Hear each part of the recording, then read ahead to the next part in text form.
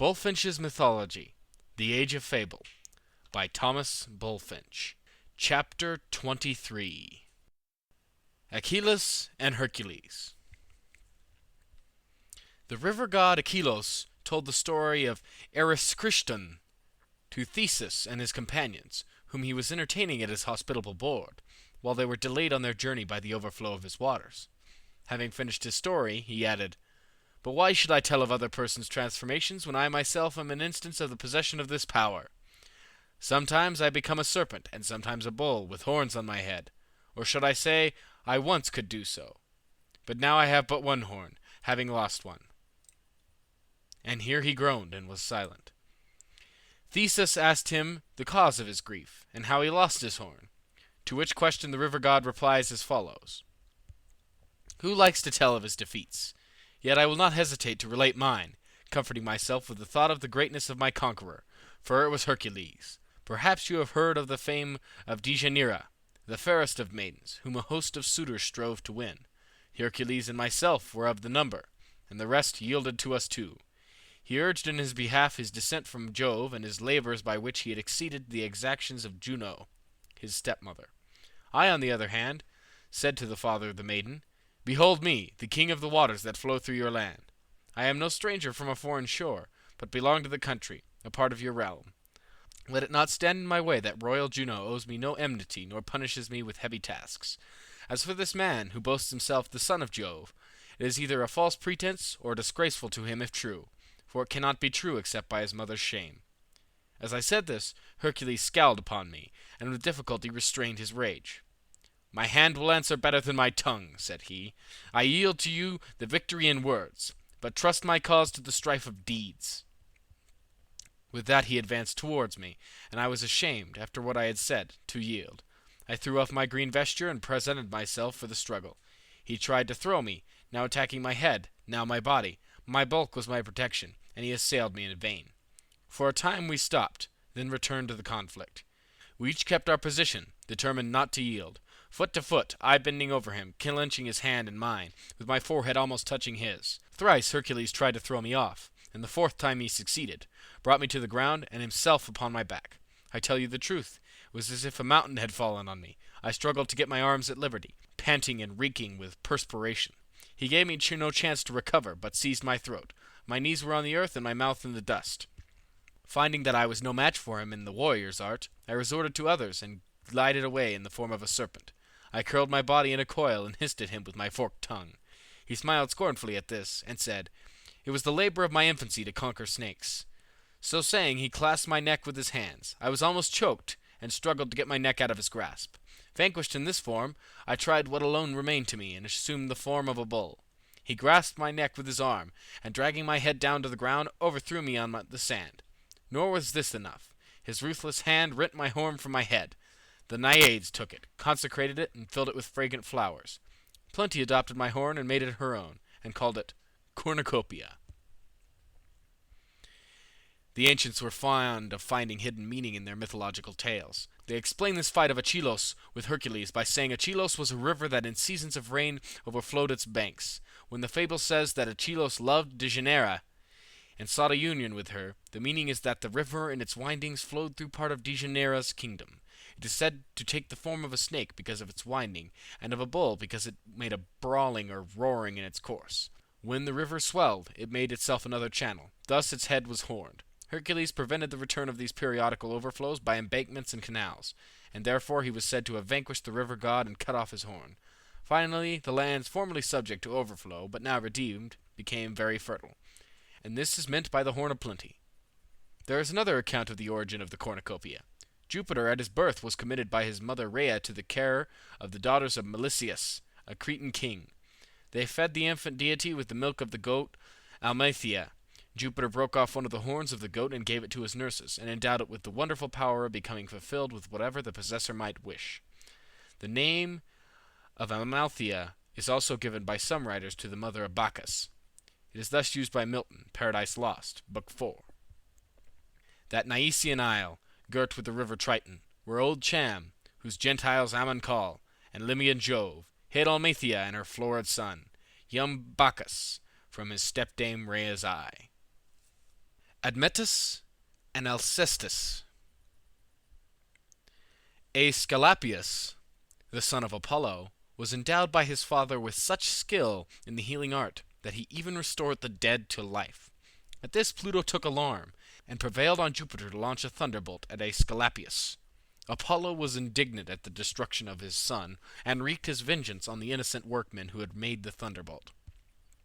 These were the Cyclopses, who have their workshop under Mount Aetna, from which the smoke and flames of their furnaces are constantly issuing. Apollo shot his arrows at the Cyclopses, which so incensed Jupiter that he condemned him as a punishment to become the servant of the mortal for the space of 1 year. Accordingly, Apollo went into the service of Admetus, king of Thessaly, and pastured his flocks for him on the verdant banks of the river Amphrysos. Admetus was a suitor, with others, for the hand of Alcestis, the daughter of Peleus, who promised her to him who should come for her in the chariot drawn by lions and boars. This task Admetus performed by the assistance of his divine herdsman, and was made happy in the possession of Alcestis. But Admetus fell ill, and being near to death, Apollo prevailed on the fates to spare him on condition that someone would consent to die in his stead.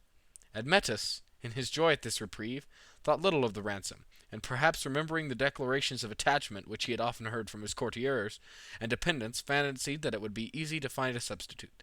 But it was not so. Brave warriors, who would willingly have periled their lives for their prince, shrunk from the thought of dying for him on the bed of sickness, and old servants who had experienced his bounty, and that of his house, from their childhood up, were not willing to lay down the scanty remnant of their days to show their gratitude. Men asked, why does not one of his own parents do it? They cannot in the course of nature live much longer, and who can feel like them the call to rescue the life they gave from an untimely end? But the parents, distressed though they were at the thought of losing him, shrunk from the call. Then Alcestis, with a generous self-devotion, proffered herself as the substitute. Admetus, fond as he was of life, would not have submitted to receive it at such a cost. But there was no remedy. The condition imposed by the fates had been met, and the decree was irrevocable. Alcestis sickened as Admetus revived, and she was rapidly sinking into the grave. Just at this time Hercules arrived at the palace of Admetus, and found all the inmates in great distress for the impending loss of the devoted wife and beloved mistress. Hercules, to whom no labor was too arduous, resolved to attempt her rescue. He went and lay in wait at the door of the chamber of the dying queen, and when death came for his prey, he seized him and forced him to resign his victim. Alcestis recovered, and was restored to her husband. Milton alludes to the story of Alcestis in his sonnet On His Deceased Wife. Methought I saw my late espoused saint brought to me like Alcestis from the grave, whom Jove's great son to her glad husband gave, rescued from death by force, though pale and faint. J.R. Lowe has chosen the shepherd of King Admetus for the subject of his short poem. He makes that event the first introduction of poetry to men. Men called him but a shiftless youth, in whom no good they saw, and yet unwittingly, in truth, they made his careless words their law. And day by day more holy grew each spot where he had trod, till after poets only knew their firstborn brother was a god. Antigone. A large proportion of both the interesting persons and of the exalted acts of legendary Greece belongs to the female sex. Antigone was as bright an example of filial and sisterly fidelity as was Alcestis of connubial devotion. She was the daughter of Oedipus and Jocasta, who with all their descendants were the victims of an unrelenting fate, dooming them to destruction. Oedipus, in his madness, had torn out his eyes, and was driven forth from his kingdom Thebes, dreaded and abandoned by all men, as an object of divine vengeance. Antigone, his daughter, alone shared his wanderings, and remained with him till he died, and then returned to Thebes. Her brothers, Eteocles and Polynices, had agreed to share the kingdom between them, and reigned alternatively year by year. The first year fell to the lot of Eteocles, who, when his time expired, refused to surrender the kingdom to his brother. Polynices fled to Adrastus, king of Argos, who gave him his daughter in marriage, and aided him with an army to enforce his claim to the kingdom. This led to the celebrated expedition of the Seven against Thebes, which furnished ample materials for the epic and tragic poets of Greece. Amphiaraus, the brother-in-law of Adrestus, opposed the enterprise, for he was a soothsayer, and knew by his art that no one of the leaders except Adrastus would live to return. But Amphiaraus, on his marriage to Eriphyle, the king's sister, had agreed that whenever he and Adrastus should differ in opinion, the decision should be left to Eriphyle. Polynices, knowing this, gave Eriphyle the collar of Harmonia, and thereby gained her to his interest. This collar or necklace was a present which Vulcan had given to Harmonia on her marriage with Cadmus, and Polynices had taken it with him on his flight from Thebes. Eriphyle could not resist so tempting a bribe, and by her decision the war was resolved on, and Amphiaraus went to his certain fate. He bore his past bravely in the contest, but could not avert his destiny. Pursued by the enemy, he fled along the river, when a thunderbolt launched by Jupiter opened the ground, and he, his chariot, and his charioteer were swallowed up. It would have not been in a place here to detail all the acts of heroism or atrocity which marked the contest, but we must not omit to record the fidelity of Edin as an upset to the weakness of Eriphyle. Capanius, the husband of Edin, in the ardor of the fight declared that he would force his way into the city in spite of Jove himself. Placing a ladder against the wall he mounted, but Jupiter, offended at his impious language, struck him with a thunderbolt. When his obsequies were celebrated, Evadne cast herself on his funeral pile and perished. Early in the contest, Eteocles consulted the soothsayer Tiresias as to the issue. Tiresias, in his youth, had by chance seen Minerva bathing. The goddess in her wrath deprived him of his sight, but afterwards relenting, gave him in compensation the knowledge of future events. When consulted by Eteocles, he declared that victory should fall to Thebes if Menoetius, the son of Creon, gave himself a voluntary victim. The heroic youth, learning the response, threw away his life in the first encounter. The siege continued long, with various successes. At length both hosts agreed that brothers should decide their quarrel by single combat. They fought and fell by each other's hands. The armies then renewed the fight, and at last the invaders were forced to yield, and fled, leaving their dead unburied. Creon, the uncle of the fallen princes, now became king, caused Eteocles to be buried with distinguished honor, but suffered the body of Polynices to lie where it fell, forbidding every one on pain of death to give it burial. Antigone, the sister of Polynices, heard with indignation the revolting edict which consigned her brother's body to the dogs and vultures, depriving it of the rites which were considered essential to the repose of the dead. Unmoved by the dissuading counsel of an affectionate but timid sister, and unable to procure assistance, she determined to brave the hazard, and to bury the body with her own hands. She was detected in the act, and Creon gave orders that she should be buried alive, as having deliberately set at naught the solemn edict of the city. Her lover, Haemon, the son of Creon, unable to avert her fate, would not survive her, and fell by his own hand. Antigone forms the subject of two fine tragedies of the Grecian poet Sophocles. Miss Jameson, in her Characteristics of Women, has compared her character with that of Cordelia, in Shakespeare's King Lear. The perusal of her remarks cannot fail to gratify our readers. The following is the lamentation of Antigone over Oedipus, when death has at last relieved him from his sufferings. Alas! I only wished I might have died with my poor father, wherefore should I ask for longer life? Oh, I was fond of misery with him, in what was most unlovely grew beloved when he was with me. O my dearest father, beneath the earth now in deep darkness hid, worn as thou wert with age, to me thou still wast dear, and shalt be ever. Franklin's Sophocles. Penelope. Penelope is another one of those mythic heroines whose beauties were rather those of character and conduct than of person. She was the daughter of Icarus, a Spartan prince. Ulysses, king of Ithaca, sought her in marriage, and won her over all competitors. When the moment came for her the bride to leave her father's house, Icarus, unable to bear the thought of parting with his daughter, tried to persuade her to remain with him, and not accompany her husband to Ithaca. Ulysses gave Penelope her choice, to stay or go with him. Penelope made no reply, but dropped her veil over her face. Icarus urged her no further, but when she was gone, erected a statue to Modesty on the spot where they parted. Ulysses and Penelope had not enjoyed their union more than a year when it was interrupted by the events which called Ulysses to the Trojan War. During his long absence, and when it was doubtful whether he still lived, and highly improbable that he would ever return, Penelope was importuned by numerous suitors, from whom there seemed no refuge but in choosing one of them for her husband.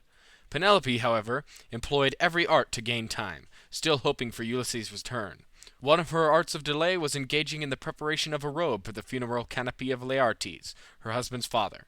She pledged herself to make her choice among the suitors when the robe was finished. During the day she worked at the robe, but in the night she undid the work of the day. This is the famous Penelope's web, which is used as a proverbial expression for anything which is perpetually doing but never done. The rest of Penelope's history will be told when we give an account of her husband's adventures. End of chapter 23. Chapter 24. Orpheus and Eurydice, Aristeus, Amphion, Linus, Thamyris, Marsyas, Melampus, and Musaeus. Orpheus and Eurydice. Orpheus was the son of Apollo and the muse Calliope. He was presented by his father with a lyre and taught to play upon it, which he did to such perfection that nothing could withstand the charm of his music. Not only his fellow mortals, but wild beasts were softened by his strains, and gathering round him laid by their fierceness, and stood entranced with his lay. Nay, the very trees and rocks were sensible to the charm. The former crowded round him, and the latter relaxed somewhat of their hardness, softened by his notes. Hymen had been called to bless with his presence the nuptials of Orpheus with Eurydice, but though he attended, he brought no happy omens with him. His very torch smoked and brought tears into their eyes. In coincidence with such prognostics, Eurydice, shortly after her marriage, while wandering with the nymphs, her companions, was seen by the shepherd Aristeus, who was struck with her beauty and made advances to her. She fled, and in flying trod upon a snake in the grass, was bitten in the foot, and died. Orpheus sang his grief to all who breathe the upper air, both gods and men, and finding it all unavailing, resolved to seek his wife in the regions of the dead. He descended by a cave situated on the side of the promontory of Taenarus, and arrived at the Stygian realm. He passed through crowds of ghosts, and presented himself before the throne of Pluto and Proserpine. Accompanying the words with the lyre, he sung, "O deities of the underworld, to whom all we who live must come, hear my words, for they are true. I come not to spy out the secrets of Tartarus, nor to try my strength against the three-headed dog with snaky hair who guards the entrance. I came to seek my wife, whose opening years the poisonous viper's fang has brought to an untimely end. Love has led me here, love, a god all-powerful with us who dwell on the earth, and if old traditions say true, not less so here. I implore you by these abodes full of terror, these realms of silence and uncreated things, unite again the thread of Eurydice's life. We all are destined to you, and sooner or later must pass to your domain. She, too, when she shall have fulfilled her term of life, will rightly be yours. But till then grant her to me, I beseech you. If you deny me, I cannot return alone. You shall triumph in the death of us both." As he sang these tender strains, the very ghosts shed tears. Tantalus, in spite of his thirst, stopped for a moment his efforts for water. Ixion's wheels stood still. The vultures ceased to tear the giant's liver. The daughters of Danaus rested from their task of drawing water in a sieve, and Sisyphus sat on his rock to listen.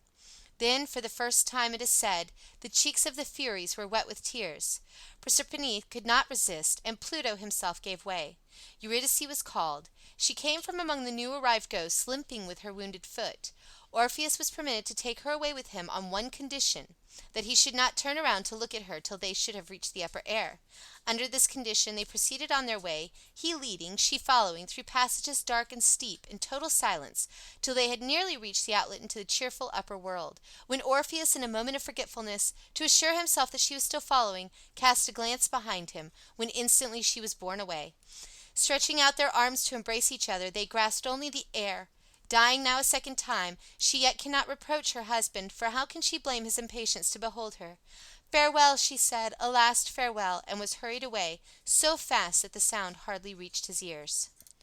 Orpheus endeavored to follow her, and besought permission to return and try once more for her release, but the stern ferryman repulsed him and refused passage. 7 days he lingered about the brink, without food or sleep. Then, bitterly accusing of cruelty the powers of Erebus, he sang his complaints to the rocks and mountains, melting the hearts of tigers and moving the oaks from their stations.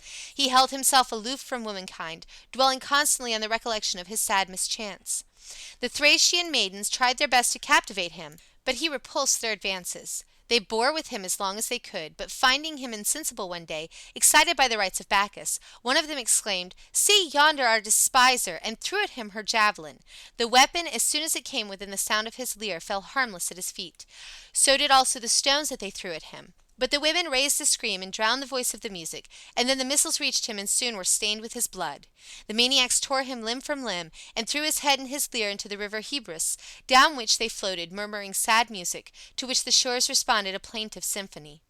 The Muses gathered up the fragments of his body and buried them at Librithria, where the nightingale is said to sing over his grave more sweetly than in any other part of Greece. His lyre was placed by Jupiter among the stars. His shade passed a second time to Tartarus, where he sought out his Eurydice and embraced her with eager arms. They roam the happy fields together now, sometimes he leading, sometimes she, and Orpheus gazes as much as he will upon her, no longer incurring a penalty for a thoughtless glance. The story of Orpheus has furnished Pope with an illustration of the power of music. For his Ode for St. Cecilia's Day, the following stanza relates the conclusion of the story. But soon, too soon, the lover turns his eyes. Again she falls, again she dies, she dies. How wilt thou know the fatal sisters move? No crime was thine, if it is no crime to love. Now under hanging mountains, besides the falls of fountains, or where Hebrus wanders, rolling in meanders, all alone he makes his moan, and calls her ghost, forever, ever, ever lost. Now with furies surrounded, despairing, confounded, he trembles, he glows, amidst Rhodos' snows. See, wild as the winds o'er the desert he flies. Hark, Haemus resounds with the Bacchanals' cries. Ah, see, he dies. Yet even in death Eurydice he sung. Eurydice still trembled on his tongue. Eurydice the woods, Eurydice the flocks, Eurydice the rocks and hollow mountains rung. The superior melody of the nightingale's song over the grave of Orpheus is alluded to by Southey in his Thalaba. Then on his ear what sounds of harmony arose, far music in the distance mellowed song, from bowers of merriment, the waterfall remote, the murmuring of the leafy groves, the single nightingale, perched in the rosier by, so richly toned, that never from that most melodious bird, singing a love song to his brooding mate, did Thracian shepherd by the grave of Orpheus hear a sweeter melody, though there the spirit of the sepulchre and all his own power infuse to swell the incense that he loves. Aristaeus the beekeeper. Man avails himself of the instincts of the inferior animals for his own advantage. Hence sprang the art of keeping bees. Honey must first have been known as a wild product, the bees building their structures in hollow trees or holes in the rocks, or any similar cavity that chance offered. Thus occasionally the carcass of a dead animal would be occupied by the bees for that purpose. It was no doubt from some such incident that the superstition arose that the bees were engendered by the decaying flesh of the animal, and Virgil in the following story shows how this supposed fact may be turned to account for renewing the swarm when it has been lost by disease or accident. Aristaeus, who first taught the management of bees, was the son of the water nymph Cyrene. His bees had perished, and he resorted for aid to his mother. He stood at the riverside and thus addressed her. O mother, the pride of my life is taken from me. I have lost my precious bees. My care and skill have availed me nothing, and you, my mother, have not warded off from me the blow of misfortune. His mother heard these complaints as she sat in her palace at the bottom of the river, with her attendant nymphs around her. They were engaged in female occupations, spinning and weaving, while one told stories to amuse the rest. The sad voice of Aristaeus interrupting their occupation, one of them put her head above the water, and seeing him, returned and gave information to his mother, who ordered that he should be brought into her presence. The river at her command opened itself and let him pass in, while it stood curled like a mountain on either side. He descended to the region where the fountains of the great rivers lie. He saw the enormous receptacles of water, and was almost deafened with the roar, while he surveyed them hurrying off in various directions to water the face of the earth. Arriving at his mother's apartment, he was hospitably received by Cyrene and her nymphs, who spread their table with the richest dainties. They first poured out libations to Neptune, then regaled themselves with the feast, and after that Cyrene thus addressed him. There is an old prophet named Proteus, who dwells in the sea and is a favorite of Neptune, whose herd of sea calves he pastures. We nymphs hold him in great respect, for he is a learned sage and knows all things, past, present, and to come. He can tell you, my son, the cause of the mortality among your bees, and how you may remedy it. But he will not do it voluntarily, however you may entreat him. You must compel him by force. If you seize him and chain him, he will answer your questions in order to get released, for he cannot by all his arts get away if you hold him fast in chains. I will carry you to his cave, where he comes at noon to take his midday repose. Then you may easily secure him. But when he finds himself captured, his resort is to a power he possesses of changing himself into various forms. He will become a wild boar or a fierce tiger, a scaly dragon or lion with yellow mane. Or he will make a noise like the crackling of flames or the rush of water, so as to tempt you to let go of the chain, when he will make his escape. But you have only to keep him fast bound, and at last, when he finds all his arts unveiling, he will return to his own figure and obey your commands." So saying, she sprinkled her son with fragrant nectar, the beverage of the gods, and immediately an unusual vigor filled his frame, and courage his heart, while perfume breathed all around him. The nymph led her son to the prophet's cave and concealed him among the recesses of the rocks, while she herself took her place behind the clouds. When noon came, and the hour when men and herds retreat from the glaring sun to indulge in quiet slumber, Proteus issued from the water, followed by his herd of sea calves, which spread themselves along the shore. He sat on the rock and counted his herd, then stretched himself on the floor of the cave and went to sleep. Aristaeus hardly allowed him to get fairly asleep before he fixed the fetters on him and shouted aloud. Proteus, waking and finding himself captured, immediately resorted to his arts, becoming first a fire, then a flood, then a horrible wild beast, in rapid succession. But finding all would not do, he at last resumed his own form and addressed the youth in angry accents. "Who are you, bold youth, who thus invade my abode, and what do you want of me?" Aristaeus replied, "Proteus, you know already, for it is needless for anyone to attempt to deceive you, and do you also cease your efforts to elude me. I am led hither by divine assistance, to know from you the cause of my misfortune, and how to remedy it." At these words, the prophet, fixing on him his gray eyes with a piercing look, thus spoke: "You received the merited reward of your deeds, by which Eurydice met her death, for in flying from you she trod upon a serpent, of whose bite she died. To avenge her death, the nymphs, her companions, have sent this destruction to your bees. You have to appease their anger, and thus it must be done. Select 4 bulls of perfect form and size, and 4 cows of equal beauty. Build 4 altars to the nymphs, and sacrifice the animals, leaving their carcasses in the leafy grove. To Orpheus and Eurydice you shall pay such funeral honors as may allay their resentment. Returning after 9 days, you will examine the bodies of the cattle slain, and see what will befall." Aristaeus faithfully obeyed these directions. He sacrificed the cattle. He left their bodies in the grove. He offered funeral honors to the shades of Orpheus and Eurydice.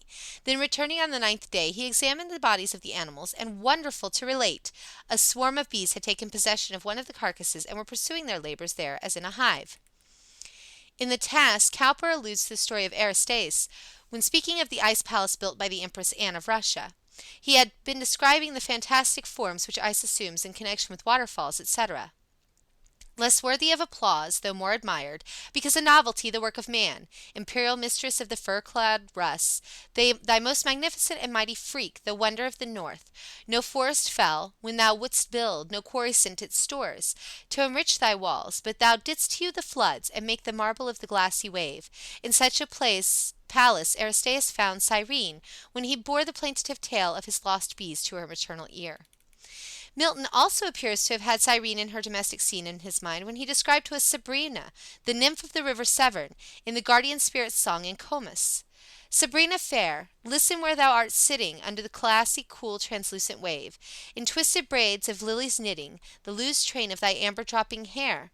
Listen for dear honor's sake, goddess of the silver lake, listen and save." The following are other celebrated mythical poets and musicians, some of whom were hardly inferior to Orpheus himself. Amphion. Amphion was the son of Jupiter and Antiope, queen of Thebes. With his twin brother Zethus, he was exposed at birth on Mount Cithaeron, where they grew up among the shepherds, not knowing their parentage. Mercury gave Amphion a lyre and taught him to play upon it, and his brother occupied himself in hunting and tending the flocks.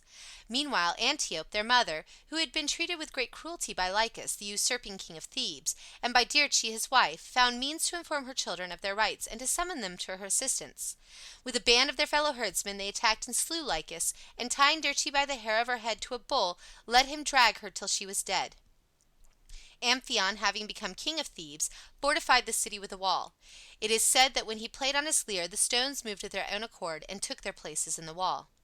See Tennyson's poem of Amphion for an amusing use made of this story. Linus. Linus was the instructor of Hercules in music, but having one day reproved his pupil rather harshly, he roused the anger of Hercules, who struck him with his lyre and killed him. Thamyris. An ancient Thracian bard, who in his presumption challenged the Muses to a trial of skill, and being overcome in the contest was deprived by them of his sight. Milton alludes to him with other blind bards when speaking of his own blindness. Paradise Lost, Book 3. Marsyas. Minerva invented the flute, and played upon it to the delight of all the celestial auditors. But the mischievous urchin Cupid having dared to laugh at the queer face which the goddess made while playing, Minerva threw the instrument indignantly away, and it fell down to earth and was found by Marsyas. He blew upon it, and drew from it such ravishing sounds that he was tempted to challenge Apollo himself to a musical contest. The god of course triumphed, and punished Marsyas by flaying him alive. Melampus. Melampus was the first mortal endowed with prophetic powers. Before his house there stood an oak tree containing a serpent's nest. The old serpents were killed by the servants, but Melampus took care of the young ones and fed them carefully. One day, when he was asleep under the oak, the serpents licked his ears with their tongues. On awaking, he was astonished to find that he now understood the language of birds and creeping things. This knowledge enabled him to foretell future events, and he became a renowned soothsayer. At one time his enemies took him captive and kept him secretly imprisoned. Melampus in the silence of the night heard the woodworms in the timbers talking together, and found out by what they said that the timbers were nearly eaten through and the roof would soon fall in. He told his captors and demanded to be let out, warning them also. They took his warning and thus escaped destruction, and rewarded Melampus and held him in high honor. Musaeus, a semi-mythological personage who was represented by one tradition to be the son of Orpheus. He is said to have written sacred poems and oracles. Milton couples his name with that of Orpheus in his Il Penseroso. But, O sad virgin, that thy power might raise Musaeus from his bower, or bid the soul of Orpheus sing such notes as warbled to the string, drew iron tears down Pluto's cheek, and made hell grant what love did seek. End of chapter 24. Chapter 25. Arion, Ibycus, Simonides, Sappho. The poets whose adventures compose this chapter were real persons, some of whose works yet remain, and their influence on poets who succeeded them is yet more important than their poetical remains. The adventures recorded of them in the following stories rest on the same authority as other narratives of the age of fable, that is, of the poets who have told them. In their present form, the first two are translated from the German, Arion from Schlegel, and Ibycus from Schiller. Arion. Arion was a famous musician, and dwelt in the court of Periander, king of Corinth, with whom he was a great favorite. There was to be a musical contest in Sicily, and Arion longed to compete for the prize. He told his wish to Periander, who besought him like a brother to give up the thought. "Pray stay with me," he said, "and be contented. He who strives to win may lose." Arion answered, "A wandering life best suits the free heart of a poet. The talent which a god bestowed on me I would fain make a source of pleasure to others. And if I win the prize, how will the enjoyment of it be increased by the consciousness of my widespread fame?" He went out, won the prize, and embarked with his wealth in a Corinthian ship for home.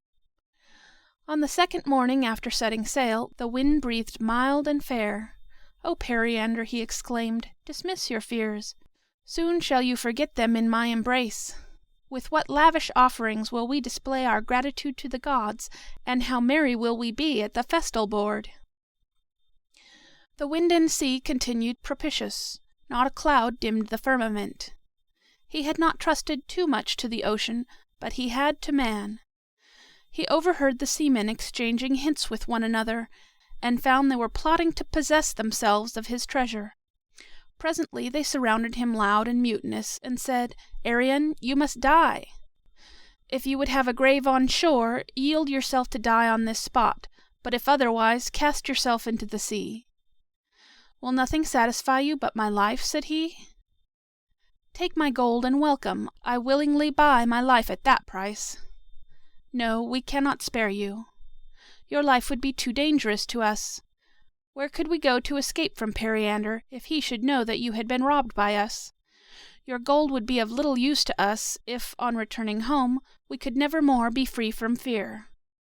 Grant me, then," said he, "a last request, since naught will avail to save my life, that I may die as I have lived, as becomes a bard. When I shall have sung my death song, and my harp strings shall have ceased to vibrate, then I will bid farewell to life, and yield uncomplaining to my fate." This prayer, like the others, would have been unheeded. They thought only of their booty. But to hear so famous a musician, that moved their rude hearts. "Suffer me," he added, "to arrange my dress. Apollo will not favor me unless I be clad in my minstrel garb." He clothed his well-proportioned limbs in gold and purple fair to see.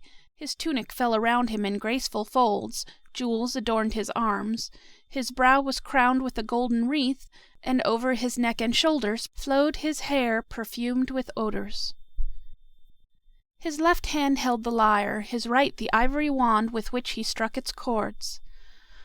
Like one inspired, he seemed to drink the morning air and glitter in the morning ray. The seamen gazed with admiration. He strode forward to the vessel's side and looked down into the deep blue sea. Addressing his lyre, he sang, "Companion of my voice, come with me to the realm of shades. Though Cerberus may growl, we know the power of song can tame his rage. Ye heroes of Elysium, who have passed the darkling flood, ye happy souls, soon shall I join your band. Yet can ye relieve my grief? Alas, I leave my friend behind me.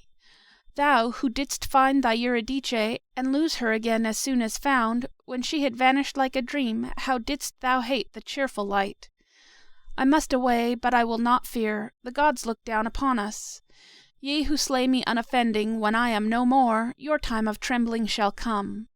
Ye Nereids, receive your guest, who throws himself upon your mercy." So saying, he sprang into the deep sea. The waves covered him, and the seamen held on their way, fancying themselves safe from all danger of detection.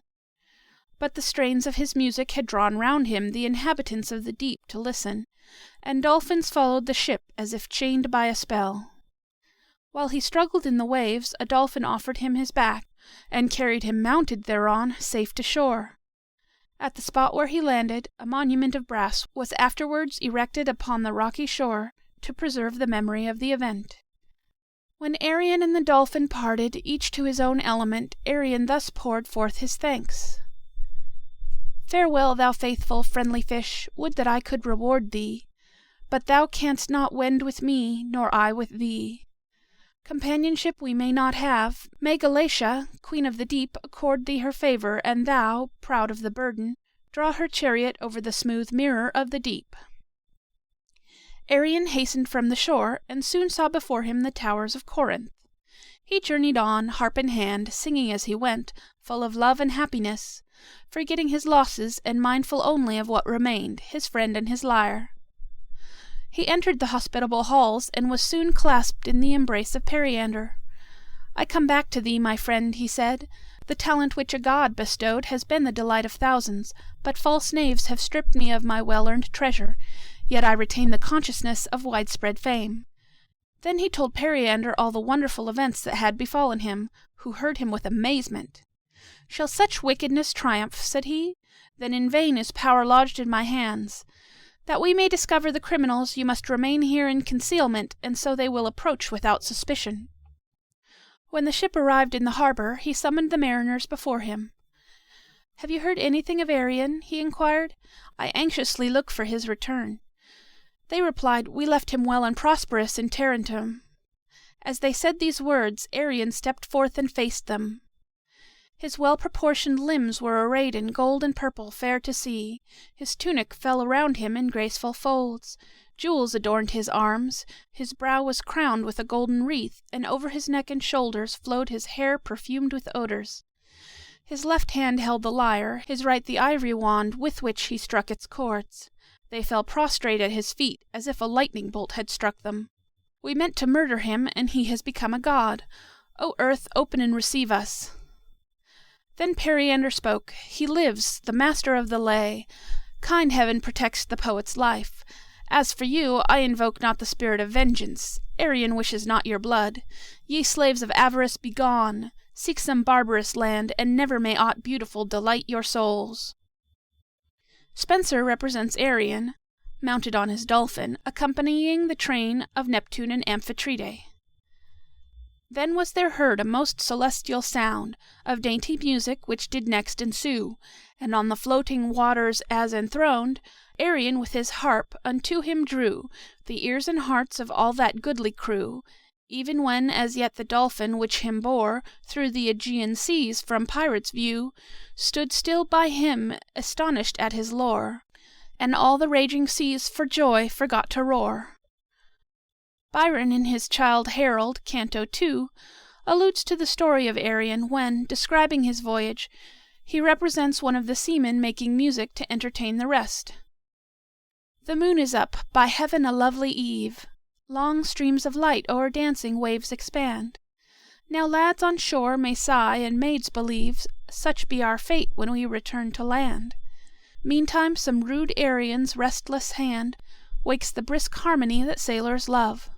A circle there of merry listeners stand, or to some well-known measure featly move, thoughtless as if on shore they were still free to rove.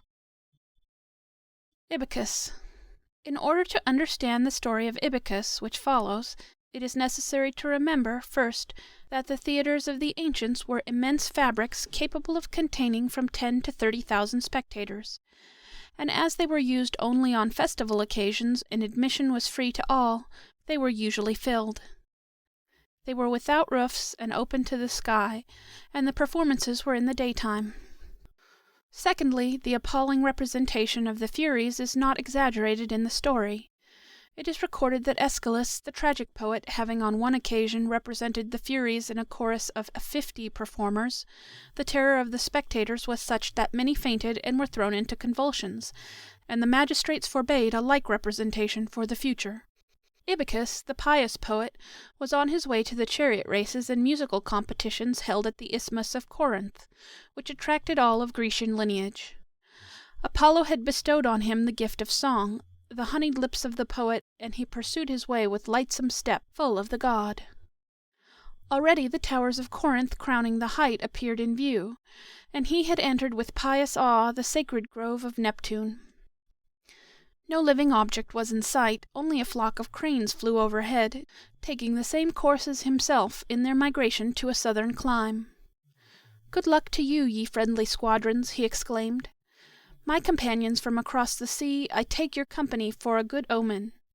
We come from far, and fly in search of hospitality. May both of us meet that kind of reception which shields the stranger guest from harm." He paced briskly on, and soon was in the middle of the wood. There suddenly, at a narrow pass, 2 robbers stepped forth and barred his way. He must yield or fight. But his hand, accustomed to the lyre, and not to the strife of arms, sank powerless. He called for help on men and gods, but his cry reached no defender's ear. "Then here must I die," said he, "in a strange land, unlamented, cut off by the hand of outlaws, and see none to avenge my cause." Sore wounded, he sank to the earth, when hoarse screamed the cranes overhead. "Take up my cause, ye cranes," he said, "since no voice but yours answers to my cry." So saying, he closed his eyes in death. The body, despoiled and mangled, was found, and though disfigured with wounds, was recognized by the friend in Corinth, who had expected him as a guest. "Is it thus I find you restored to me?" he exclaimed. "I, who hoped to entwine your temples with the wreath of triumph in the strife of song." The guests assembled at the festival heard the tidings with dismay. All Greece felt the wound, every heart owned its loss. They crowded round the tribunal of the magistrates, and demanded vengeance on the murderers and expiation with their blood. But what trace or mark shall point out the perpetrator from amidst the vast multitude attracted by the splendor of the feast? Did he fall by the hands of robbers, or did some private enemy slay him? The all-discerning sun alone can tell, for no other eye beheld it. Yet not improbably the murderer even now walks in the midst of the throng, and enjoys the fruits of his crime, while vengeance seeks for him in vain. Perhaps in their own temple's enclosure he defies the gods, mingling freely in this throng of men that now presses into the amphitheatre. For now crowded together, row on row, the multitude fill the seats, till it seems as if the very fabric would give way. The murmur of voices sounds like the roar of the sea, while the circles widening in their ascent rise tier on tier, as if they would reach the sky. And now the vast assemblage listens to the awful voice of the chorus personating the Furies, which in solemn guise advances with measured step, and moves around the circuit of the theatre. Can they be mortal women who compose that awful group, and can that vast concourse of silent forms be living beings? The choristers, clad in black, bore in their fleshless hands torches blazing with a pitchy flame. Their cheeks were bloodless, and in the place of hair, writhing and swelling serpents curled around their brows. Forming a circle, these awful beings sang their hymns, rending the hearts of the guilty, and enchaining all their faculties. It rose and swelled, overpowering the sound of the instruments, stealing the judgment, palsying the heart, curdling the blood. Happy the man who keeps his heart pure from guilt and crime. Him we avengers touch not, he treads the path of life secure from us. But woe, woe to him who has done the deed of secret murder! We, the fearful family of night, fasten ourselves upon his whole being. Thinks he by flight to escape us? We fly still faster in pursuit, twine our snakes around his feet, and bring him to the ground. Unwearied we pursue, no pity checks our course, still on and on, to the end of life we give him no peace nor rest. Thus the Eumenides sang, and moved in solemn cadence, while stillness like the stillness of death sat over the whole assembly, as if in the presence of superhuman beings. And then in solemn march, completing the circuit of the theatre, they passed out at the back of the stage.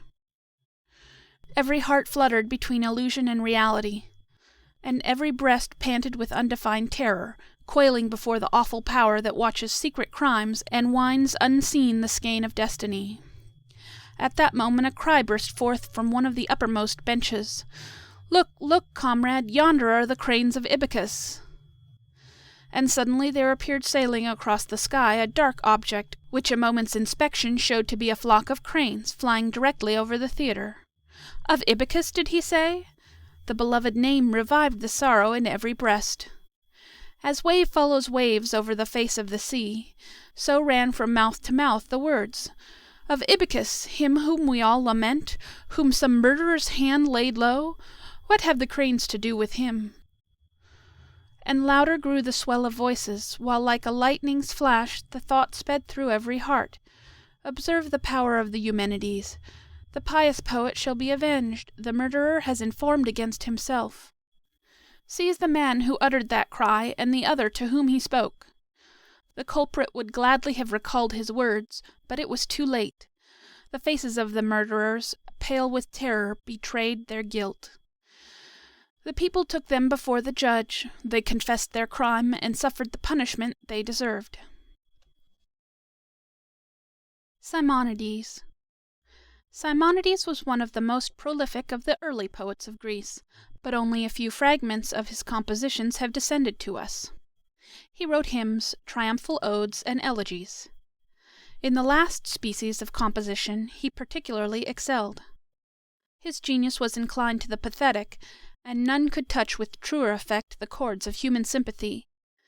The Lamentation of Danae, the most important of the fragments which remain of his poetry, is based on the tradition that Danae and her infant son were confined by the order of her father Acrisius in a chest and set adrift on the sea. The chest floated towards the island of Seriphus, where both were rescued by Dictys, a fisherman, and carried to Polydectes, king of the country, who received and protected them. The child, Perseus, when grown up, became a famous hero, whose adventures have been recorded in a previous chapter. Simonides passed much of his life at the courts of princes, and often employed his talents in panegyric and festal odes, receiving his reward from the munificence of those whose exploits he celebrated. This employment was not derogatory, but closely resembles that of the earliest bards, such as Demodocus, described by Homer, or of Homer himself, as recorded by tradition. On one occasion, when residing at the court of Scopas, king of Thessaly, the prince desired him to prepare a poem in celebration of his exploits, to be recited at a banquet. In order to diversify his theme, Simonides, who was celebrated for his piety, introduced into his poem the exploits of Castor and Pollux.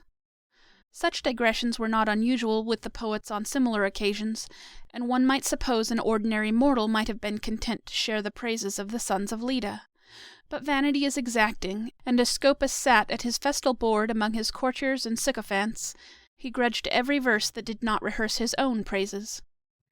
When Simonides approached to receive the promised reward, Scopas bestowed but half the expected sum, saying, "Here is payment for my portion of thy performance. Castor and Pollux will doubtless compensate thee for so much as relates to them." The disconcerted poet returned to his seat amidst the laughter which followed the great man's jest. In a little time he received a message that two young men on horseback were waiting without and anxious to see him. Simonides hastened to the door, but looked in vain for the visitors. Scarcely, however, had he left the banqueting hall, when the roof fell in with a loud crash, burying Scopas and all his guests beneath the ruins. On inquiring as to the appearance of the young men who had sent for him, Simonides was satisfied that they were no other than Castor and Pollux themselves. Sappho. Sappho was a poetess who flourished in a very early age of Greek literature. Of her works few fragments remain, but they are enough to establish her claim to eminent poetical genius. The story of Sappho commonly alluded to is that she was passionately in love with a beautiful youth named Phaon, and failing to obtain a return of affection, she threw herself from the promontory of Leucadia into the sea, under a superstition that those who should take that lover's leap would, if not destroyed, be cured of their love. Byron alludes to the story of Sappho in Childe Harold, Canto II. Childe Harold sailed and passed the barren spot, where sad Penelope o'erlooked the wave, and onward viewed the mount, not yet forgot, the lover's refuge and the lesbian's grave. Dark Sappho, could not verse immortal save that breast imbued with such immortal fire? 'Twas on a Grecian autumn's gentle eve, Childe Harold hailed Leucadia's cape afar, etc. Those who wish to know more of Sappho and her leap are referred to The Spectator, Numbers 223 and 229. See also Moore's Evenings in Greece. End of chapter 25. Chapter 26. Endymion, Orion, Aurora and Tithonus, Acis and Galatea. Diana and Endymion. Endymion was a beautiful youth who fed his flock on Mount Latmos. One calm, clear night Diana, the moon, looked down and saw him sleeping. The cold heart of the virgin goddess was warmed by his surpassing beauty, and she came down to him, kissed him, and watched over him while he slept. Another story was that Jupiter bestowed on him the gift of perpetual youth united with perpetual sleep. Of one so gifted we can have but few adventures to record. Diana, it was said, took care that his fortunes should not suffer by his inactive life, for she made his flock increase, and guarded his sheep and lambs from the wild beasts. The story of Endymion has a peculiar charm from the human meaning which it so thinly veils. We see in Endymion the young poet, his fancy and his heart seeking in vain for that which can satisfy them, finding his favorite hour in the quiet moonlight, and nursing there, beneath the beams of the bright and silent witness, the melancholy and the ardor which consumes him. The story suggests an aspiring and poetic love, a life spent more in dreams than in reality, and an early and welcome death. S.G.B. The Endymion of Keats is a wild and fanciful poem, containing some exquisite poetry, as this to the moon. The sleeping kine, couched in thy brightness, dream of fields divine. Innumerable mountains rise and rise, ambitious for the hallowing of thine eyes. And yet thy benediction passeth not one obscure hiding place, one little spot where pleasure may be sent. The nested wren has thy fair face within its tranquil ken, etc., etc. Dr. Young, in the Night Thoughts, alludes to Endymion thus: These thoughts, O night, are thine. From thee they came like lovers' secret sighs while others slept. So Cynthia, poets feign, in shadows veiled, soft, sliding from her sphere, her shepherd cheered, of her enamored less than I of thee. Fletcher, in The Faithful Shepherdess, tells how the pale Phoebe, hunting in a grove, first saw the boy Endymion, from whose eyes she took eternal fire that never dies. how she conveyed him softly in a sleep, his temples bound with poppy, to the steep head of old Latmos, where she stoops each night, gilding the mountain with her brother's light, to kiss her sweetest. Orion. Orion was the son of Neptune. He was a handsome giant and a mighty hunter. His father gave him the power of wading through the depths of the sea, or, as others say, of walking on its surface. Orion loved Merope, the daughter of Enopion, king of Chios, and sought her in marriage. He cleared the island of wild beasts and brought the spoils of the chase as presents to his beloved. But as Enopion constantly deferred his consent, Orion attempted to gain possession of the maiden by violence. Her father, incensed at this conduct, having made Orion drunk, deprived him of his sight and cast him out on the seashore. The blinded hero followed the sound of a Cyclops' hammer till he reached Lemnos, and came to the forge of Vulcan, who, taking pity on him, gave him Kedalion, one of his men, to be his guide to the abode of the sun. Placing Kedalion on his shoulders, Orion proceeded to the east, and there, meeting the sun god, was restored to sight by his beam. After this he dwelt as a hunter with Diana, with whom he was a favorite, and it is even said she was about to marry him. Her brother was highly displeased, and often chid her, but to no purpose. One day, observing Orion wading through the sea with his head just above the water, Apollo pointed it out to his sister, and maintained that she could not hit that black thing on the sea. The archer goddess discharged a shaft with fatal aim.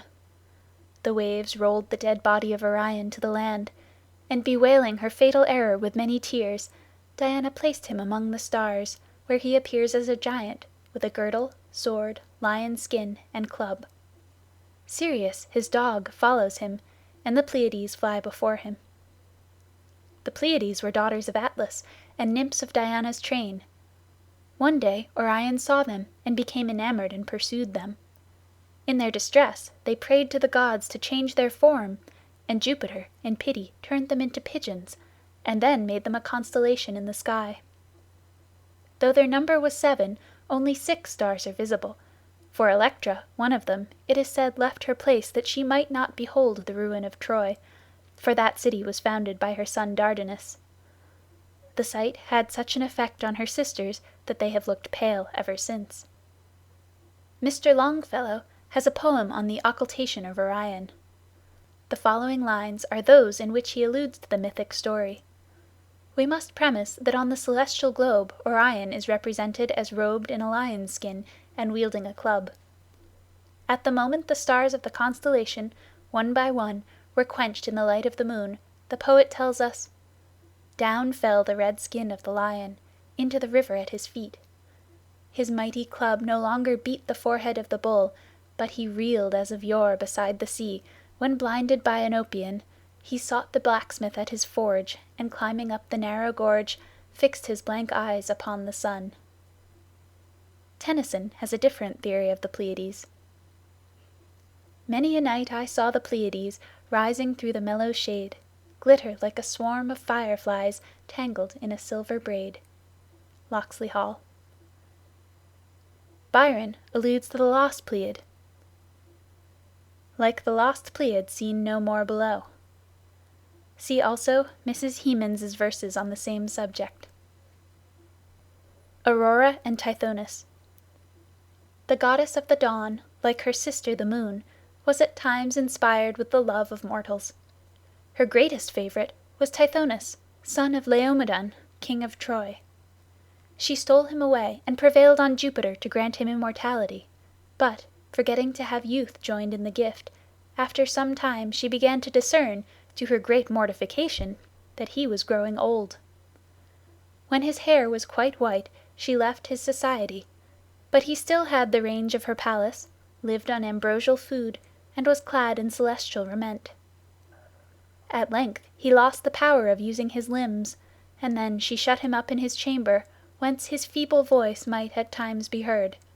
Finally she turned him into a grasshopper. Memnon was the son of Aurora and Tithonus.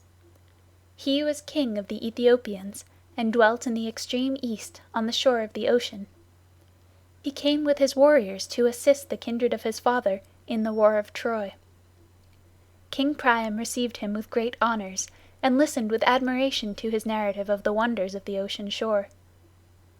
The very day after his arrival, Memnon, impatient of repose, led his troops to the field. Antilochus, the brave son of Nestor, fell by his hand, and the Greeks were put to flight, when Achilles appeared and restored the battle. A long and doubtful contest ensued between him and the son of Aurora. At length victory declared for Achilles, Memnon fell, and the Trojans fled in dismay. Aurora, who from her station in the sky had viewed with apprehension the danger of her son, when she saw him fall, directed his brothers, the winds, to convey his body to the banks of the river Aesopus in Paphlagonia. In the evening Aurora came, accompanied by the Hours and the Pleiades, and wept and lamented over her son. Night, in sympathy with her grief, spread the heaven with clouds. All nature mourned for the offspring of the dawn. The Ethiopians raised his tomb on the banks of the stream in the grove of the Nymphs, and Jupiter caused the sparks and cinders of his funeral pile to be turned into birds, which, dividing into two flocks, fought over the pile till they fell into the flame. Every year, at the anniversary of his death, they return and celebrate his obsequies in like manner. Aurora remains inconsolable for the loss of her son. Her tears still flow, and may be seen at early morning in the form of dewdrops on the grass. Unlike most of the marvels of ancient mythology, there still exist some memorials of this. On the banks of the river Nile, in Egypt, are two colossal statues, one of which is said to be the statue of Memnon. Ancient writers record that when the first rays of the rising sun fall upon this statue, a sound is heard to issue from it, which they compare to the snapping of a harp string. There is some doubt about the identification of the existing statue with the one described by the ancients, and the mysterious sounds are still more doubtful. Yet there are not wanting some modern testimonies to their being still audible. It has been suggested that sounds produced by confined air making its escape from crevices or caverns in the rocks may have given some ground for the story. Sir Gardner Wilkinson, a late traveler, of the highest authority, examined the statue itself, and discovered that it was hollow, and that in the lap of the statue is a stone which on being struck emits a metallic sound that might still be made use of to deceive a visitor who is predisposed to believe its powers. The vocal statue of Memnon is a favorite subject of allusion with the poets. Darwin, in his Botanic Garden, says, "So to the sacred sun in Memnon's fane spontaneous concords choired the matin strain. Touched by his orient beam responsive rings the living lyre and vibrates all its strings. Accordant aisles the tender tones prolong, and holy echoes swell the adoring song." Book 1, 182. Acis and Galatea. Scylla was a fair virgin of Sicily, a favorite of the sea nymphs. She had many suitors, but repelled them all, and would go to the grotto of Galatea and tell her how she was persecuted. One day the goddess, while Scylla dressed her hair, listened to the story, and then replied, "Yet, maiden, your persecutors are of the not ungentle race of men, whom, if you will, you can repel. But I, the daughter of Nereus, and protected by such a band of sisters, found no escape from the passion of the Cyclops but in the depths of the sea." And tears stopped her utterance, which when the pitying maiden had wiped away with her delicate finger and soothed the goddess, "Tell me, dearest," said she, "the cause of your grief." Galatea then said, "Acis was the son of Faunus and a Naiad. His father and mother loved him dearly, but their love was not equal to mine. For the beautiful youth attached himself to me alone, and he was just 16 years old, the down just beginning to darken his cheeks. As much as I sought his society, so much did the Cyclops seek mine. And if you ask me whether my love for Acis or my hatred of Polyphemus was the stronger, I cannot tell you. They were in equal measure. O Venus, how great is thy power! This fierce giant, the terror of the woods, whom no hapless stranger escaped unharmed, who defied even Jove himself, learned to feel what love was, and, touched with a passion for me, forgot his flocks and his well-stored caverns. Then, for the first time, he began to take some care of his appearance, and to try to make himself agreeable. He harrowed those coarse locks of his with a comb, and mowed his beard with a sickle, looked at his harsh features in the water, and composed his countenance. His love of slaughter, his fierceness and thirst of blood prevailed no more, and ships that touched at his island went away in safety. He paced up and down the seashore, imprinting huge tracks with his heavy tread, and, when weary, lay tranquilly in his cave. There is a cliff which projects into the sea, which washes it on either side. Thither one day the huge Cyclops ascended, and sat down while his flocks spread themselves around. Laying down his staff, which would have served for a mast to hold a vessel's sail, and taking his instrument compacted of numerous pipes, he made the hills and the waters echo the music of his song. I lay hid under a rock by the side of my beloved Acis, and listened to the distant strain. It was full of extravagant praises of my beauty, mingled with passionate reproaches of my coldness and cruelty. When he had finished, he rose up, and, like a raging bull that cannot stand still, wandered off into the woods. Acis and I thought no more of him, till on a sudden he came to a spot which gave him a view of us as we sat. "I see you," he exclaimed, "and I will make this the last of your love meetings." His voice was a roar such as an angry Cyclops alone could utter. Aetna trembled at the sound. I, overcome with terror, plunged into the water. Acis turned and fled, crying, "Save me, Galatea! Save me, my parents!" The Cyclops pursued him, and tearing a rock from the side of the mountain, hurled it at him. Though only a corner of it touched him, it overwhelmed him. All that fate left in my power I did for Acis. I endowed him with the honors of his grandfather, the river god. The purple blood flowed out from under the rock, but by degrees grew paler and looked like the stream of a river rendered turbid by rains. And in time it became clear.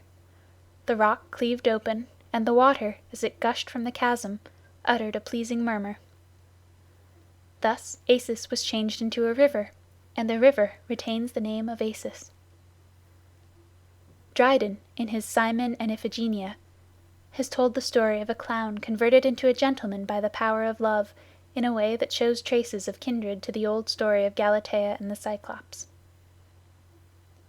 What not his father's care nor tutor's art could plant with pains in his unpolished heart? The best instructor, love, at once inspired, as barren grounds to fruitfulness are fired. Love taught him shame, and shame with love at strife soon taught the sweet civilities of life. End of chapter 26. Chapter 27. The Trojan War. Minerva was the goddess of wisdom, but on one occasion she did a very foolish thing.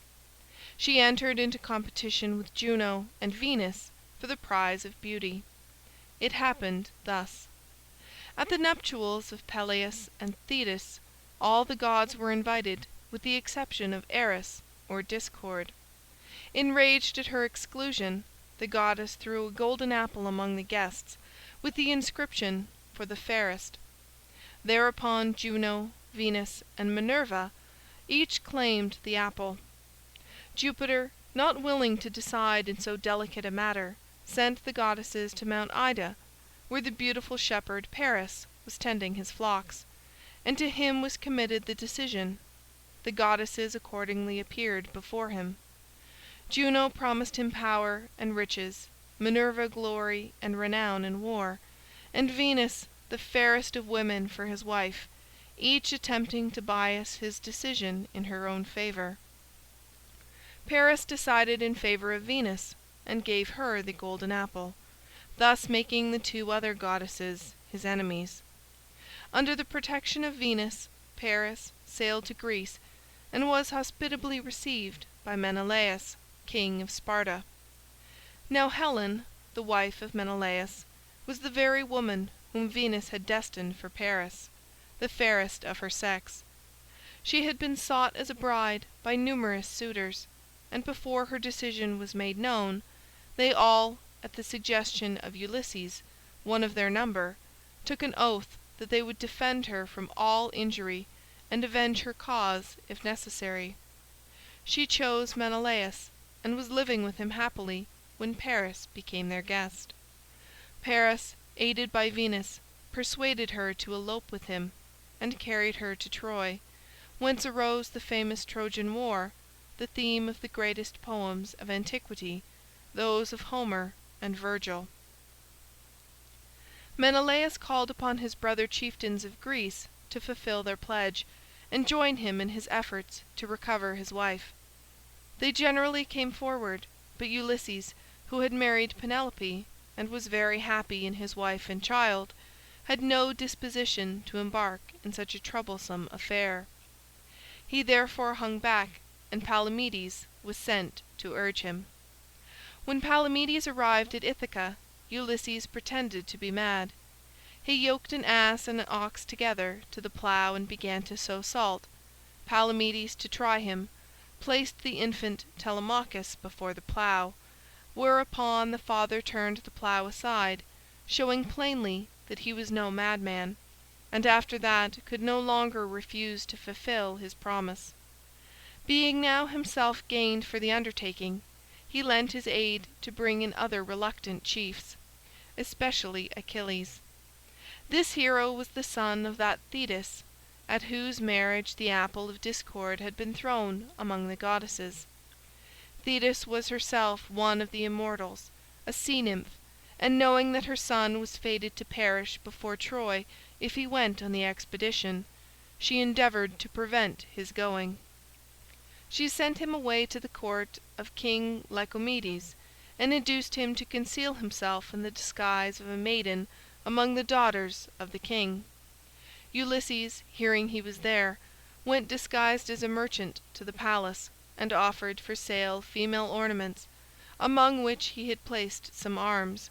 While the king's daughters were engrossed with the other contents of the merchant's pack, Achilles handled the weapons, and thereby betrayed himself to the keen eye of Ulysses, who found no great difficulty in persuading him to disregard his mother's prudent counsels and join his countrymen in the war.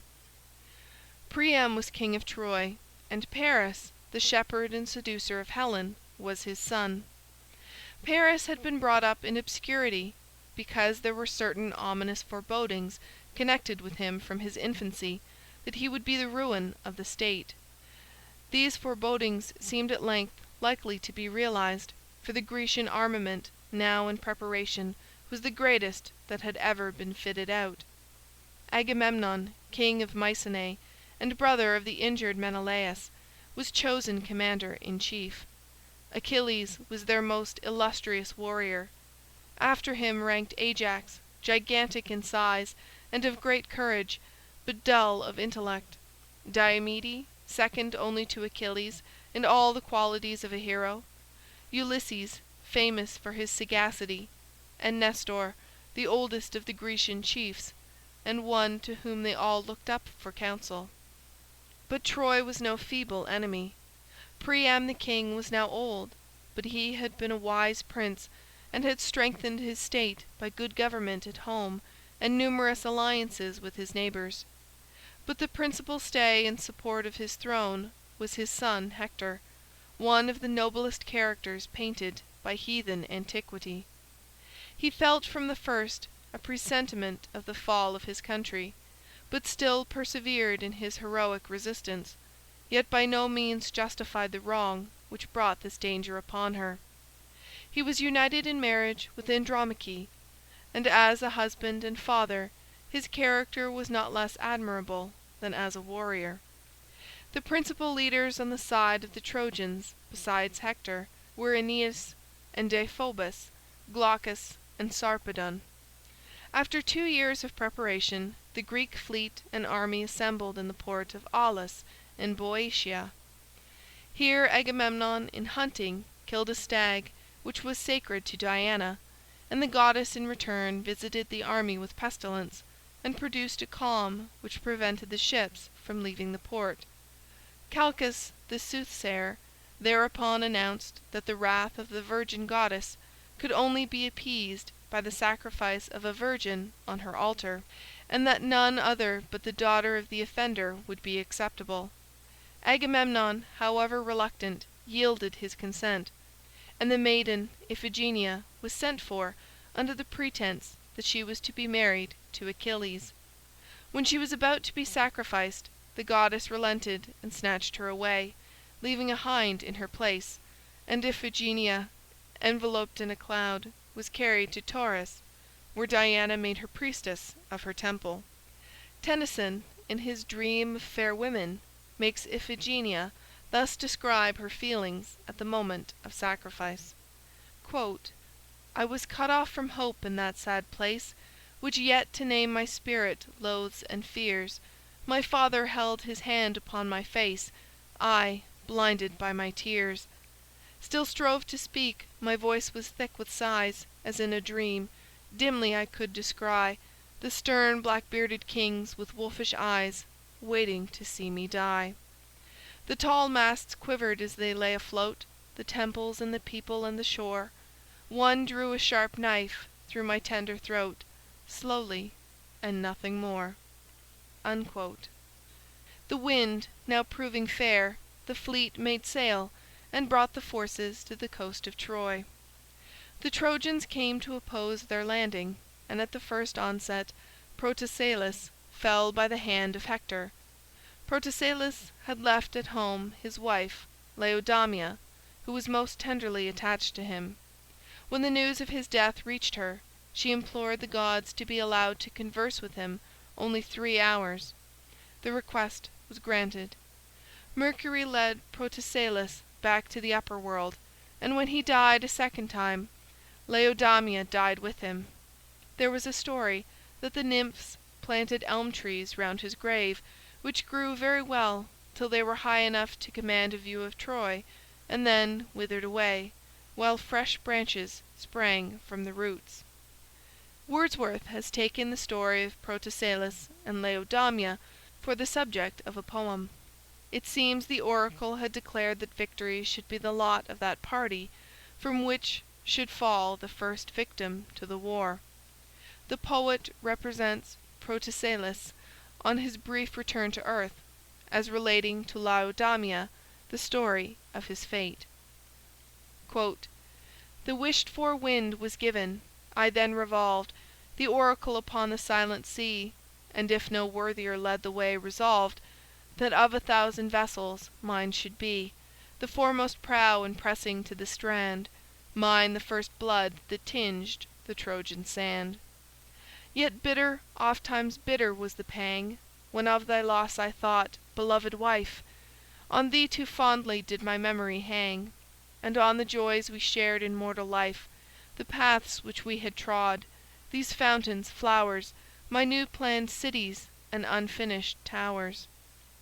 But should suspense permit the foe to cry, behold they tremble, haughty their array, yet of their number no one dares to die?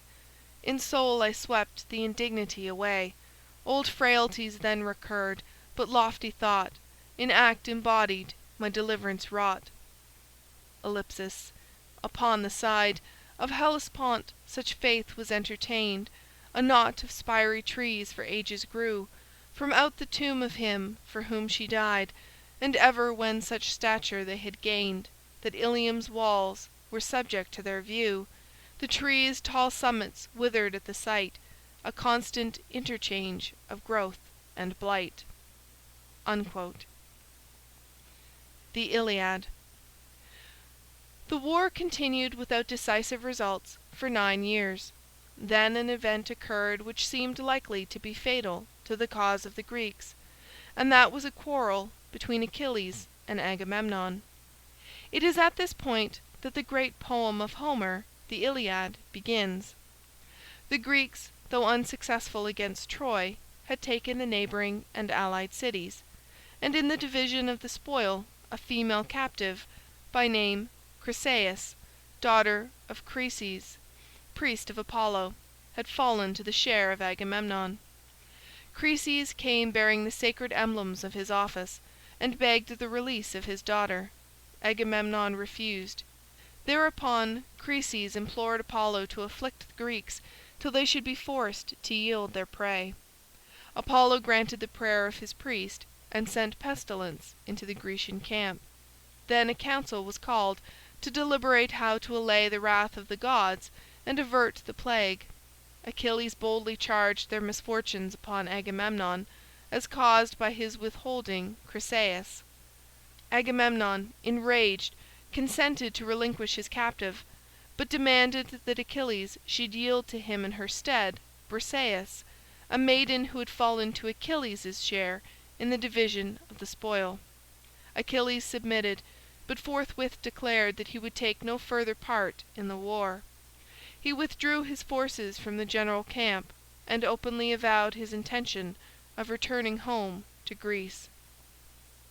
The gods and goddesses interested themselves as much in this famous war as the parties themselves. It was well known to them that fate had decreed that Troy should fall, at last, if her enemies should persevere and not voluntarily abandon the enterprise. Yet there was room enough left for chance to excite by turns the hopes and fears of the powers above who took part with either side. Juno and Minerva, in consequence of the slight put upon their charms by Paris, were hostile to the Trojans. Venus, for the opposite cause, favored them. Venus enlisted her admirer Mars on the same side, but Neptune favored the Greeks. Apollo was neutral, sometimes taking one side, sometimes the other, and Jove himself, though he loved the good King Priam, yet exercised a degree of impartiality, not, however, without exceptions.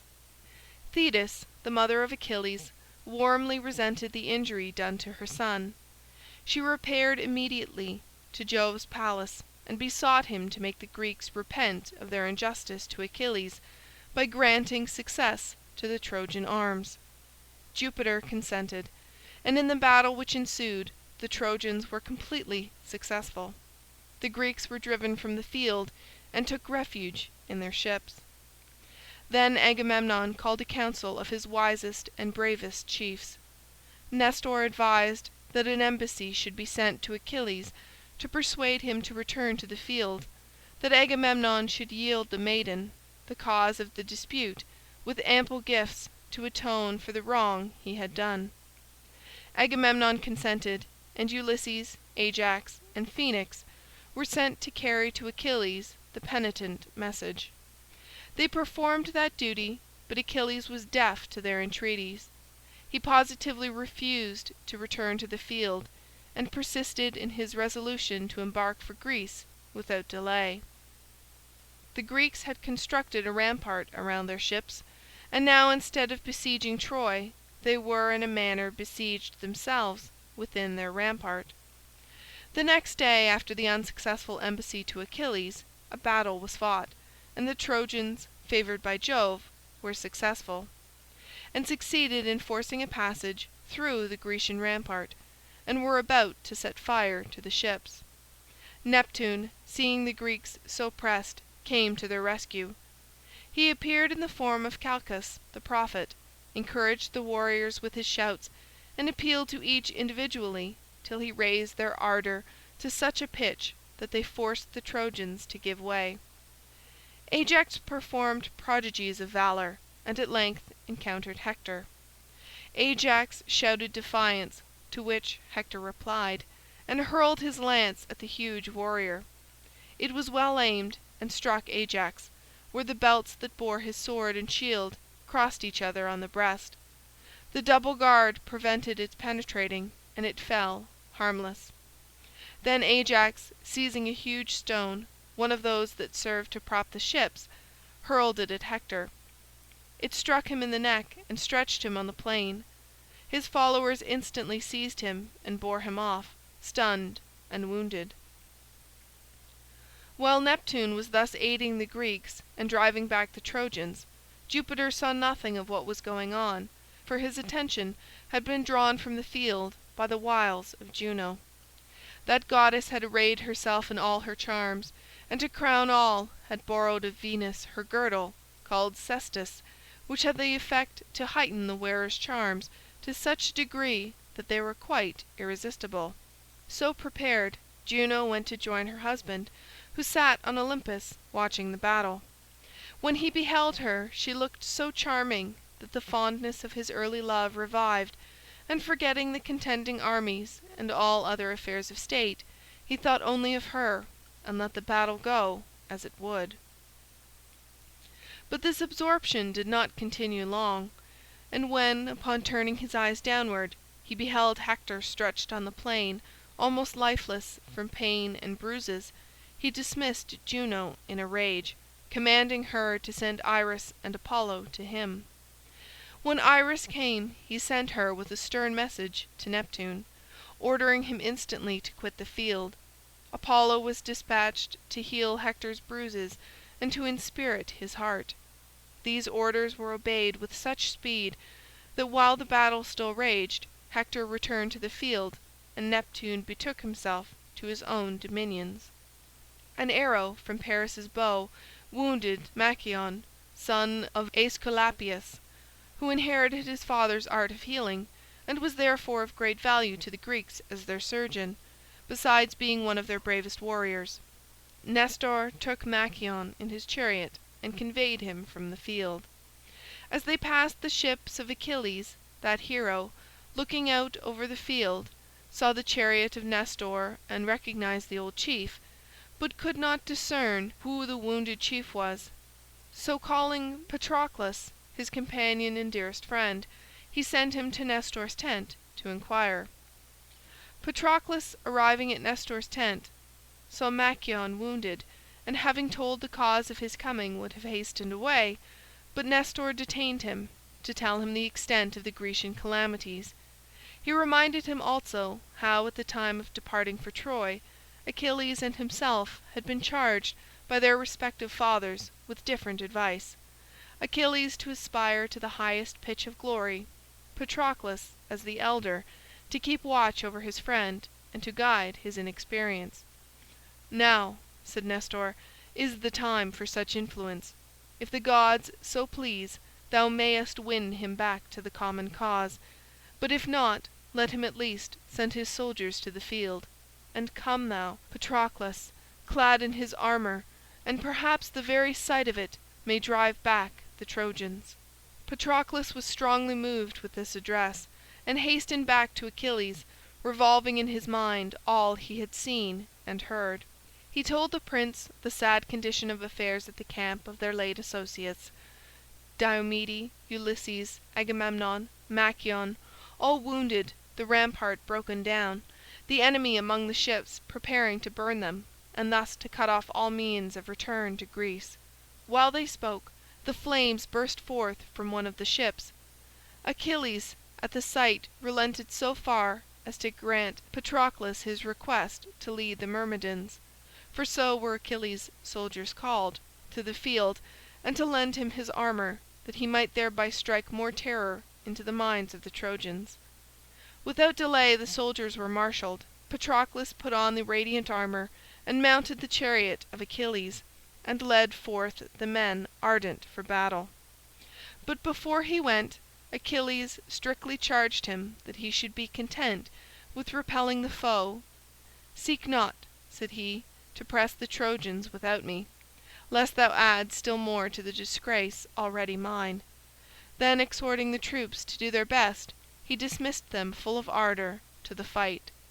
Patroclus and his Myrmidons at once plunged into the contest where it raged hottest, at the sight of which the joyful Grecians shouted and the ships re-echoed the acclaim. The Trojans at the sight of the well-known armor, struck with terror, looked everywhere for refuge. First those who had got possession of the ship and set it on fire left and allowed the Grecians to retake it and extinguish the flames. Then the rest of the Trojans fled in dismay. Ajax, Menelaus, and the 2 sons of Nestor performed prodigies of valor.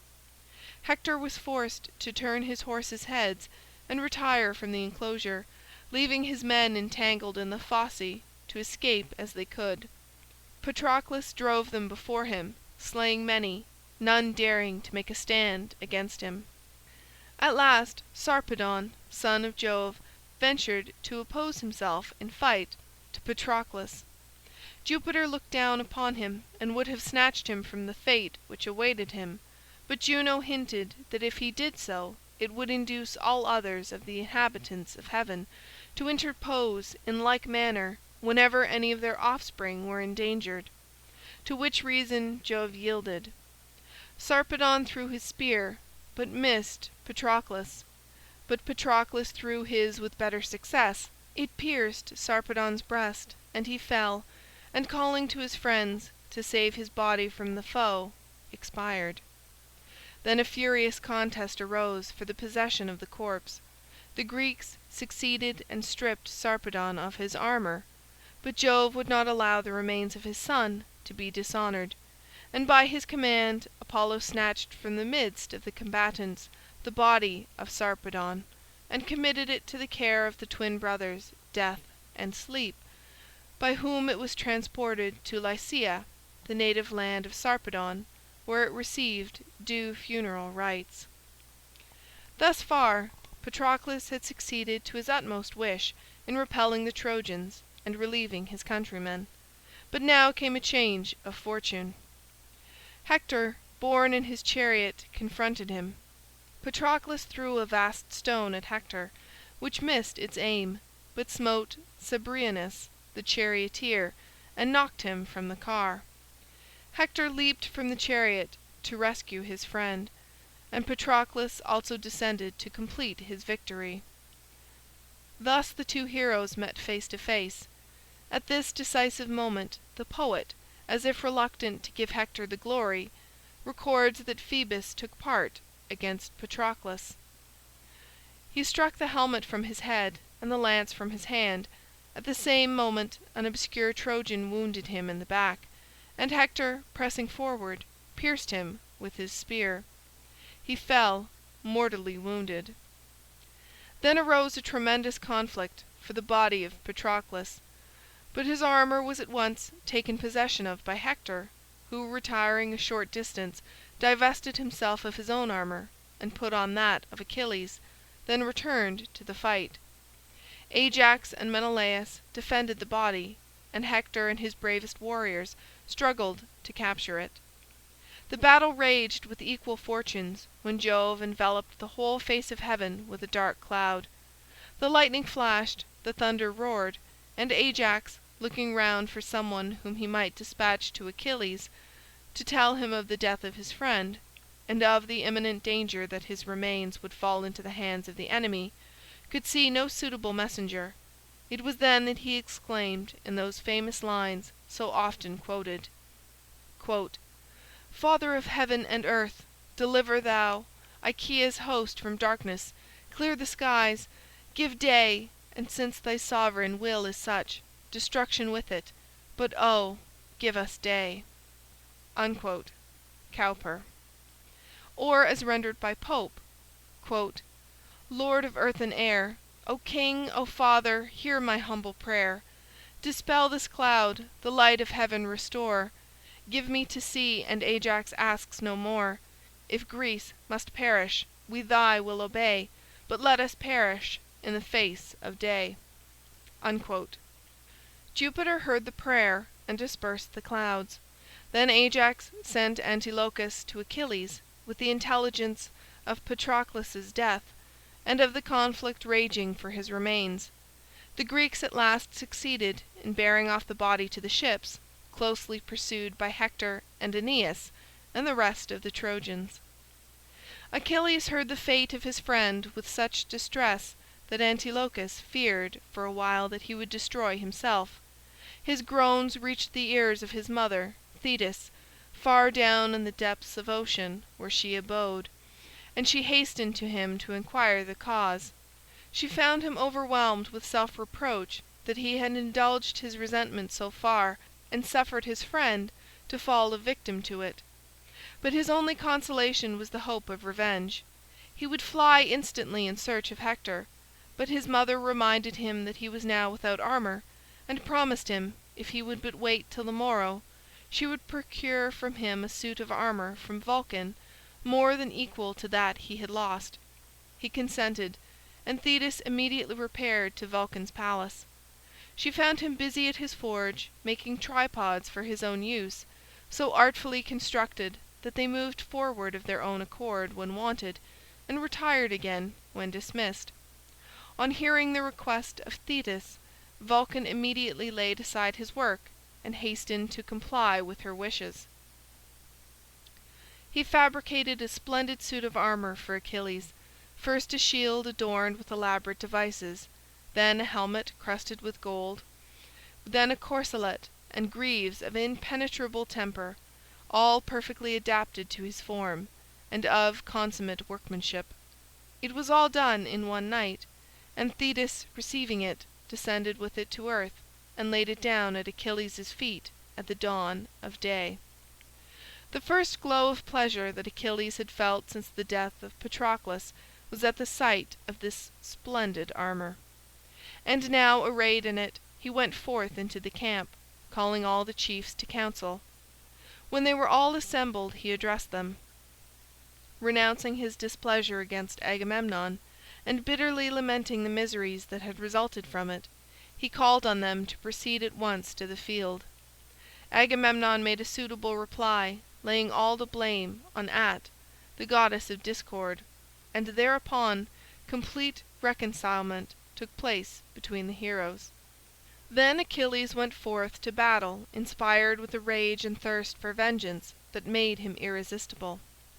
The bravest warriors fled before him or fell by his lance. Hector, cautioned by Apollo, kept aloof, but the god, assuming the form of one of Priam's sons, Lycaon, urged Aeneas to encounter the terrible warrior. Aeneas, though he felt himself unequal, did not decline the combat. He hurled his spear with all his force against the shield the work of Vulcan. It was formed of 5 metal plates, 2 were of brass, 2 of tin, and 1 of gold. The spear pierced 2 thicknesses, but was stopped in the third. Achilles threw his with better success. It pierced through the shield of Aeneas, but glanced near his shoulder and made no wound. Then Aeneas seized a stone, such as 2 men of modern times could hardly lift, and was about to throw it, and Achilles, with sword drawn, was about to rush upon him, when Neptune, who looked out upon the contest, moved with pity for Aeneas, who he saw would surely fall a victim if not speedily rescued, spread a cloud between the combatants, and lifting Aeneas from the ground, bore him over the heads of warriors and steeds to the rear of the battle. Achilles, when the mist cleared away, looked round in vain for his adversary, and acknowledging the prodigy, turned his arms against the other champions. But none dared stand before him, and Priam, looking down from the city walls, beheld his whole army in full flight towards the city. He gave command to open wide the gates to receive the fugitives, and to shut them as soon as the Trojans should have passed, lest the enemy should enter likewise. But Achilles was so close in pursuit that would have been impossible if Apollo had not, in the form of Agenor, Priam's son, encountered Achilles for a while, then turned to fly, and taken the way apart from the city. Achilles pursued, and had chased his supposed victim far from the walls, when Apollo disclosed himself, and Achilles, perceiving how he had been deluded, gave up the chase. But when the rest had escaped into the town, Hector stood without determined to await the combat. His old father called to him from the walls and begged him to retire nor tempt the encounter. His mother Hecuba also besought him to the same effect, but all in vain. "How can I," he said to himself, "by whose command the people went to this day's contest, where so many have fallen, seek safety for myself against a single foe? But what if I offer him to yield up Helen and all her treasures and ample of our own beside? Ah no, it is too late. He would not even hear me through, but slay me while I spoke." While he thus ruminated, Achilles approached, terrible as Mars, his armor flashing lightning as he moved. At that sight Hector's heart failed him, and he fled. Achilles swiftly pursued. They ran, still keeping near the walls, till they had thrice encircled the city. As often as Hector approached the walls, Achilles intercepted him and forced him to keep out in a wider circle. But Apollo sustained Hector's strength and would not let him sink in weariness. Then Pallas, assuming the form of Deiphobus, Hector's bravest brother, appeared suddenly at his side. Hector saw him with delight, and thus strengthened, stopped his flight and turned to meet Achilles. Hector threw his spear, which struck the shield of Achilles, and bounded back. He turned to receive another from the hand of Deiphobus, but Deiphobus was gone. Then Hector understood his doom and said, "Alas! It is plain this is my hour to die. I thought Deiphobus at hand, but Pallas deceived me, and he is still in Troy. But I will not fall inglorious." So saying, he drew his falchion from his side and rushed at once to combat. Achilles, secured behind his shield, waited the approach of Hector. When he came within reach of his spear, Achilles, choosing with his eye a vulnerable part where the armor leaves the neck uncovered, aimed his spear at that part, and Hector fell, death-wounded, and feebly said, "Spare my body. Let my parents ransom it, and let me receive funeral rites from the sons and daughters of Troy." To which Achilles replied, "Dog, name not ransom nor pity to me, on whom you have brought such dire distress. No, trust me, naught shall save thy carcass from the dogs. Though 20 ransoms and thy weight in gold were offered, I would refuse it all." So saying, he stripped the body of its armor, and fastening cords to the feet, tied them behind his chariot, leaving the body to trail along the ground. Then mounting the chariot, he lashed the steeds, and so dragged the body to and fro before the city. What words can tell the grief of King Priam and Queen Hecuba at this sight? His people could scarce restrain the old king from rushing forth. He threw himself in the dust, and besought them each by name to give him way. Hecuba's distress was not less violent. The citizens stood round them weeping. The sound of the mourning reached the ears of Andromache, the wife of Hector, as she sat among her maidens at work, and anticipating evil, she went forth to the wall. When she saw the sight there presented, she would have thrown herself headlong from the wall, but fainted and fell into the arms of her maidens. Recovering, she bewailed her fate, picturing to herself her country ruined, herself a captive, and her son dependent for his bread on the charity of strangers. When Achilles and the Greeks had taken their revenge on the killer of Patroclus, they busied themselves in paying due funeral rites to their friend. A pile was erected, and the body burned with due solemnity, and then ensued games of strength and skill, chariot races, wrestling, boxing, and archery. Then the chiefs sat down to the funeral banquet, and after that retired to rest. But Achilles neither partook of the feast nor of sleep. The recollection of his lost friend kept him awake, remembering their companionship in toil and dangers, in battle or on the perilous deep. Before the earliest dawn he left his tent, and joining to his chariot his swift steeds, he fastened Hector's body to be dragged behind. Twice he dragged him around the tomb of Patroclus, leaving him at length stretched in the dirt. But Apollo would not permit the body to be torn or disfigured with all this abuse, but preserved it free from all taint or defilement. While Achilles indulged his wrath in thus disgracing brave Hector, Jupiter in pity summoned Thetis to his presence. He told her to go to her son and prevail on him to restore the body of Hector to his friends. Then Jupiter sent Iris to King Priam to encourage him to go to Achilles and beg the body of his son. Iris delivered her message, and Priam immediately prepared to obey. He opened his treasuries and took out rich garments and cloths, with 10 talents in gold, and 2 splendid tripods, and a golden cup of matchless workmanship. Then he called to his sons and bade them draw forth his litter and place in it the various articles designed for a ransom to Achilles. When all was ready, the old king, with a single companion as aged as himself, the herald Idaeus, drove forth from the gates, parting there with Hecuba his queen, and all his friends, who lamented him as going to his certain death. But Jupiter, beholding with compassion the venerable king, sent Mercury to be his guide and protector. Mercury, assuming the form of a young warrior, presented himself to the aged couple, and while at the sight of him they hesitated whether to fly or yield, the god approached, and grasping Priam's hand, offered to be their guide to Achilles' tent. Priam gladly accepted his offered service, and he, mounting the carriage, assumed the reins and soon conveyed them to the tent of Achilles. Mercury's wand put to sleep all the guards, and without hindrance he introduced Priam into the tent where Achilles sat, attended by 2 of his warriors.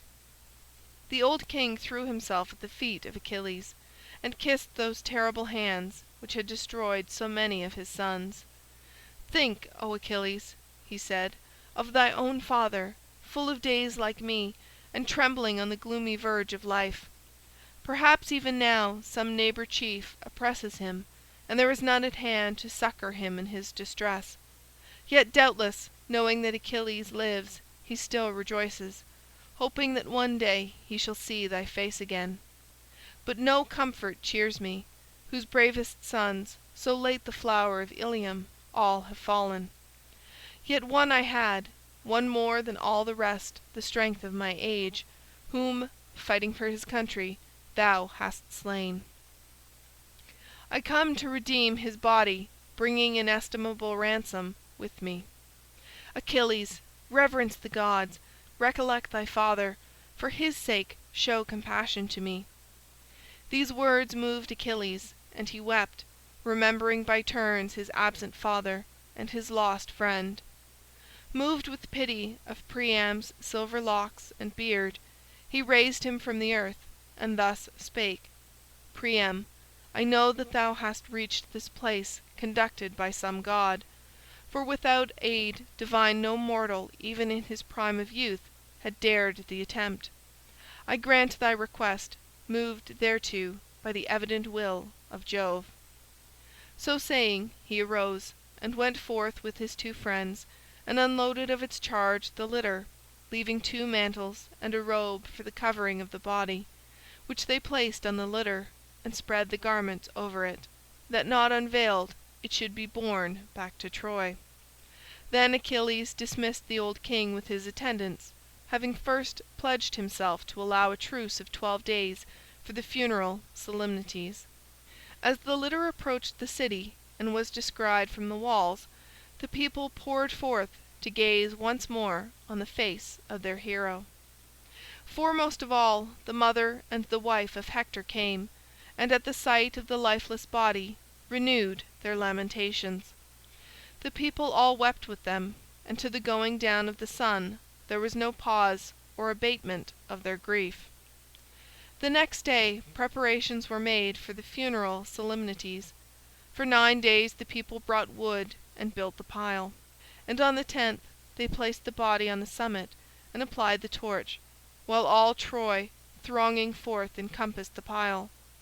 When it had completely burned, they quenched the cinders with wine, collected the bones, and placed them in a golden urn, which they buried in the earth, and reared a pile of stones over the spot. "Such honours Ilium to her hero paid, and peaceful slept the mighty Hector's shade." Pope. End of chapter 27.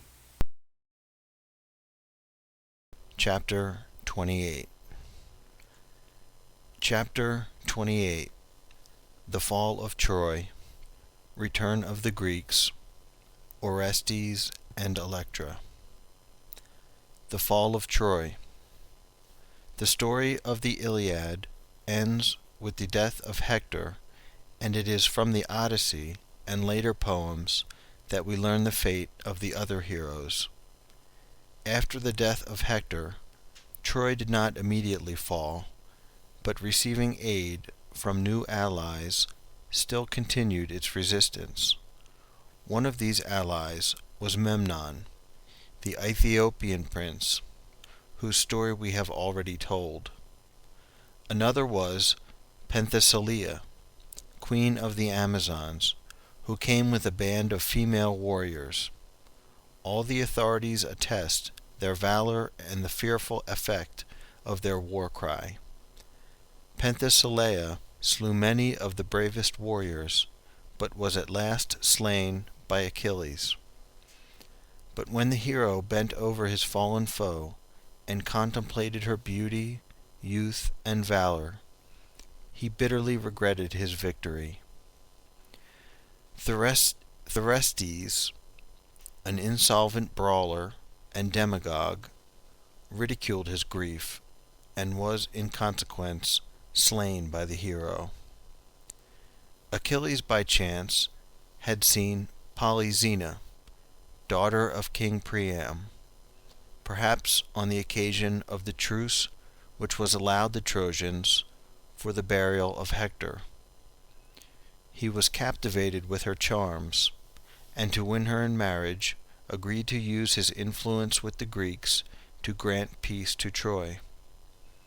While in the temple of Apollo, negotiating the marriage, Paris discharged at him a poisoned arrow, which, guided by Apollo, wounded Achilles in the heel, the only vulnerable part about him. For Thetis, his mother, had dipped him when an infant in the river Styx, which made every part of him invulnerable except the heel by which she held him. The story of the invulnerability of Achilles is not found in Homer, and is inconsistent with his account. For how could Achilles require the aid of celestial armor if he were invulnerable? The body of Achilles, so treacherously slain, was rescued by Ajax and Ulysses. Thetis directed the Greeks to bestow her son's armor on the hero who of all the survivors should be judged most deserving of it. Ajax and Ulysses were the only claimants. A select number of the other chiefs were appointed to award the prize. It was awarded to Ulysses, thus placing wisdom before valor, whereupon Ajax slew himself. On the spot where his blood sank into the earth, a flower sprang up, called the hyacinth, bearing on its leaves the first two letters of the name of Ajax, I, the Greek for woe. Thus, Ajax is a claimant with the boy Hyacinthus for the honor of giving birth to this flower.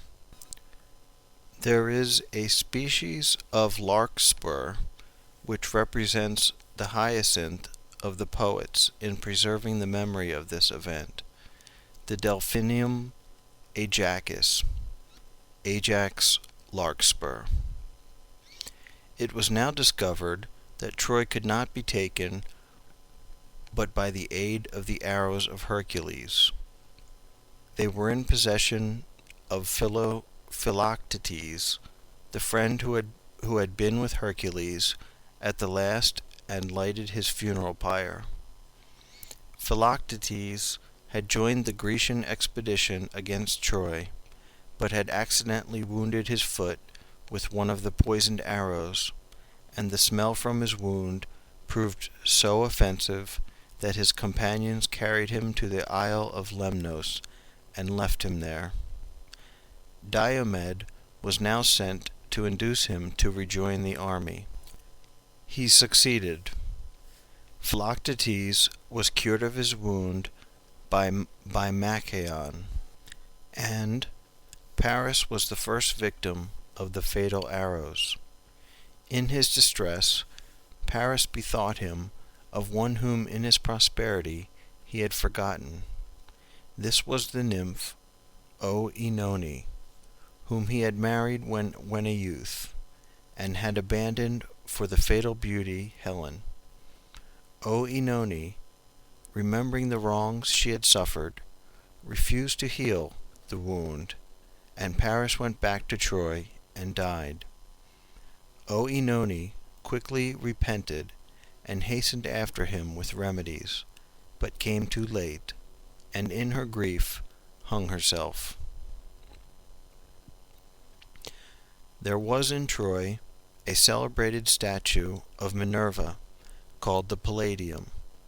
It was said to have fallen from heaven, and the belief was that the city could not be taken so long as this statue remained within it. Ulysses and Diomed entered the city in disguise and succeeded in obtaining the Palladium, which they carried off to the Grecian camp. But Troy still held out, and the Greeks began to despair of ever subduing it by force, and by advice of Ulysses resolved to resort to stratagem. They pretended to be making preparations to abandon the siege, and a portion of the ships were withdrawn and lay hid behind a neighboring island. The Greeks then constructed an immense wooden horse, which they gave out was intended as a propitiatory offering to Minerva, but in fact was filled with armed men. The remaining Greeks then betook themselves to their ships and sailed away, as if for a final departure. The Trojans, seeing the encampment broken up and the fleet gone, concluded the enemy to have abandoned the siege. The gates were thrown open, and the whole population issued forth, rejoicing at the long prohibited liberty of passing freely over the scene of the late encampment. The great horse was the chief object of curiosity. All wondered what it could be for. Some recommended to take it into the city as a trophy. Others felt afraid of it. While they hesitate, Lycaon, the priest of Neptune, exclaims, "What madness, citizens, is this? Have you not learned enough of Grecian fraud to be on your guard against it? For my part, I fear the Greeks, even when they offer gifts." So saying, he threw his lance at the horse's side. It struck, and a hollow sound reverberated like a groan. Then perhaps the people might have taken his advice and destroyed the fatal horse and all its contents. But just at that moment a group of people appeared, dragging forward one who seemed a prisoner and a Greek. Stupefied with terror, he was brought before the chiefs, who reassured him, promising that his life should be spared on condition of his returning true answers to the questions asked him. He informed him that he was a Greek, Sinon by name, and that in consequence of the malice of Ulysses he had been left behind by his countrymen at their departure. With regard to the wooden horse, he told them that it was a propitiatory offering to Minerva, and made so huge for the express purpose of preventing its being carried within the city. For Calchas, the prophet, had told them that if the Trojans took possession of it, they would assuredly triumph over the Greeks. This language turned the tide of the people's feelings, and they began to think how they might best secure the monstrous horse and the favorable auguries connected with it, when suddenly a prodigy occurred which left no room to doubt. There appeared, advancing over the sea, two immense serpents. They came upon the land, and the crowd fled in all directions. The serpents advanced directly to the spot where Lycaon stood with his two sons. They first attacked the children, winding round their bodies and breathing their pestilential breath in their faces. The father, attempting to rescue them, is next seized and involved in the serpent's coils. He struggles to tear them away, but they overpower all his efforts and strangle him and the children in their poisonous folds. This event was regarded as a clear indication of the displeasure of the gods at Lycaon's irreverent treatment of the wooden horse, which they no longer hesitated to regard as a sacred object, and prepared to introduce with due solemnity into the city. This was done with songs and triumphal acclamations, and the day closed with festivity.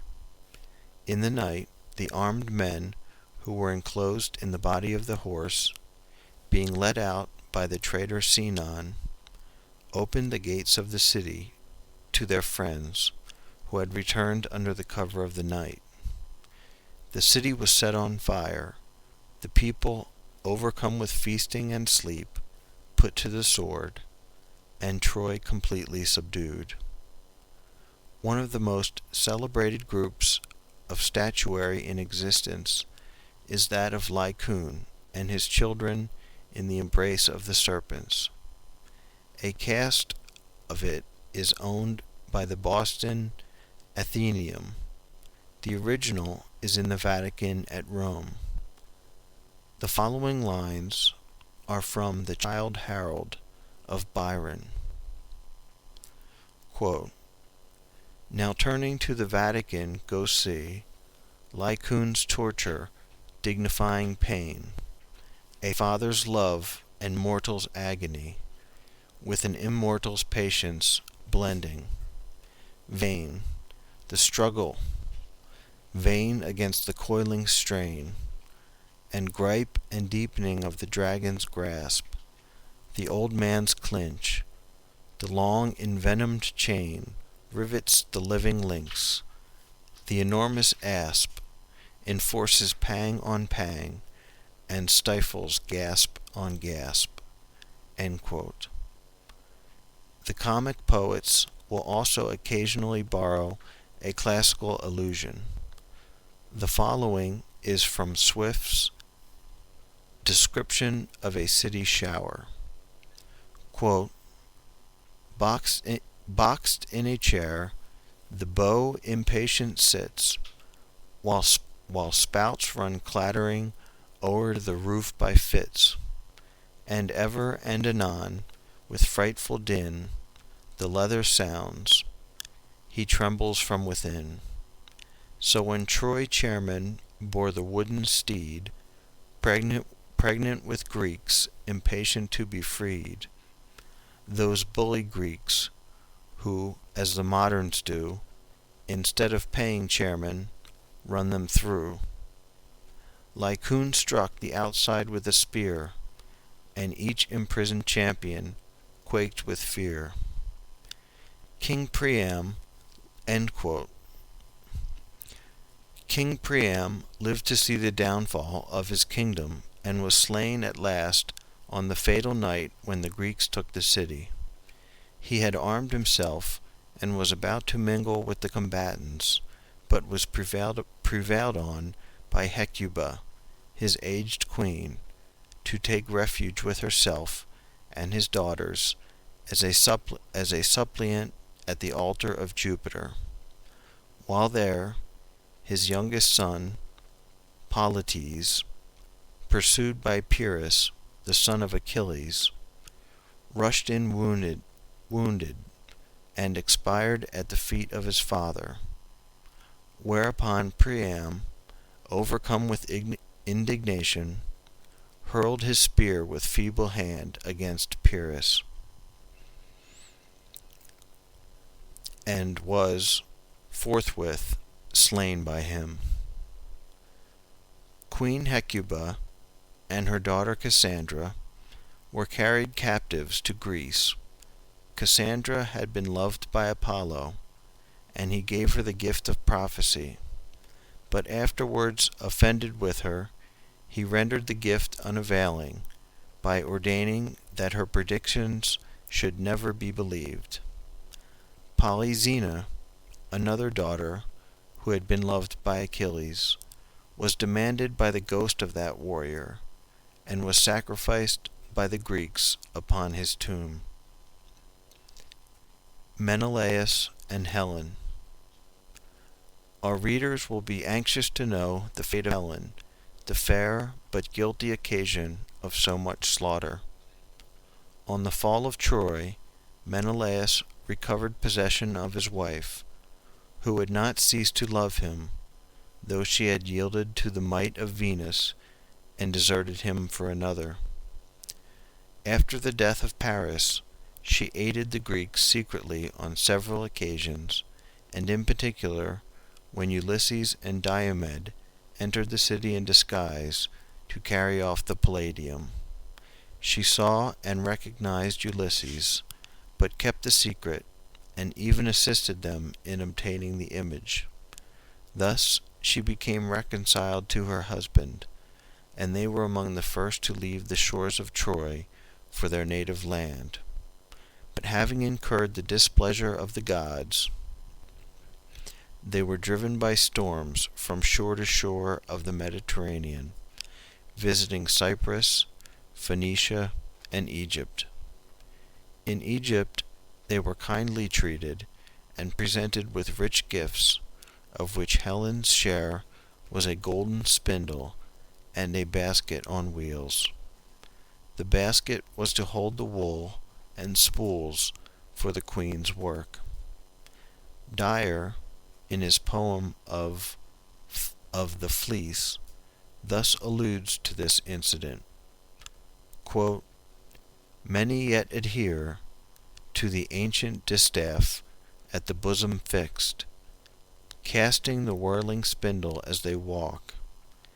This was of old, in no inglorious days, the mode of spinning, when the Egyptian prince a golden distaff gave that beauteous nymph. To beauteous Helen, no uncourtly gift." End quote. Milton also alludes to a famous recipe for an invigorating draught called nepenthe, which the Egyptian queen gave to Helen. Quote, "Not that nepenthes, which the wife of Thone in Egypt gave to Jove-born Helena, is of such power to stir up joy as this, to life so friendly, or so cool to thirst." End quote. Comus. Menelaus and Helen at length arrived in safety at Sparta, resumed their royal dignity, and lived and reigned in splendor. And when Telemachus, the son of Ulysses, in search of his father, arrived at Sparta, he found Menelaus and Helen celebrating the marriage of their daughter, Hermione, to Neoptolemus, son of Achilles. Agamemnon, Orestes, and Electra. Agamemnon, the general-in-chief of the Greeks, the brother of Menelaus, and who had been drawn into the quarrel to avenge his brother's wrongs, not his own, was not so fortunate in the issue. During his absence, his wife, Clytemnestra, had been false to him, and when his return was expected, she, with her paramour, Aegisthus, laid a plan for his destruction, and at the banquet given to celebrate his return, murdered him. It was intended by the conspirators to slay his son Orestes also, a lad not yet old enough to be an object of apprehension, but from whom, if should be suffered to grow up, there might be danger. Electra, the sister of Orestes, saved her brother's life by sending him secretly away to his uncle Strophius, king of Phocis. In the palace of Strophius, Orestes grew up with the king's son Pylades, and formed with him that ardent friendship which has become proverbial. Electra frequently reminded her brother by messengers of the duty of avenging his father's death, and when grown up he consulted the oracle of Delphi, which confirmed him in his design. He therefore repaired in disguise to Argos, pretending to be a messenger from Strophius, who had come to announce the death of Orestes, and brought the ashes of the deceased in a funeral urn. After visiting his father's tomb and sacrificing upon it, according to the rites of the ancients, he made himself known to his sister Electra, and soon after slew both Aegisthus and Clytemnestra. This revolting act, the slaughter of a mother by her son, though alleviated by the guilt of the victim and the express command of the gods, did not fail to awaken in the breasts of the ancients the same abhorrence that it does in ours. The Eumenides, avenging deities, seized upon Orestes and drove him frantic from land to land. Pylades accompanied him in his wanderings and watched over him. At length, in answer to a second appeal to the oracle, he was directed to go to Tauris in Scythia, and to bring thence a statue of Diana, which was believed to have fallen from heaven. Accordingly, Orestes and Pylades went to Tauris, where the barbarous people were accustomed to sacrifice to the goddess all strangers who fell into their hands. The two friends were seized and carried bound to the temple to be made victims. But the priestess of Diana was no other than Iphigenia, the sister of Orestes, who, our readers will remember, was snatched away by Diana at the moment when she was about to be sacrificed. Ascertaining from the prisoners who they were, Iphigenia disclosed herself to them, and the three made their escape with the statue of the goddess and returned to Mycenae. But Orestes was not yet relieved from the vengeance of the Erinyes. At length he took refuge with Minerva at Athens. The goddess afforded him protection and appointed the court of Areopagus to decide his fate. The Erinyes brought forward their accusation, and Orestes made the command of Delphic oracle his excuse. When the court voted, and the voices were equally divided, Orestes was acquitted by the command of Minerva. Byron, in Childe Harold, Canto 4, alludes to the story of Orestes. Quote, "O thou who never yet of human wrong left the unbalanced scale, great Nemesis, thou who didst call the Furies from the abyss, and round Orestes bade them howl and hiss, for that unnatural retribution, just, had it been from the hands less near, in this, thy former realm, I call from thee the dust." End quote. One of the most pathetic scenes in the ancient drama is that in which Sophocles represents the meeting of Orestes and Electra on his return from Phocis. Orestes, mistaking Electra for one of the domestics, and desirous of keeping his arrival a secret till the hour of vengeance should arrive, produces the urn in which his ashes are supposed to rest. Electra, believing him to be really dead, takes the urn, and embracing it, pours forth her grief in language full of tenderness and despair. Milton, in one of his sonnets, says, quote, "The repeated air of sad Electra's poet had the power to save the Athenian walls from ruin bare." End quote. This alludes to the story that when, on one occasion, the city of Athens was at the mercy of her Spartan foes, and it was proposed to destroy it, the thought was rejected upon the accidental quotation by some one of a chorus of Euripides. Troy. The facts relating to the city of Troy are still unknown to history. Antiquarians have long sought for the actual city and some record of its rulers. The most interesting explorations were those conducted about 1890 by the German scholar Henry Schliemann, who believed that at the mound of Hissarlik, the traditional site of Troy, he had uncovered the ancient capital.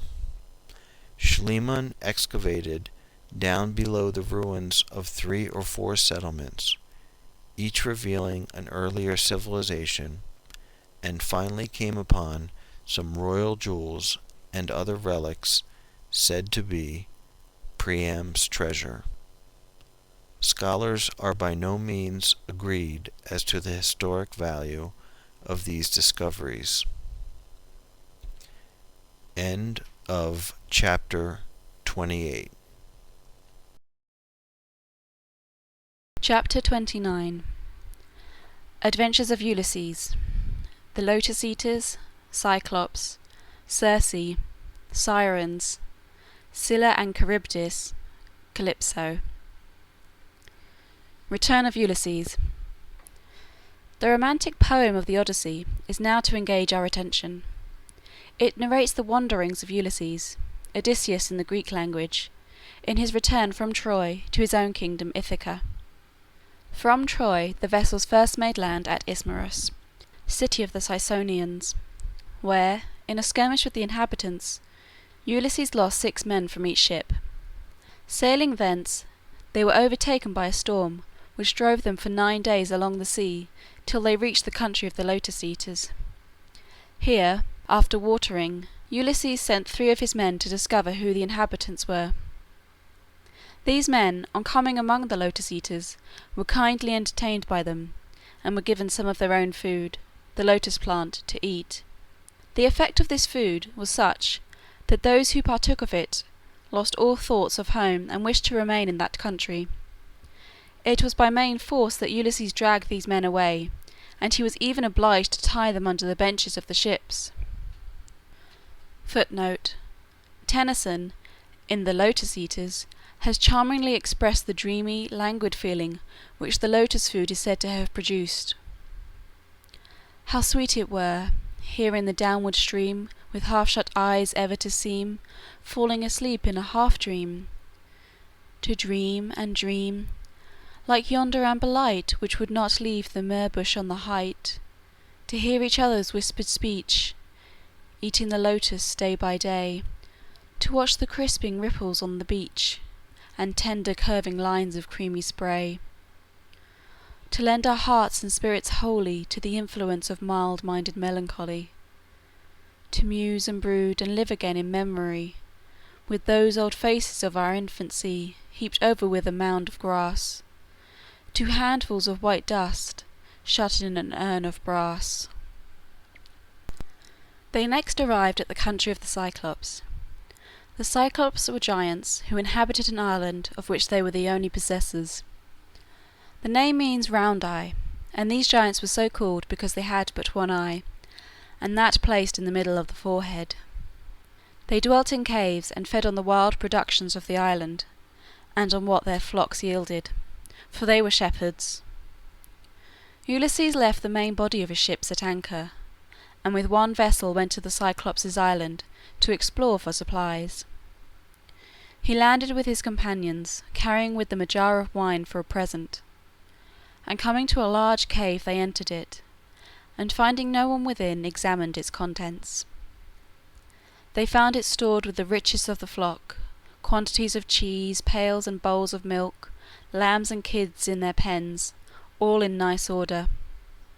Presently arrived the master of the cave, Polyphemus, bearing an immense bundle of firewood, which he threw down before the cavern's mouth. He then drove into the cave the sheep and goats to be milked, and, entering, rolled to the cave's mouth an enormous rock, that 20 oxen could not draw.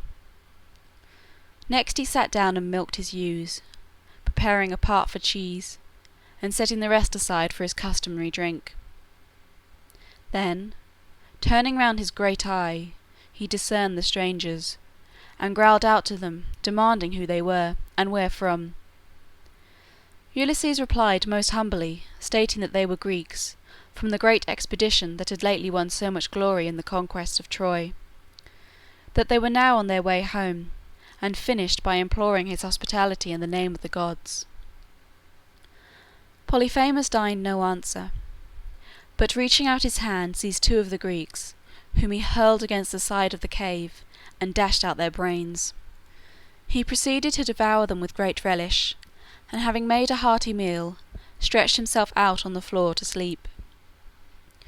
Ulysses was tempted to seize the opportunity and plunge his sword into him as he slept, but recollected that it would only expose them all to certain destruction, as the rock, with which the giant had closed up the door, was far beyond their power to remove, and they would therefore be in hopeless imprisonment. Next morning the giant seized 2 more of the Greeks, and dispatched them in the same manner as their companions, feasting on their flesh till no fragment was left. He then moved away the rock from the door, drove out his flocks, and went out, carefully replacing the barrier after him. When he was gone, Ulysses planned how he might take vengeance for his murdered friends, and effect his escape with his surviving companions. He made his men prepare a massive bar of wood, cut by the Cyclops for a staff, which they found in the cave. They sharpened the end of it, and seasoned it in the fire, and hid it under the straw on the cavern floor. Then 4 of the boldest were selected, with whom Ulysses joined himself as a 5th. The Cyclops came home at evening, rolling away the stone, and drove in his flock as usual.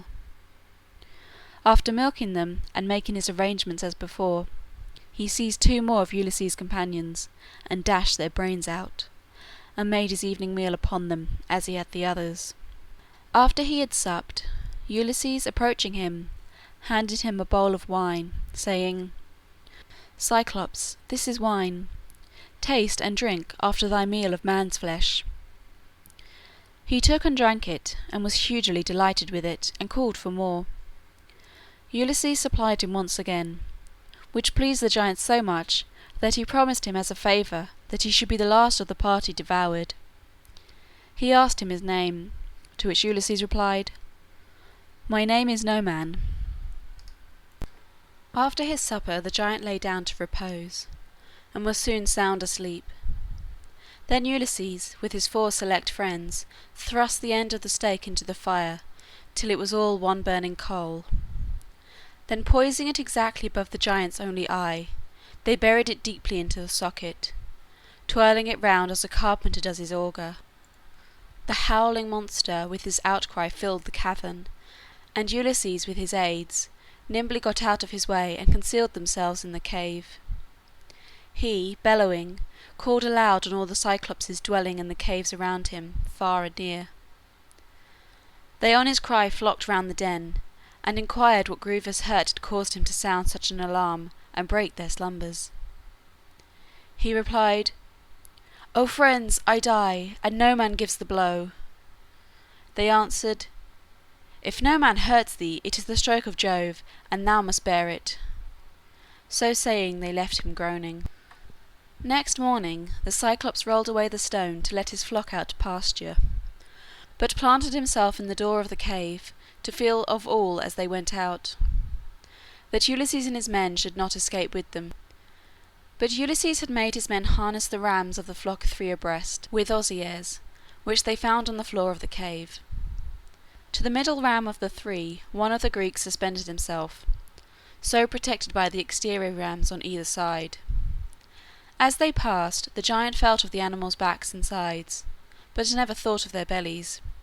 So the men all passed safe, Ulysses himself being on the last one that passed. When they had got a few paces from the cavern, Ulysses and his friends released themselves from their rams, and drove a good part of the flock down to the shore to their boat. They pushed them aboard with all haste, then pushed off from the shore, and when at a safe distance Ulysses shouted out, "Cyclops, the gods have well requited thee for thy atrocious deeds. Know it is Ulysses to whom thou owest thy shameful loss of sight." The Cyclops, hearing this, seized a rock that projected from the side of the mountain, and rending it from its bed, he lifted it high in the air, then exerting all his force, hurled it in the direction of the voice. Down came the mass, just clearing the vessel's stern. The ocean, at the plunge of the huge rock, heaved the ship towards the land, so that it barely escaped being swamped by the waves.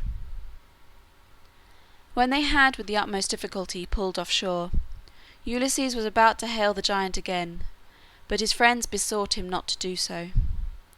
He could not forbear, however, letting the giant know that they had escaped his missile, but waited till they had reached a safer distance than before.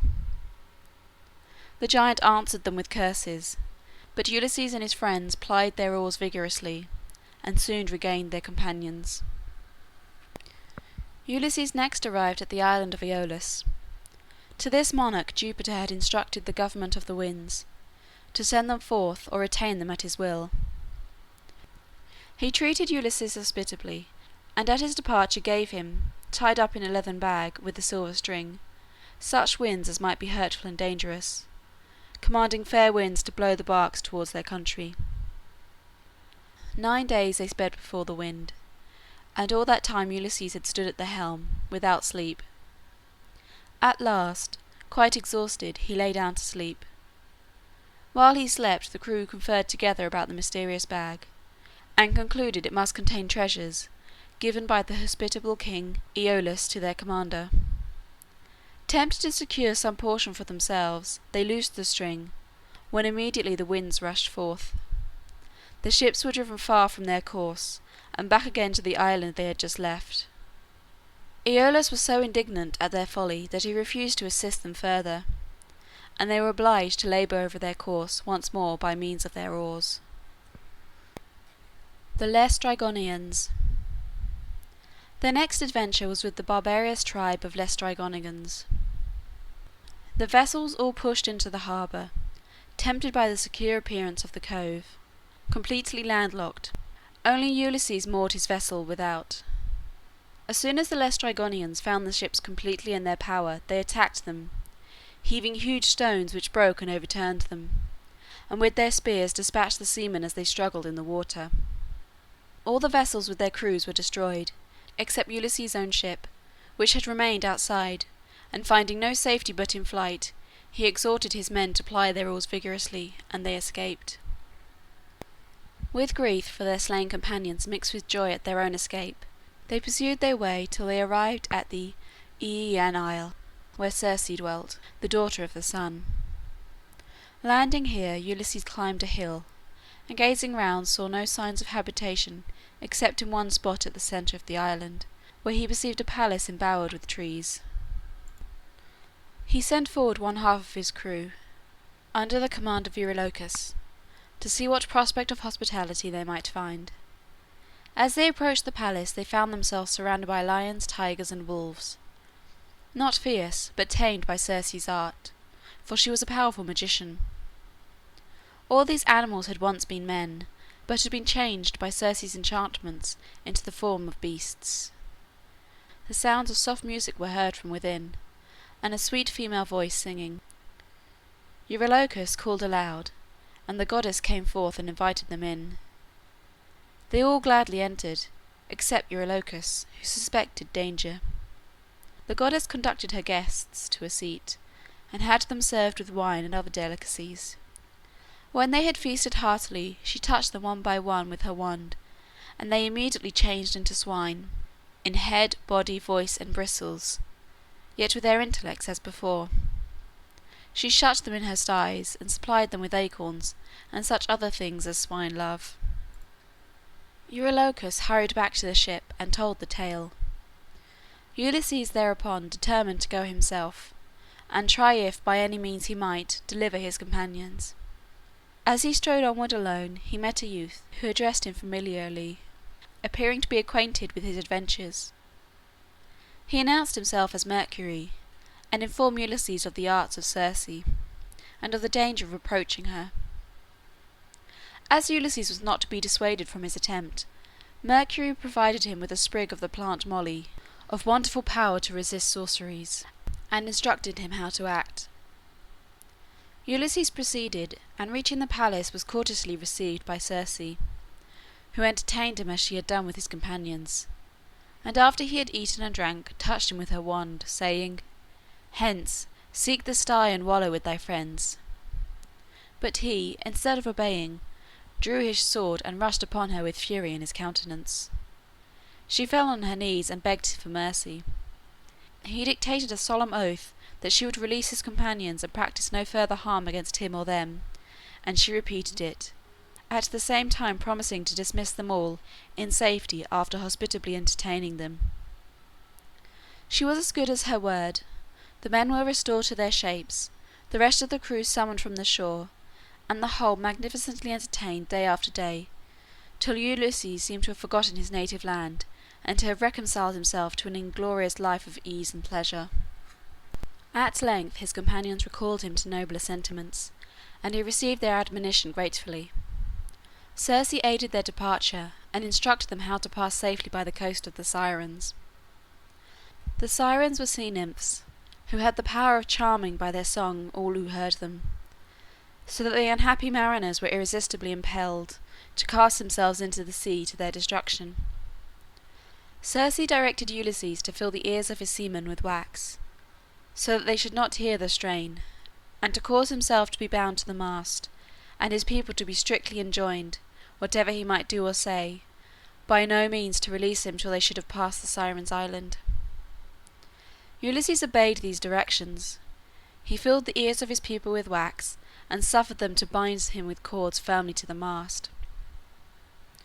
As they approached the Sirens' island, the sea was calm, and over the waters came the notes of music so ravishing and attractive that Ulysses struggled to get loose, and by cries and signs to his people begged to be released.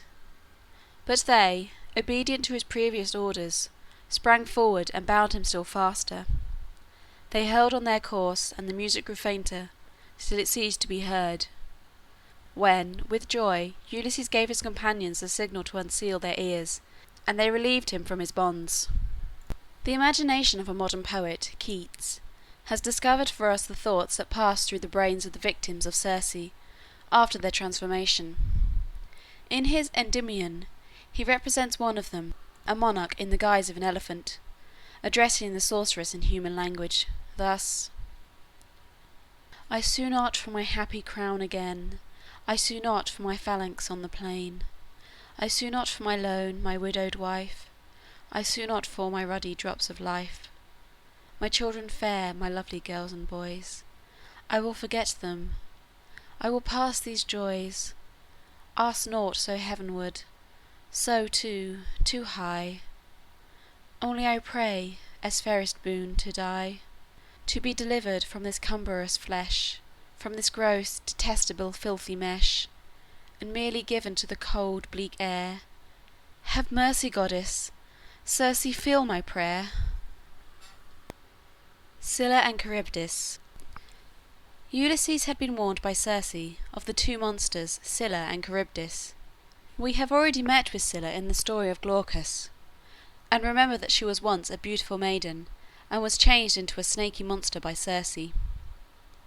She dwelt in a cave high up on the cliff, from whence she was accustomed to thrust forth her long necks, for she had 6 heads, and in each of her mouths to seize one of the crew of every vessel passing within reach. The other terror, Charybdis, was a gulf, nearly on a level with the water. Thrice each day the water rushed into a frightful chasm, and thrice was disgorged. Any vessel coming near the whirlpool, when the tide was rushing in, must inevitably be engulfed. Not Neptune himself could save it. On approaching the haunt of the dread monsters, Ulysses kept strict watch to discover them. The roar of the waters as Charybdis engulfed them gave warning at a distance, but Scylla could nowhere be discerned. While Ulysses and his men watched with anxious eyes the dreadful whirlpool, they were not equally on their guard from the attack of Scylla, and the monster, darting forth her snaky heads, caught 6 of his men, and bore them away, shrieking, to her den. It was the saddest sight Ulysses had yet seen, to behold his friends thus sacrificed and hear their cries, unable to afford them any assistance. Circe had warned him of another danger. After passing Scylla and Charybdis, the next land he would make was Thrinacia, an island whereupon were pastured the cattle of Hyperon the sun, tended by his daughters Lampetia and Phaethusa. These flocks must not be violated, whatever the wants of the voyagers might be.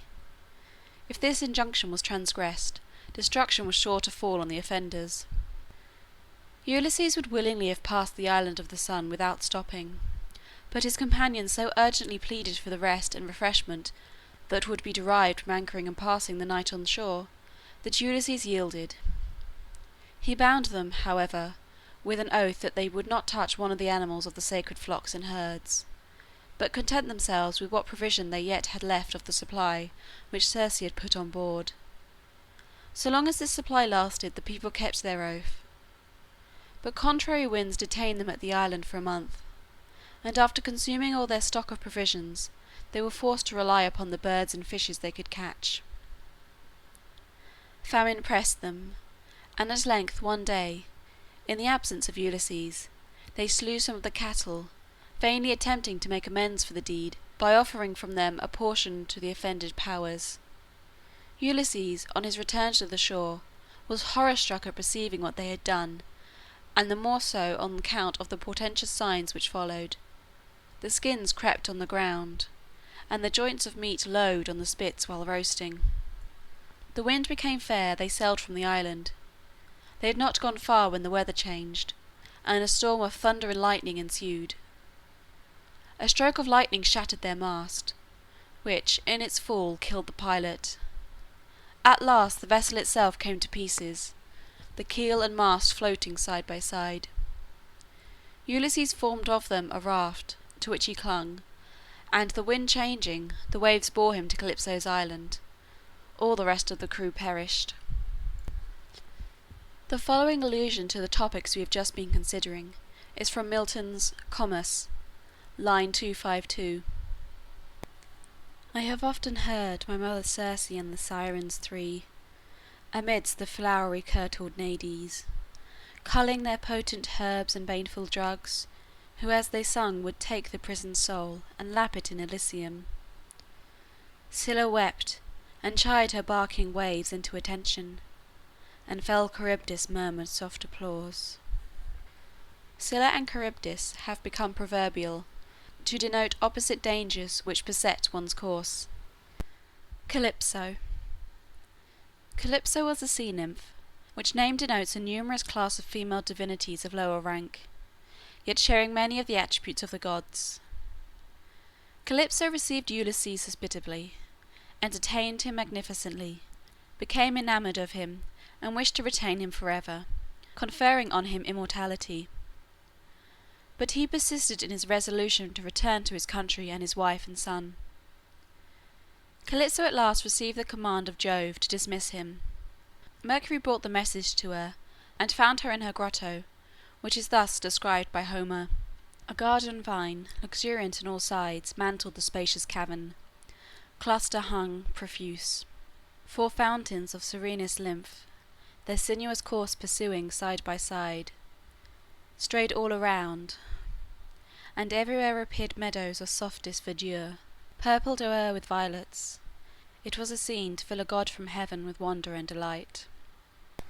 Calypso, with much reluctance, proceeded to obey the commands of Jupiter. She supplied Ulysses with the means of constructing a raft, provisioned it well for him, and gave him a favouring gale. He sped on his course prosperously for many days, till at length, when in sight of land, a storm arose that broke his mast, and threatened to rend the raft asunder.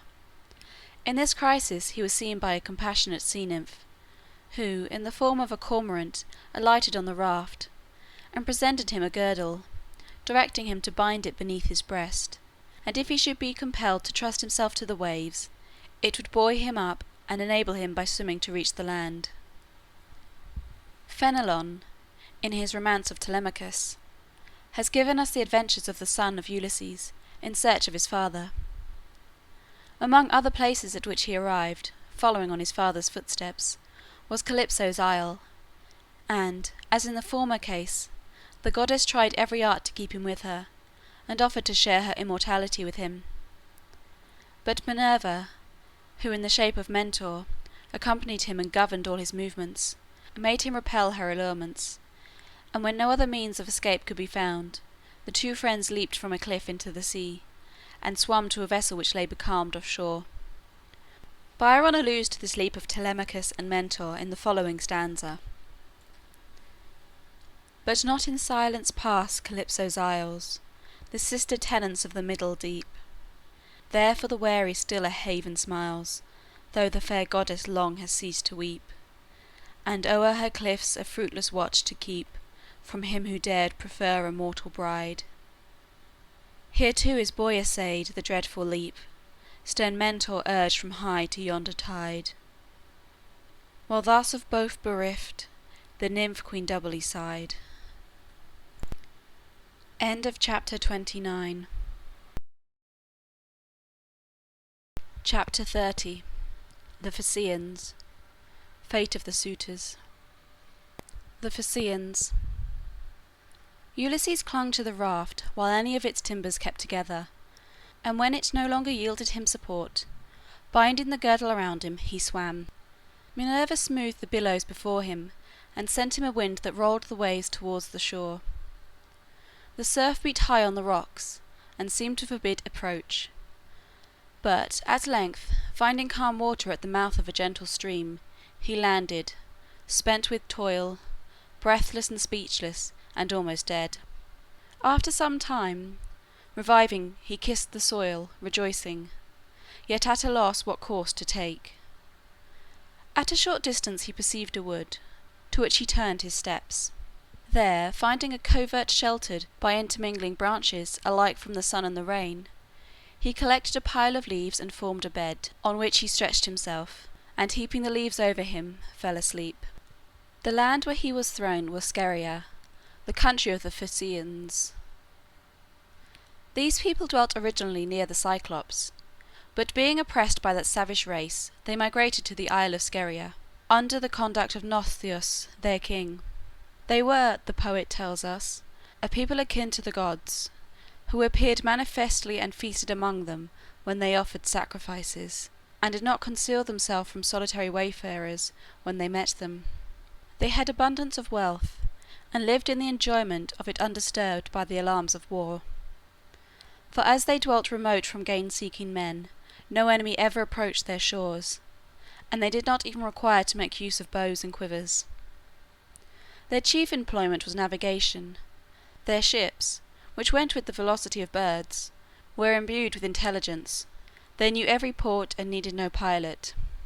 Alcinous, the son of Nausithous, was now their king, a wise and just sovereign, beloved by his people.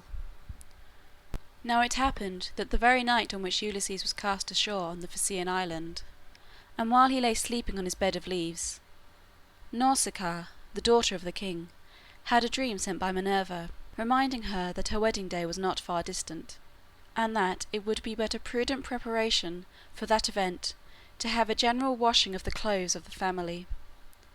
This was no slight affair, for the fountains were at some distance, and the garments must be carried thither. On awaking, the princess hastened to her parents to tell them what was on her mind, not alluding to her wedding day, but finding other reasons equally good. Her father readily assented, and ordered the grooms to furnish forth a wagon for the purpose. The clothes were put therein, and the queen mother placed in the wagon, likewise an abundant supply of food and wine. The princess took her seat and plied the lash, her attendant virgins following her on foot. Arrived at the riverside, they turned out the mules to graze, and unloading the carriage, bore the garments down to the water, and working with cheerfulness and alacrity, soon dispatched their labour. Then, having spread the garments on the shore to dry, and having themselves bathed, they sat down to enjoy their meal. After which they rose, and amused themselves with a game of ball, the princess singing to them while they played. But when they had refolded the apparel and were about to resume their way to the town, Minerva caused the ball thrown by the princess to fall into the water, whereat they all screamed, and Ulysses awaked at the sound. Now we must picture to ourselves Ulysses, a shipwrecked mariner but a few hours escaped from the waves, and utterly destitute of clothing, awaking and discovering that only a few bushes were interposed between him and a group of young maidens, whom, by their deportment and attire, he discovered to be not mere peasant girls, but of a higher class. Sadly needing help, how could he yet venture, naked as he was, to discover himself and make his wants known? It certainly was a case worthy of the interposition of his patron goddess Minerva, who never failed him at a crisis. Breaking off a leafy branch from a tree, he held it before him, and stepped out from the thicket. The virgins at the sight of him fled in all directions, Nausicaa alone excepted. For her Minerva aided and endowed with courage and discernment. Ulysses, standing respectfully aloof, told his sad case, and besought the fair object, whether queen or goddess he professed he knew not, for food and clothing. The princess replied courteously, promising present relief and her father's hospitality when he should become acquainted with the facts. She called back her scattered maidens, chiding their alarm, and reminding them that the Phaeacians had no enemies to fear. This man, she told them, was an unhappy wanderer, whom it was a duty to cherish, for the poor and stranger are from Jove. She bade them bring food and clothing, for some of her brother's garments were among the contents of the wagon. When this was done, and Ulysses, retiring to a sheltered place, had washed his body free from the sea foam, clothed and refreshed himself with food, Pallas dilated his form and diffused grace over his ample chest and manly brows. The princess, seeing him, was filled with admiration, and scrupled not to say to her damsels that she wished the gods would send her such a husband. To Ulysses she recommended that he should repair to the city, following herself and train so far as the way lay through the fields. But when they should approach the city, she desired that he would no longer be seen in her company, for she feared the remarks which rude and vulgar people might make on seeing her return accompanied by such a gallant stranger. To avoid which, she directed him to stop at a grove adjoining the city, in which were a farm and garden belonging to the king. After allowing time for the princess and her companions to reach the city, he was then to pursue his way thither, and would easily be guided by any he might meet to the royal abode. Ulysses obeyed the directions, and in due time proceeded to the city, on approaching which he met a young woman bearing a pitcher forth for water. It was Minerva, who had assumed that form. Ulysses accosted her and desired to be directed to the palace of Alcinous the king. The maiden replied respectfully, offering to be his guide, for the palace, she informed him, stood near her father's dwelling. Under the guidance of the goddess, and by her power enveloped in a cloud which shielded him from observation, Ulysses passed among the busy crowd, and with wonder observed their harbour, their ships, their forum, the resort of heroes, and their battlements, till they came to the palace, where the goddess, having first given him some information of the country, king, and people he was about to meet, left him. Ulysses, before entering the courtyard of the palace, stood and surveyed the scene. Its splendour astonished him. Brazen walls stretched from the entrance to the interior house, of which the doors were gold, the doorposts silver, the lintels silver ornamented with gold. On either side were figures of mastiffs wrought in gold and silver, standing in rows as if to guard the approach. Along the walls were seats spread through all their length with mantles of finest texture, the work of Phaeacian maidens. On these seats the princes sat and feasted, while golden statues of graceful youths held in their hands lighted torches, which shed radiance over the scene.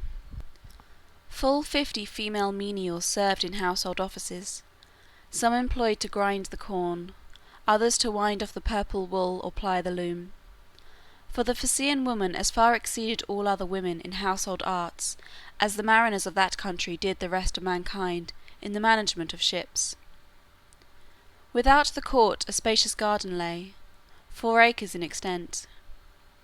In it grew many a lofty tree, pomegranate, pear, apple, fig, and olive.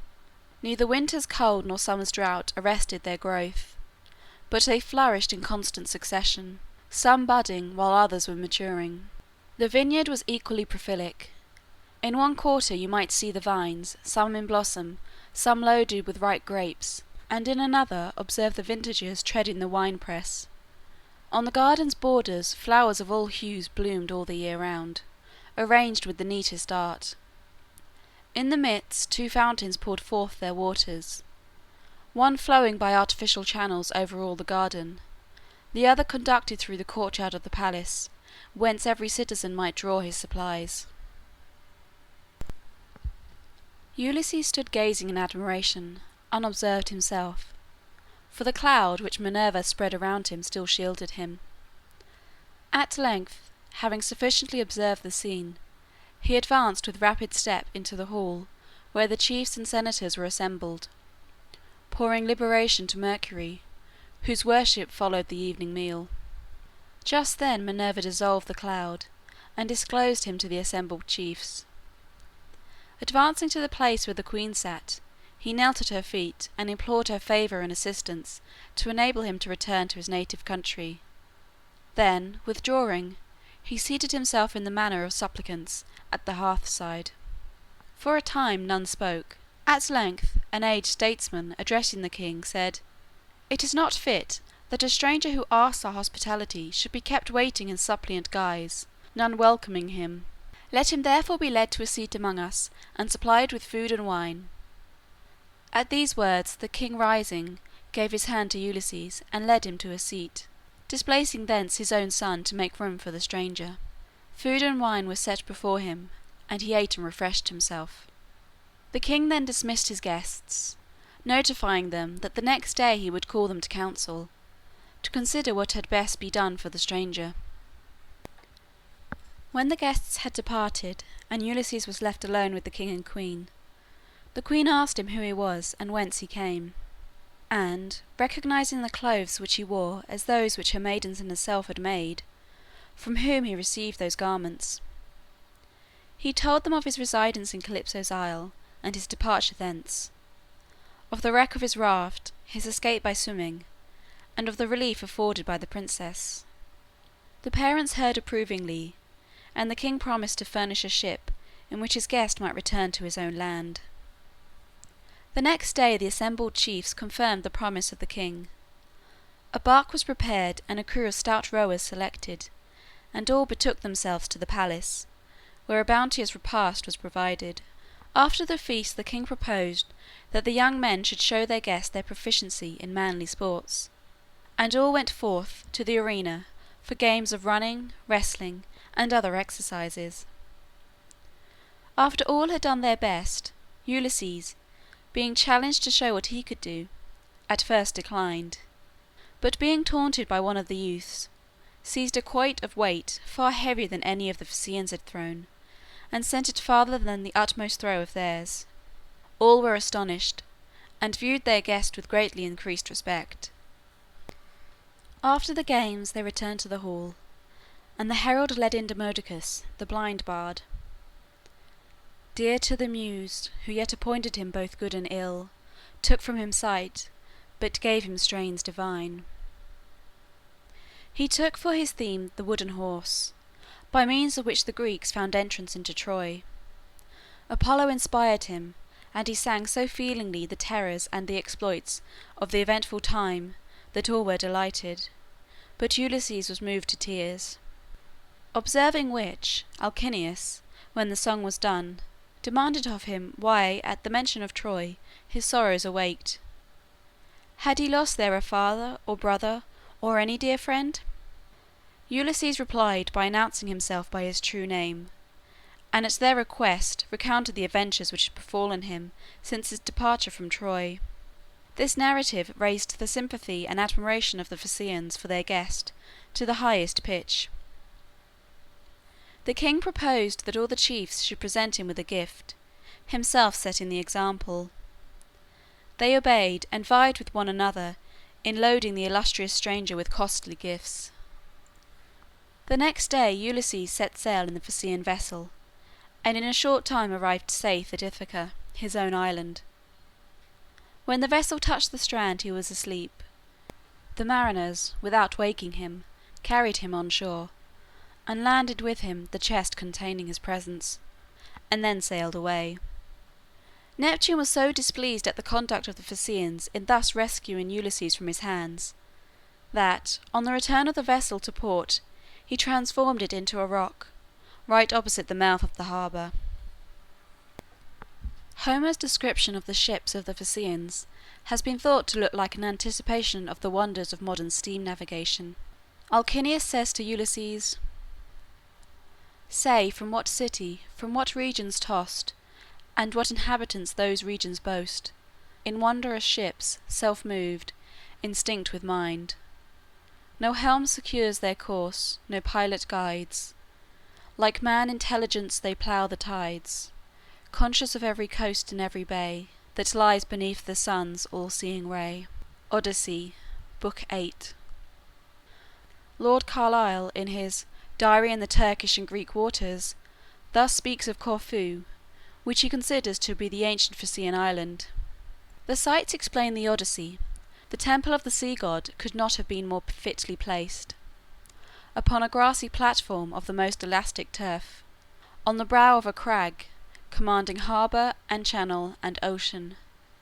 Just at the entrance of the inner harbour there is a picturesque rock with a small convent perched upon it, which by one legend is the transformed pinnacle of Ulysses.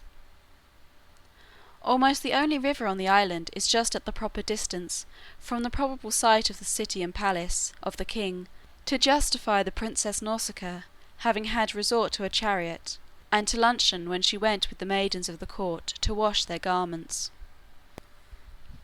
Fate of the suitors.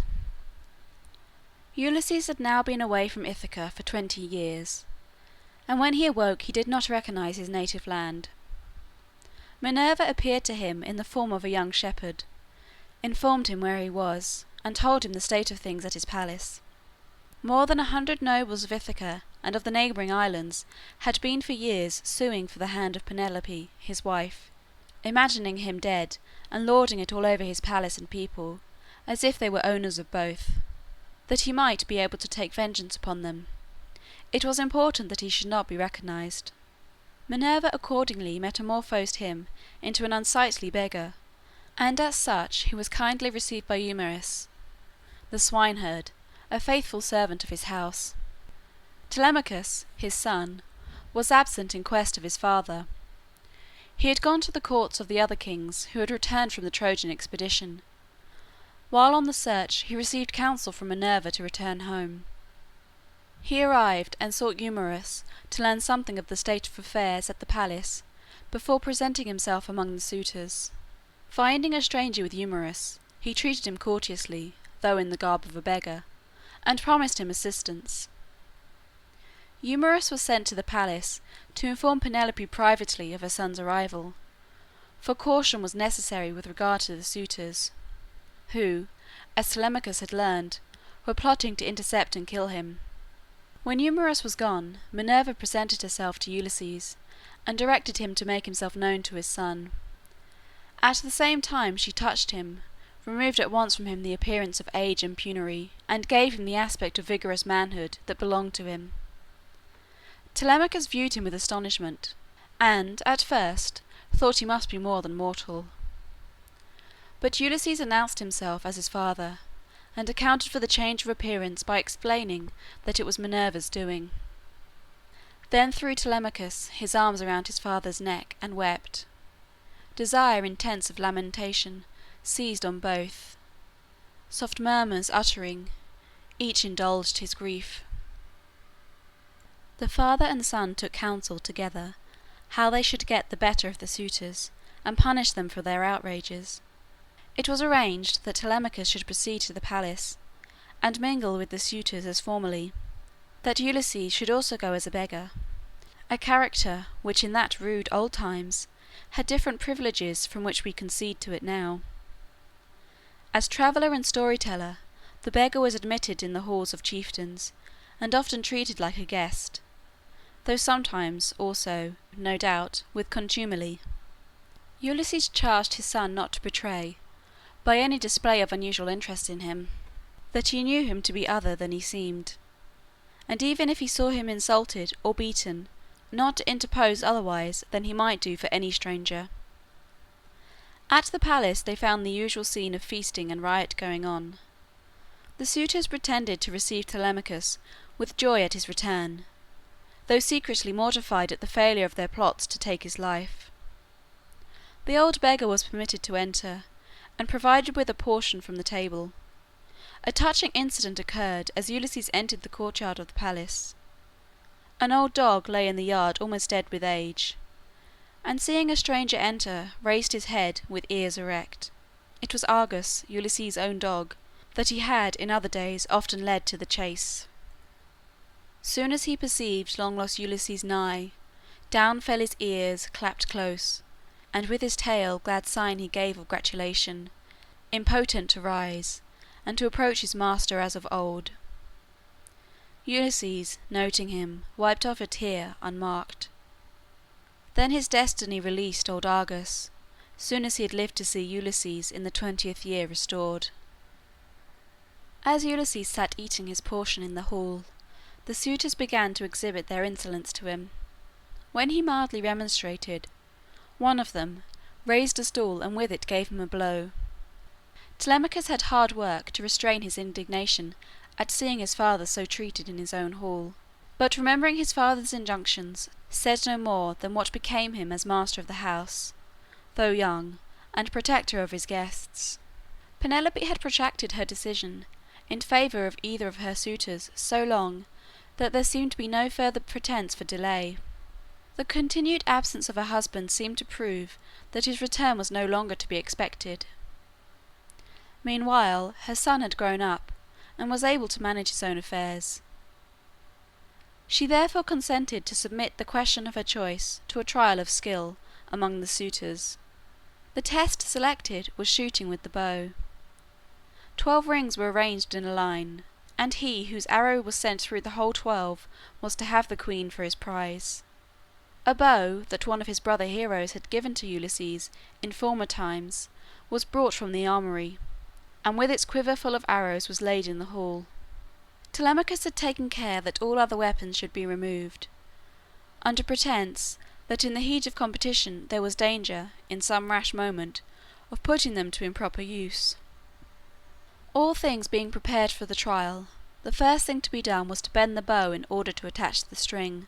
Telemachus endeavoured to do it, but found all his efforts fruitless, and modestly confessing that he had attempted a task beyond his strength, he yielded the bow to another. He tried it with no better success, and, amidst the laughter and jeers of his companions, gave it up.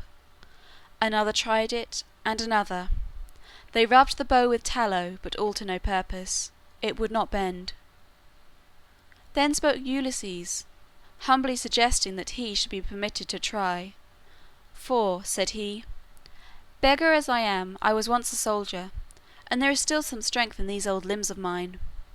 The suitors hooted with derision, and commanded to turn him out of the hall for his insolence. But Telemachus spoke up for him, and, merely to gratify the old man, bade him try. Ulysses took the bow, and handled it with the hand of a master. With ease he adjusted the cord to its notch.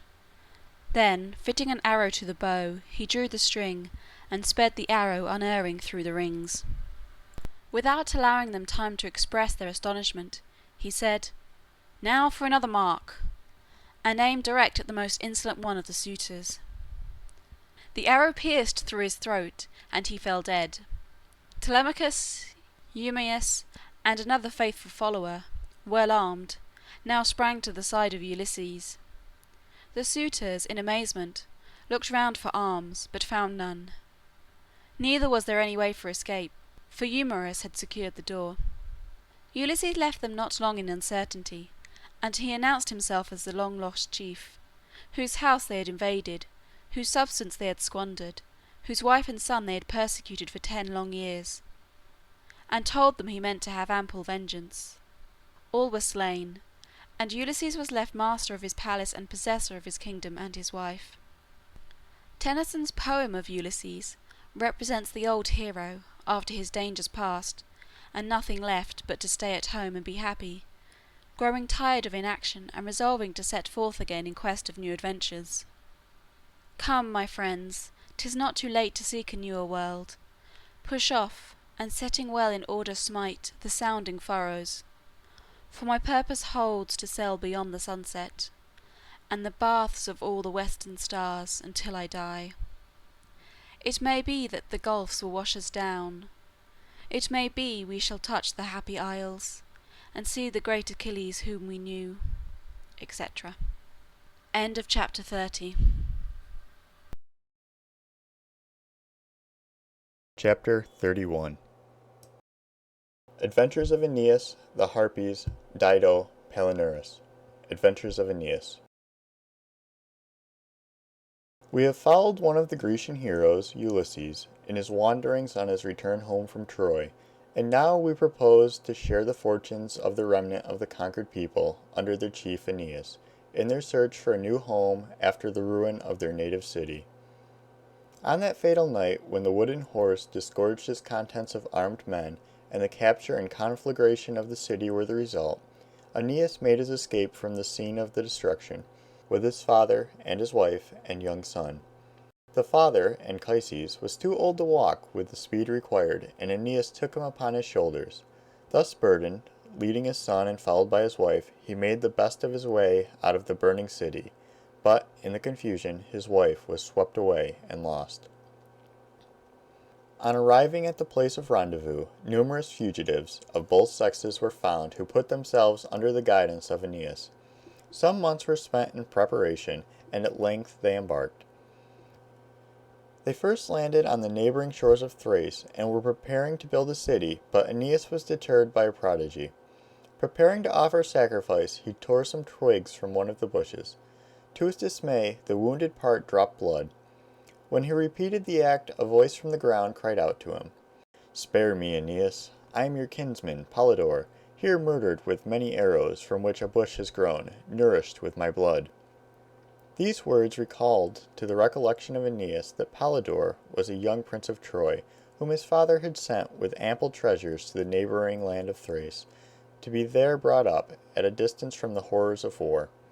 The king to whom he was sent had murdered him and seized his treasures. Aeneas and his companions, considering the land accursed by the stain of such a crime, hastened away. They next landed on the island of Delos, which was once a floating island till Jupiter fastened it by adamantine chains to the bottom of the sea. Apollo and Diana were born there, and the island was sacred to Apollo. Here Aeneas consulted the oracle of Apollo and received an answer, ambiguous as usual. "Seek your ancient mother. There the race of Aeneas shall dwell and reduce all other nations to their sway." The Trojans heard with joy and immediately began to ask one another, "Where is the spot intended by the oracle?" Anchises remembered that there was a tradition that their forefathers came from Crete, and thither they resolved to steer. They arrived at Crete and began to build their city, but sickness broke out among them, and the fields that they had planted failed to yield a crop. In this gloomy aspect of affairs, Aeneas was warned in a dream to leave the country and seek a western land called Hesperia, whence Dardanus, the true founder of the Trojan race, had originally migrated. To Hesperia, now called Italy, therefore, they directed their future course, and not till after many adventures and the lapse of time sufficient to carry a modern navigator several times around the world did they arrive there. Their first landing was at the island of the Harpies. These were disgusting birds with the heads of maidens, with long claws and faces pale with hunger. They were sent by the gods to torment a certain Phineus, whom Jupiter had deprived of his sight in punishment of his cruelty. And whenever a meal was placed before him, the Harpies darted down from the air and carried it off. They were driven away from Phineus by the heroes of the Argonautic expedition, and took refuge in the island where Aeneas now found them. When they entered the port, the Trojans saw herds of cattle roaming over the plain. They slew as many as they wished and prepared for a feast. But no sooner had they seated themselves at the table than a horrid clamor was heard in the air, and a flock of these odious harpies came rushing down upon them, seizing in their talons the meat from the dishes and flying away with it. Aeneas and his companions drew their swords and dealt vigorous blows among the monsters, but to no purpose, for they were so nimble it was almost impossible to hit them, and their feathers were just like armor, impenetrable to steel. One of them, perched on a neighboring cliff, screamed out, "Is it thus, Trojans, you treat us innocent birds, first slaughter our cattle and then make war on ourselves?" She then predicted dire sufferings to them in their future course, and having vented her wrath flew away. The Trojans made haste to leave the country, and next found themselves coasting along the shore of Epirus.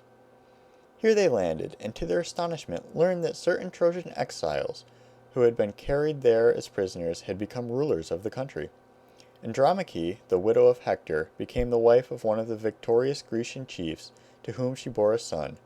Her husband dying, she was left regent of the country as guardian of her son, and had married a fellow captive, Helenus, of the royal race of Troy. Helenus and Andromache treated the exiles with the utmost hospitality, and dismissed them loaded with gifts. From hence Aeneas coasted along the shore of Sicily, and passed the country of the Cyclops. Here they were hailed from the shore by a miserable object, whom by his garments, tattered as they were, they perceived to be a Greek. He told them he was one of Ulysses' companions, left behind by that chief in his hurried departure. He related the story of Ulysses' adventure with Polyphemus, and besought them to take him off with them, as he had no means of sustaining his existence where he was but wild berries and roots, and lived in constant fear of the Cyclops. While he spoke, Polyphemus made his appearance, a terrible monster, shapeless, vast, whose only eye had been put out. He walked with cautious steps, feeling his way with a staff down to the seaside, to wash his eye socket in the waves. When he reached the water, he waded out towards them, and his immense height enabled him to advance far into the sea, so that the Trojans, in terror, took to their oars to get out of his way. Hearing the oars, Polyphemus shouted after them, so that the shores resounded, and at the noise the other Cyclops came forth from their caves and woods and lined the shores, like a row of lofty pine trees. The Trojans plied their oars, and soon left them out of sight. Aeneas had been cautioned by Helenus to avoid the strait guarded by the monsters Scylla and Charybdis. There Ulysses, the reader will remember, had lost 6 of his men, seized by Scylla, while the navigators were wholly intent upon avoiding Charybdis. Aeneas, following the advice of Helenus, shunned the dangerous pass, and coasted along the island of Sicily. Juno, seeing the Trojans speeding their way prosperously towards their destined shore, felt her old grudge against them revive, for she could not forget the slight that Paris had put upon her, in awarding the prize of beauty to another. In heavenly minds can such resentment dwell. Accordingly she hastened to Aeolus, the ruler of the winds, the same who had supplied Ulysses with favoring gales, giving him the contrary ones tied up in a bag. Aeolus obeyed the goddess and sent forth his sons, Boreas, Typhon, and the other winds, to toss the ocean. A terrible storm ensued, and the Trojans were driven out of their course towards the coast of Africa. There they were in imminent danger of being wrecked, and were separated, so that Aeneas thought that all were lost except his own.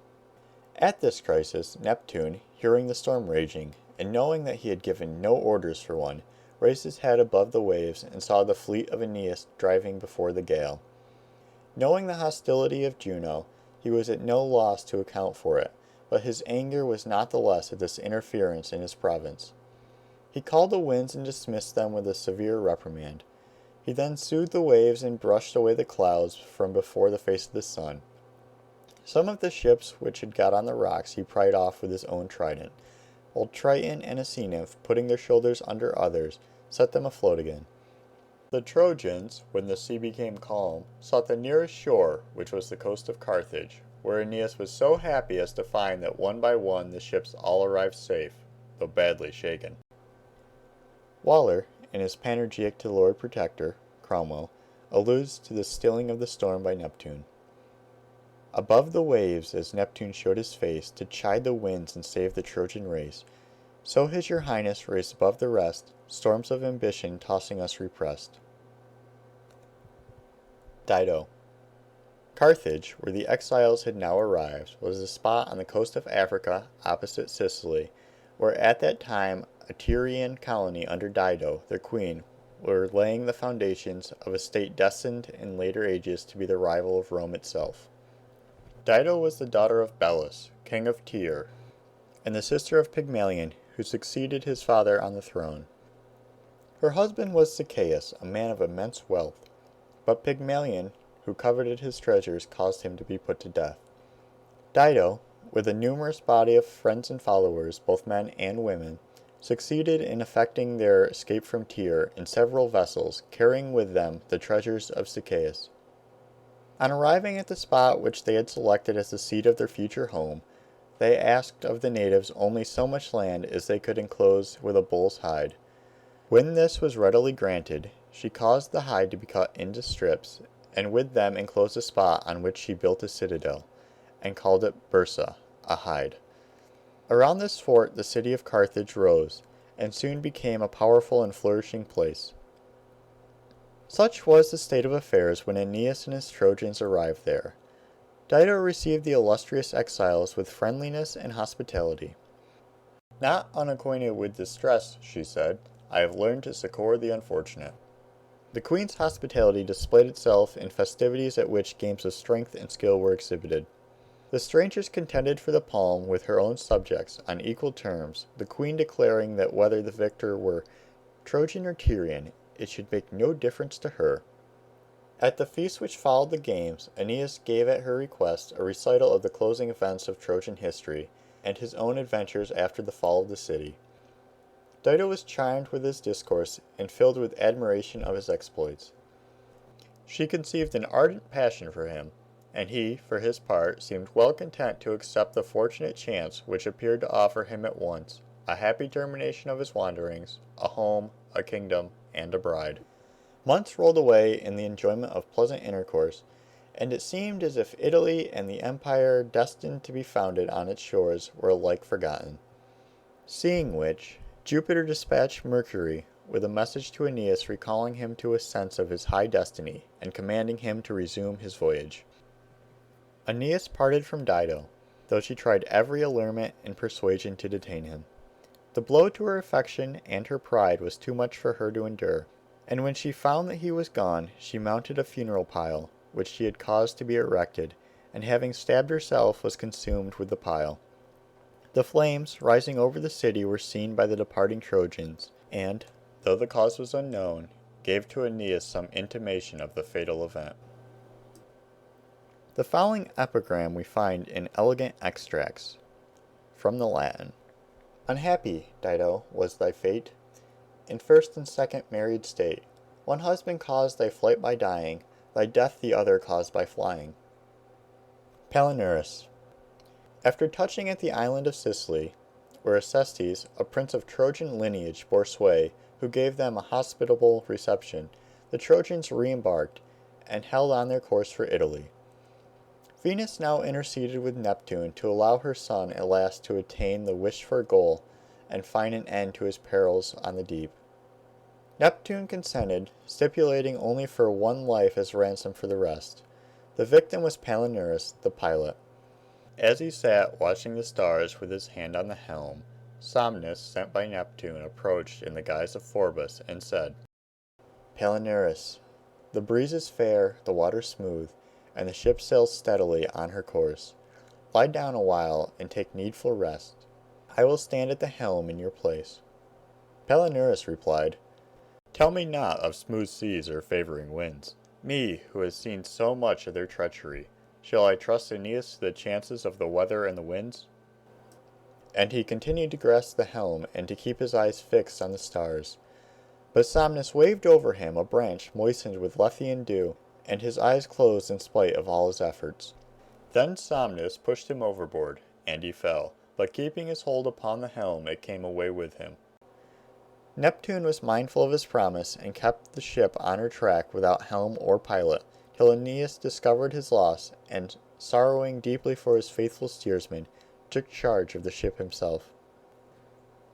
There is a beautiful allusion to the story of Palinurus in Scott's Marmion, Introduction to Canto I, where the poet, speaking of the recent death of William Pitt, says, "Oh, think how, to his latest day, when death just hovering claimed his prey, with Palinur's unaltered mood, firm at his dangerous post he stood, each call for needful rest repelled, with dying hand the rudder held, till in his fall with fateful sway the steerage of the realm gave way." The ships at last reached the shores of Italy, and joyfully did the adventurers leap to land. While his people were employed in making their encampment, Aeneas sought the abode of the Sibyl. It was a cave connected with a temple and a grove, sacred to Apollo and Diana. While Aeneas contemplated the scene, the Sibyl accosted him. She seemed to know his errand, and under the influence of the deity of the place, burst forth in a prophetic strain, giving dark intimations of the labors and perils through which he was destined to make his way to final success. She closed with the encouraging words which have become proverbial: "Yield not to disasters, but press onward the more bravely." Aeneas replied that he had prepared himself for whatever might await him. He had but one request to make. Having been directed in a dream to seek the abode of the dead in order to confer with his father Anchises, to receive from him a revelation of his future fortunes and those of his race, he asked her assistance to enable him to accomplish the task. The Sibyl replied, "The descent to Avernus is easy. The gate of Pluto stands open night and day, but to retrace one's steps and return to the upper air, that is the toil, that is the difficulty." She instructed him to seek in the forest a tree on which grew a golden branch. This branch was to be plucked off and borne as a gift to Proserpine, and if fate was propitious, it would yield to the hand and quit its parent's trunk, but otherwise no force could rend it away. If torn away, another would succeed. Aeneas followed the directions of the Sibyl. His mother Venus sent 2 of her doves to fly before him and show him the way, and by their assistance he found the tree, plucked the branch, and hastened back with it to the Sibyl. End of chapter 31. Chapter 32. The Infernal Regions. The Sibyl. The Infernal Regions. As, at the commencement of our series, we have given the pagan account of the creation of the world, so, as we approach its conclusion, we present a view of the regions of the dead, depicted by one of their most enlightened poets, who drew his doctrines from their most esteemed philosophers. The region where Virgil locates the entrance to this abode is perhaps the most strikingly adapted to excite ideas of the terrific and preternatural of any on the face of the earth.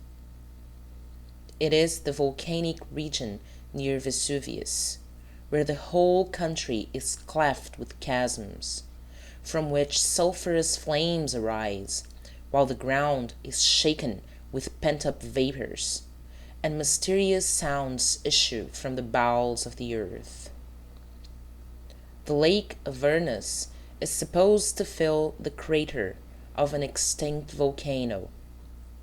It is circular, half a mile wide, and very deep, surrounded by high banks, which, in Virgil's time, were covered with a gloomy forest.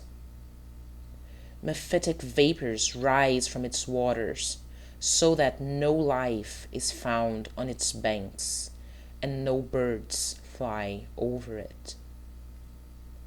Here, according to the poet, was the cave which afforded access to the infernal regions, and here Aeneas offered sacrifices to the infernal deities, Proserpine, Hecate, and the Furies.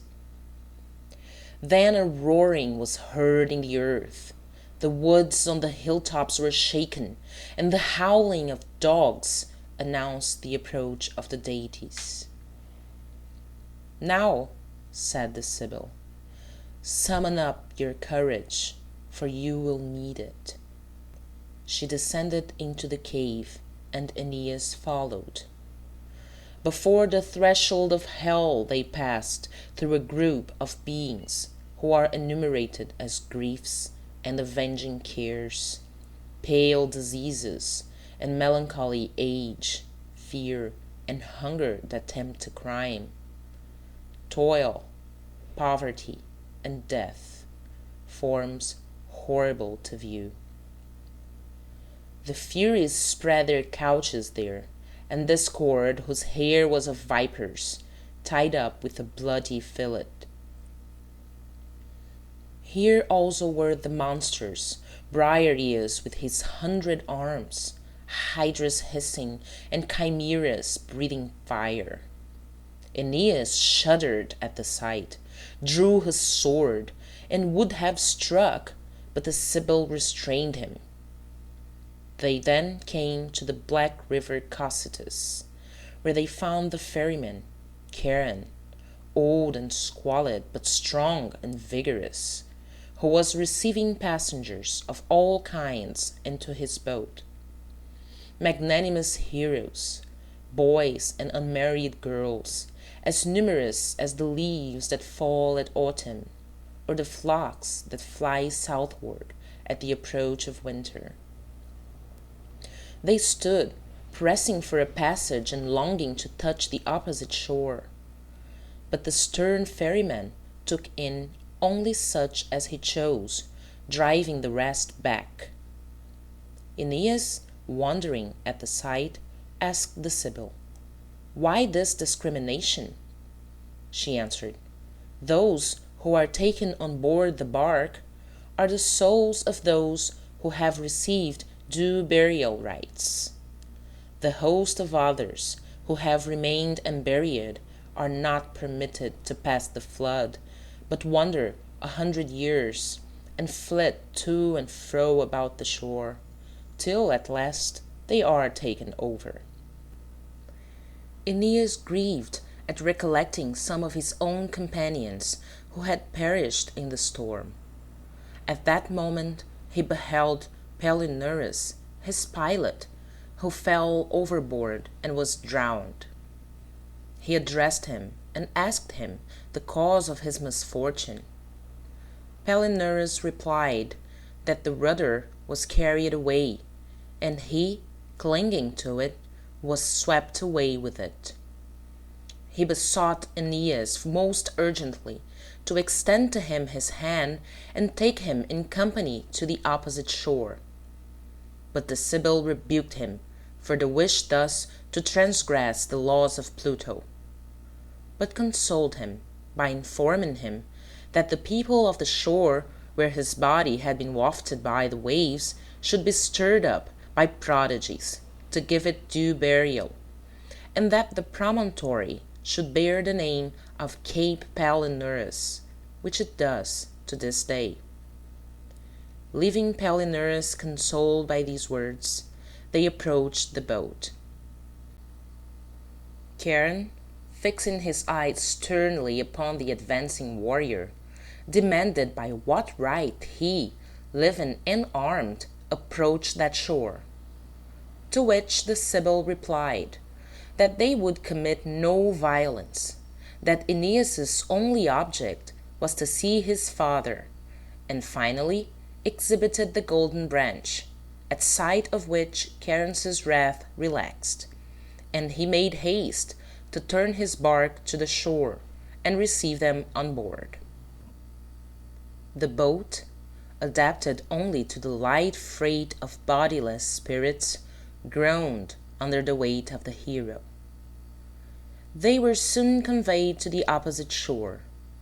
There they were encountered by the 3-headed dog, Cerberus, with his neck bristling with snakes. He barked with all his 3 throats, till the Sibyl threw him a medicated cake, which he eagerly devoured, and then stretched himself out in his den and fell asleep. Aeneas and the Sibyl sprang to land. The first sound that struck their ears was the wailing of young children who had died on the threshold of life, and near to these were they who had perished under false charges. Minos presides over them as judge, and examines the deeds of each. The next class was of those who had died by their own hand, hating life and seeking refuge in death. Oh, how willingly would they now endure poverty, labor, and any other infliction, if they might but return to life! Next were situated the regions of sadness, divided off into retired paths, leading through groves of myrtle. Here roamed those who had fallen victims to unrequited love, not freed from pain even by death itself. Among these, Aeneas thought he descried the form of Dido, with a wound still recent. In the dim light he was for a moment uncertain, but approaching, perceived it was indeed herself.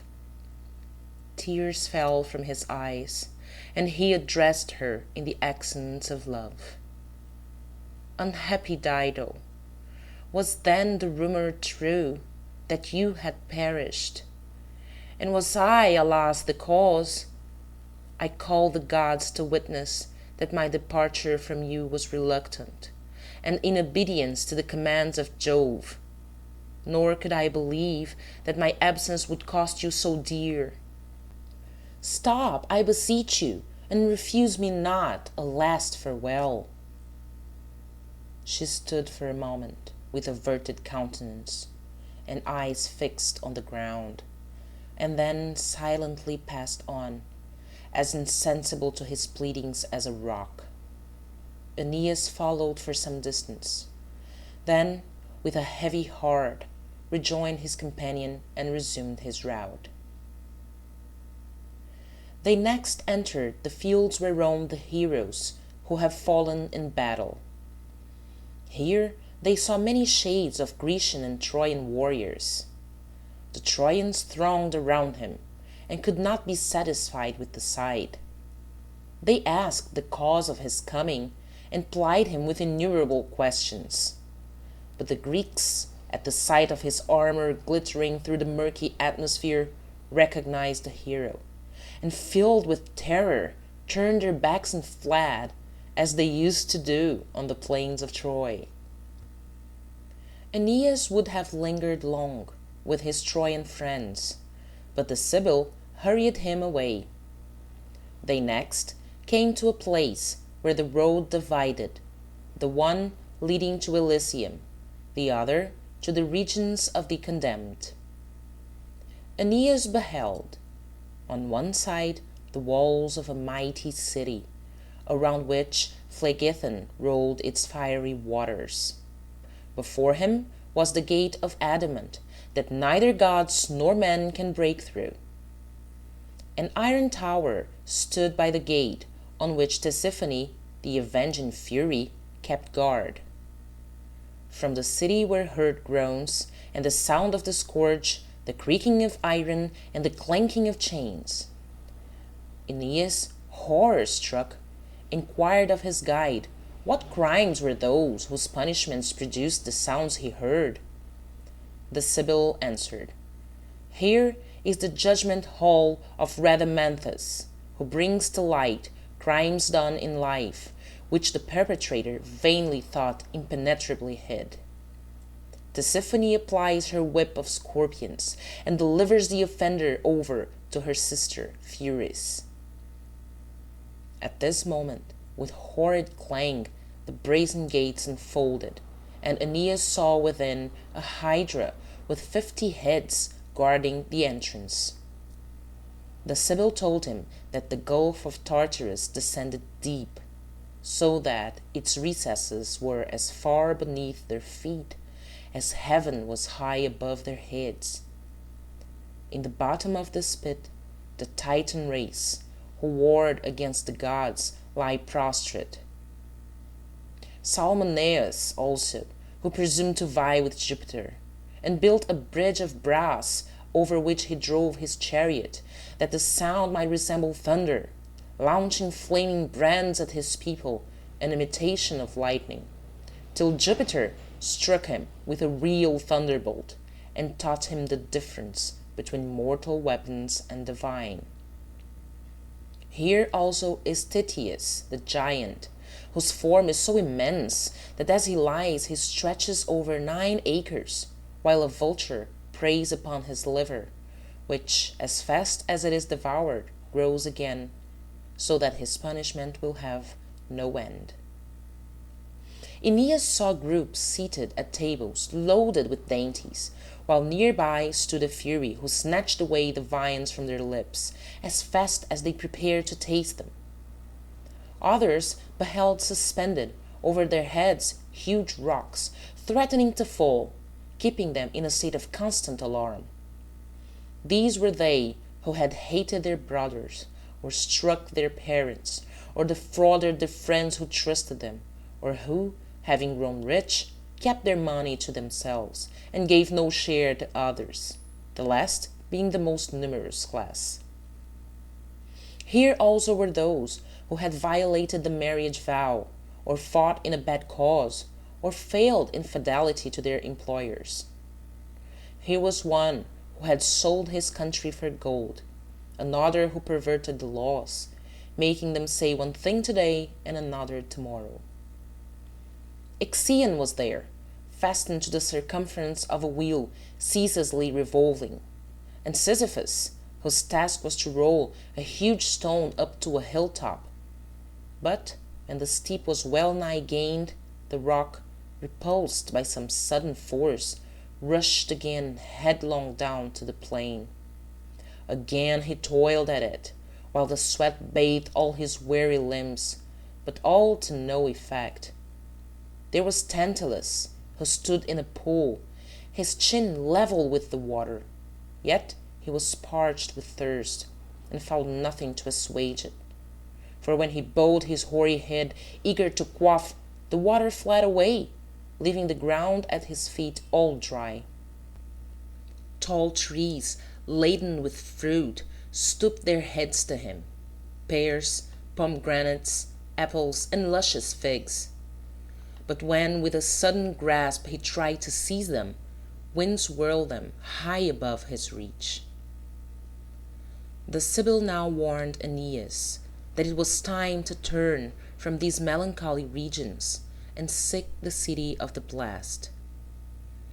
They passed through a middle tract of darkness, and came upon the Elysian fields, the groves where the happy reside. They breathed a freer air, and saw all objects clothed in a purple light. The region has a sun and stars of its own. The inhabitants were enjoying themselves in various ways, some in sports on the grassy turf, in games of strength or skill, others dancing or singing. Orpheus struck the chords of his lyre, and called forth ravishing sounds. Here Aeneas saw the founders of the Trojan state, magnanimous heroes who lived in happier times. He gazed with admiration on the war chariots and glittering arms now reposing in disuse. Spears stood fixed in the ground, and the horses, unharnessed, roamed over the plain. The same pride in splendid armor and generous steeds which the old heroes felt in life accompanied them here. He saw another group, feasting and listening to the strains of music. They were in a laurel grove, whence the river Po has its origin and flows out among men. Here dwelt those who fell by wounds received in their country's cause, holy priests also, and poets who have uttered thoughts worthy of Apollo, and others who have contributed to cheer and adorn life by their discoveries in the useful arts, and have made their memory blessed by rendering service to mankind. They wore snow-white fillets about their brows. The Sibyl addressed a group of these, and inquired where Anchises was to be found. They were directed where to seek him, and soon found him in a verdant valley, where he was contemplating the ranks of his posterity, their destinies and worthy deeds to be achieved in coming times. When he recognized Aeneas approaching, he stretched out both hands to him, while tears flowed freely. "Have you come at last?" said he, "long expected, and do I behold you after such perils past? O my son, how have I trembled for you, as I have watched your career!" To which Aeneas replied, "O father, your image was always before me to guide and guard me." Then he endeavored to enfold his father in his embrace, but his arms enclosed only an unsubstantial image. Aeneas perceived before him a spacious valley, with trees gently waving to the wind, a tranquil landscape through which the river Lethe flowed. Along the banks of the stream wandered a countless multitude, numerous as insects in the summer air. Aeneas, with surprise, inquired who were these. Anchises answered, "They are souls to which bodies are to be given in due time. Meanwhile they dwell on Lethe's bank, and drink oblivion of their former lives." "O father," said Aeneas, "is it possible that any can be so in love with life as to wish to leave these tranquil seats for the upper world?" Anchises replied by explaining the plan of creation. The Creator, he told him, originally made the material of which souls are composed of the 4 elements: fire, air, earth, and water, all which, when united, took the form of the most excellent part, fire, and became flame. This material was scattered like seed among the heavenly bodies, the sun, moon, and stars. Of this seed the inferior gods created man and all other animals, mingling it with various proportions of earth, by which its purity was alloyed and reduced. Thus, the more earth predominates in the composition, the less pure is the individual. And we see men and women with their full-grown bodies have not the purity of childhood.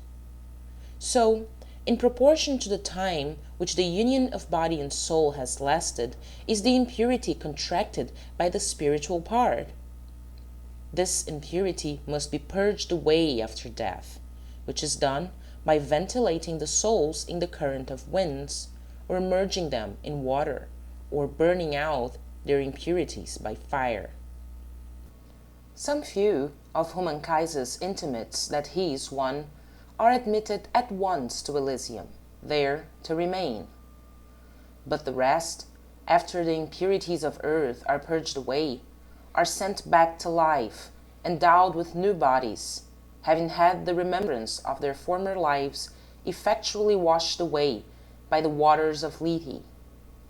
Some, however, there still are, so thoroughly corrupted that they are not fit to be entrusted with human bodies, and these are made into brutal animals, lions, tigers, cats, dogs, monkeys, etc. This is what the ancients called metempsychosis, or the transmigration of souls, a doctrine which is still held by the natives of India, who scruple to destroy the life even of the most insignificant animal, not knowing but it may be one of their relatives in an altered form. Anchises, having explained so much, proceeded to point out to Aeneas individuals of his race, who were hereafter to be born, and to relate to him the exploits they should perform in the world. After this he reverted to the present, and told his son of the events that remained to him to be accomplished but for the complete establishment of himself and his followers in Italy. Wars were to be waged, battles fought, a bride to be won, and, in the result, a Trojan state founded, from which should rise the Roman power, to be in time the sovereign of the world. Aeneas and the Sibyl then took leave of Anchises, and returned by some shortcut which the poet does not explain to the upper world. Elysium. Virgil, we have seen, places his Elysium under the earth, and assigns it for a residence to the spirits of the blessed. But in Homer, Elysium forms no part of the realms of the dead.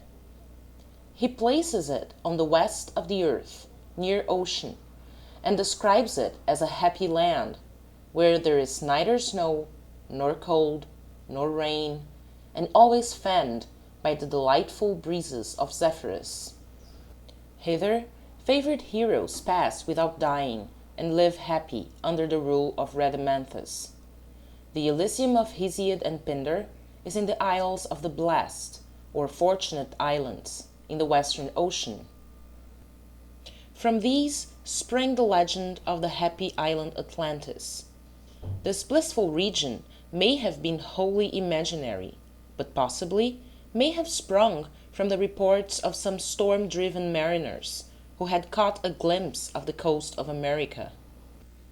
J.R. Lowell, in one of his shorter poems, claims for the present age some of the privileges of that happy realm. Addressing the past, he says, "Whatever of true life there was in thee leaps in our age's veins. Here, mid the bleak waves of our strife and care, float the green Fortunate Isles, where all thy heroes' spirits dwell and share our martyrdoms and toils. The present moves attended with all of brave and excellent and fair that made the old times splendid." Milton also alludes to the same fable in Paradise Lost, Book 3, 1, 568. Like those Hesperian gardens famed of old, fortunate fields and groves and flowery vales, thrice happy isles. And in Book 2, he characterizes the rivers of Erebus according to the meaning of their names in the Greek language. Abhorred Styx, the flood of deadly hate; sad Acheron, of sorrow black and deep; Cocytus, named of lamentation loud heard on the rueful stream; fierce Phlegethon, whose waves of torrent fire inflame with rage. Far off from these a slow and silent stream, Lethe, the river of oblivion, rolls her watery labyrinth, whereof who drinks forthwith his former state and being forgets both joy and grief, pleasure and pain. The Sibyl. As Aeneas and the Sibyl pursue their way back to earth, he said to her, "Whether thou be a goddess or a mortal beloved of the gods, by me thou shalt always be held in reverence. When I reach the upper air, I will cause a temple to be built to thy honor, and will myself bring offerings." "I am no goddess," said the Sibyl. "I have no claim to sacrifice or offering. I am mortal. Yet, if I could have accepted the love of Apollo, I might have been immortal. He promised me the fulfillment of my wish if I would consent to be his. I took a handful of sand, and holding it forth said, 'Grant me to see as many birthdays as there are sand grains in my hand.' Unluckily, I forgot to ask for enduring youth. This also he would have granted could I have accepted his love, but offended at my refusal, he allowed me to grow old. My youth and youthful strength fled long ago. I have lived 700 years, and to equal the number of the sand grains, I have still to see 300 springs and 300 harvests. My body shrinks up as years increase, and in time I shall be lost to sight, but my voice will remain, and future ages will respect my sayings." These concluding words of the Sibyl alluded to her prophetic power. In her cave, she was accustomed to inscribe on leaves gathered from the trees the names and fates of individuals.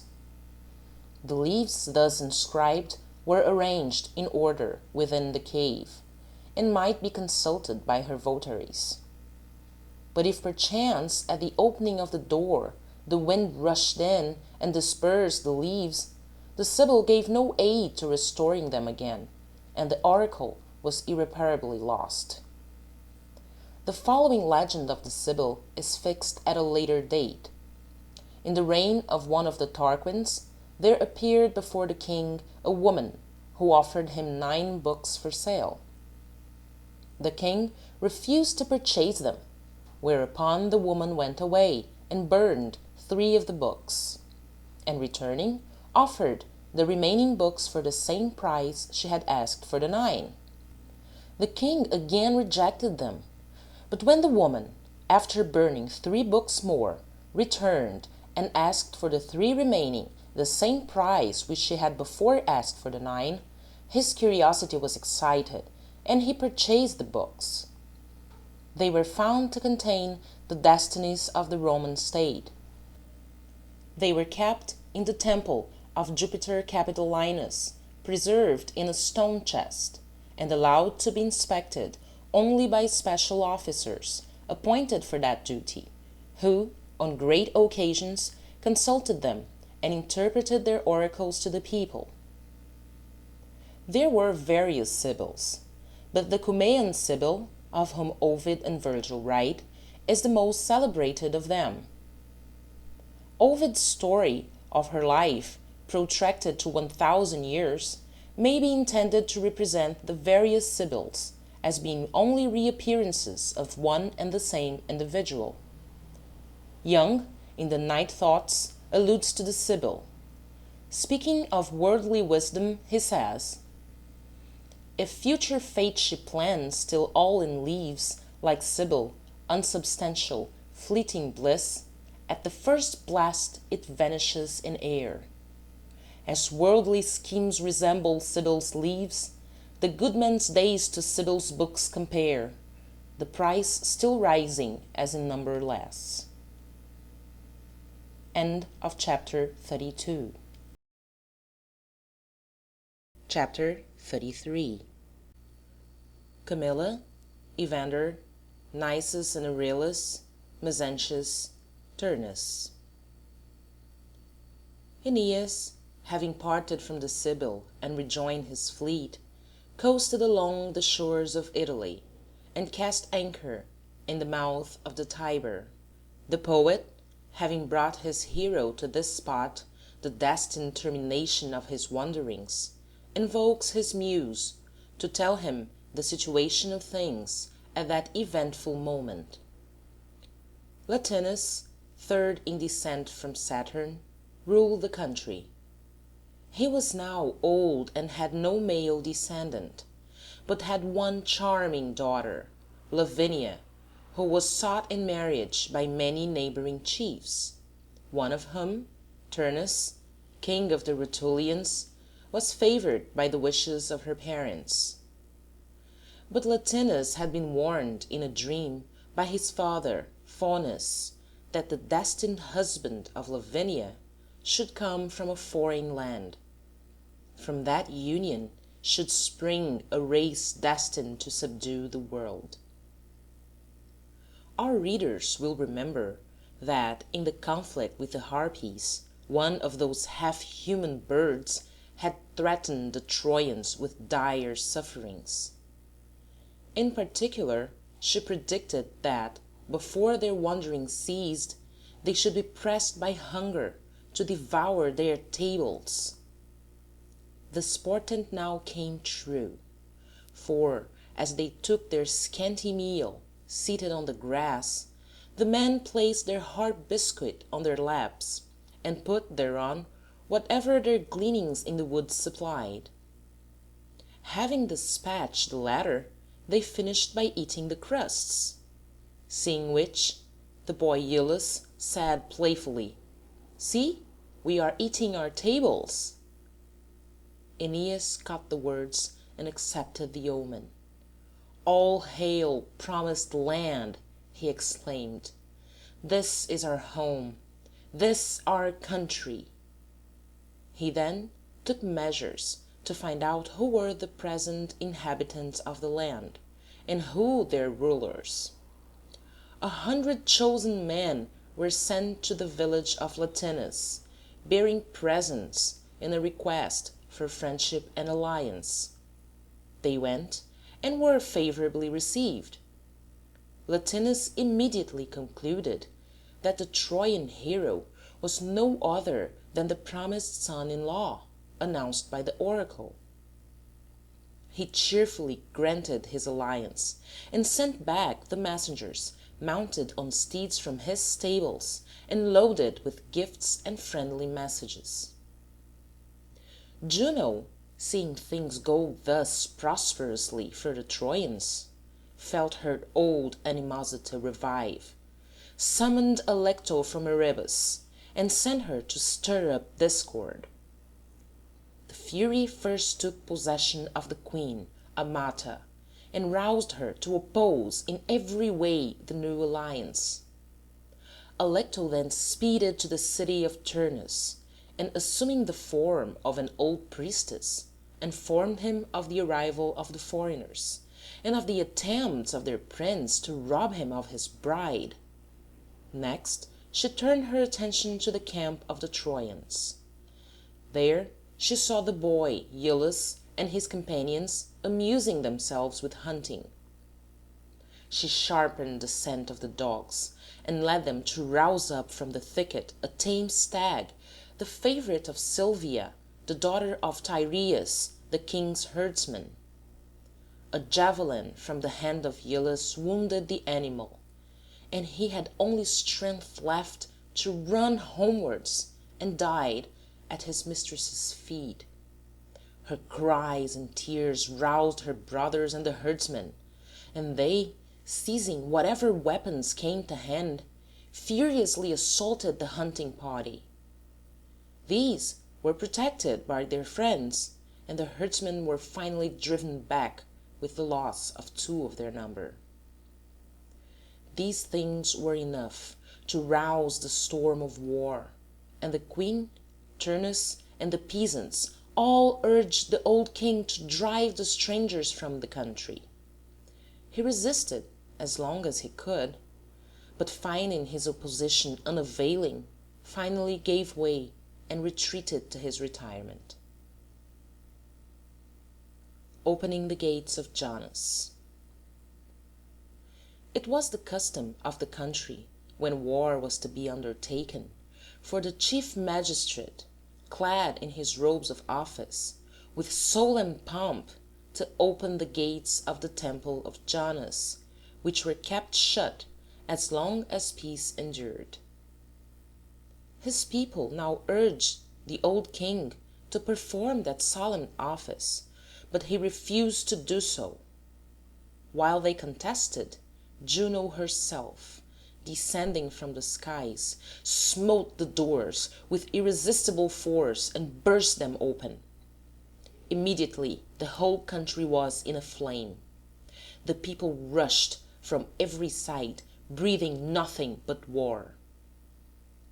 Turnus was recognized by all as leader.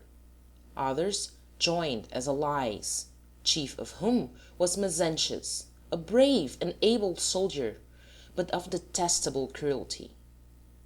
He had been the chief of one of the neighboring cities, but his people drove him out.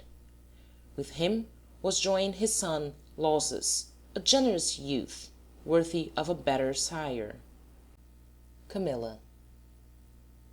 Camilla, the favorite of Diana, a huntress and warrior after the fashion of the Amazons, came with her band of mounted followers, including a select number of her own sex, and ranged herself on the side of Turnus. This maiden had never accustomed her fingers to the distaff or the loom, but had learned to endure the toils of war, and in speed to outstrip the wind. It seemed as if she might run over the standing corn without crushing it, or over the surface of the water without dipping her feet. Camilla's history had been singular from the beginning. Her father, Metabus, driven from his city by civil discord, carried with him in his flight his infant daughter. As he fled through the woods, his enemies in hot pursuit, he reached the bank of the river Amazonas, which, swelled by rains, seemed to debar a passage. He paused for a moment, then decided what to do. He tied the infant to his lance with wrappers of bark, and poising the weapon in his upraised hand, thus addressed Diana: "Goddess of the woods, I consecrate this maid to you." Then hurled the weapon with its burden to the opposite bank. The spear flew across the roaring water. His pursuers were already upon him, but he plunged into the river and swam across, and found the spear with the infant safe on the other side. Henceforth he lived among the shepherds, and brought up his daughter in woodland arts. While a child, she was taught to use the bow and throw the javelin. With her sling she could bring down the crane or the wild swan. Her dress was a tiger's skin. Many mothers sought her for a daughter-in-law, but she continued faithful to Diana and repelled the thought of marriage. Evander. Such were the formidable allies that ranged themselves against Aeneas. It was night, and he lay stretched in sleep on the bank of the river under the open heavens. The god of the stream, Father Tiber, seemed to raise his head above the willows, and to say, "O goddess-born, destined possessor of the Latin realms, this is the promised land. Here is to be your home. Here shall terminate the hostility of the heavenly powers, if only you faithfully persevere.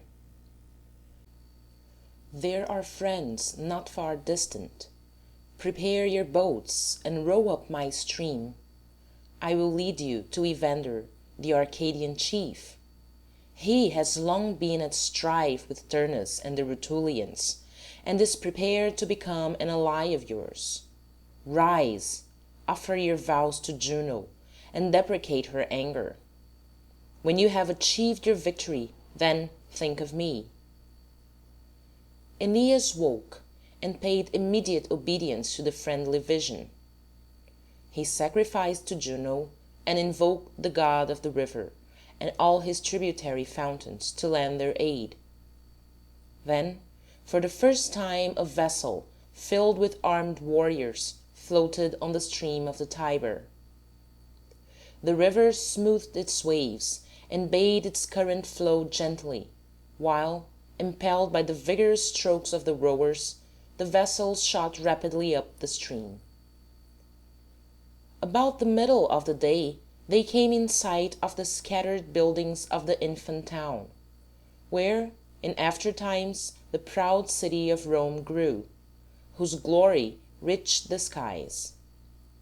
By chance, the old king, Evander, was that day celebrating annual solemnities in honor of Hercules and all the gods. Pallas, his son, and all the chiefs of the little commonwealth stood by. When they saw the tall ship gliding onward near the wood, they were alarmed at the sight and rose from the tables.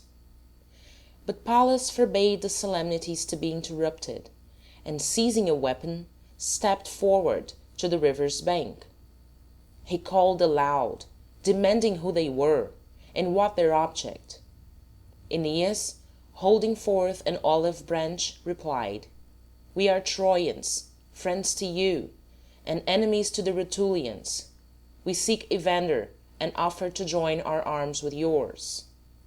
Pallas, in amaze at the sound of so great a name, invited them to land, and when Aeneas touched the shore, he seized his hand and held it long in friendly grasp.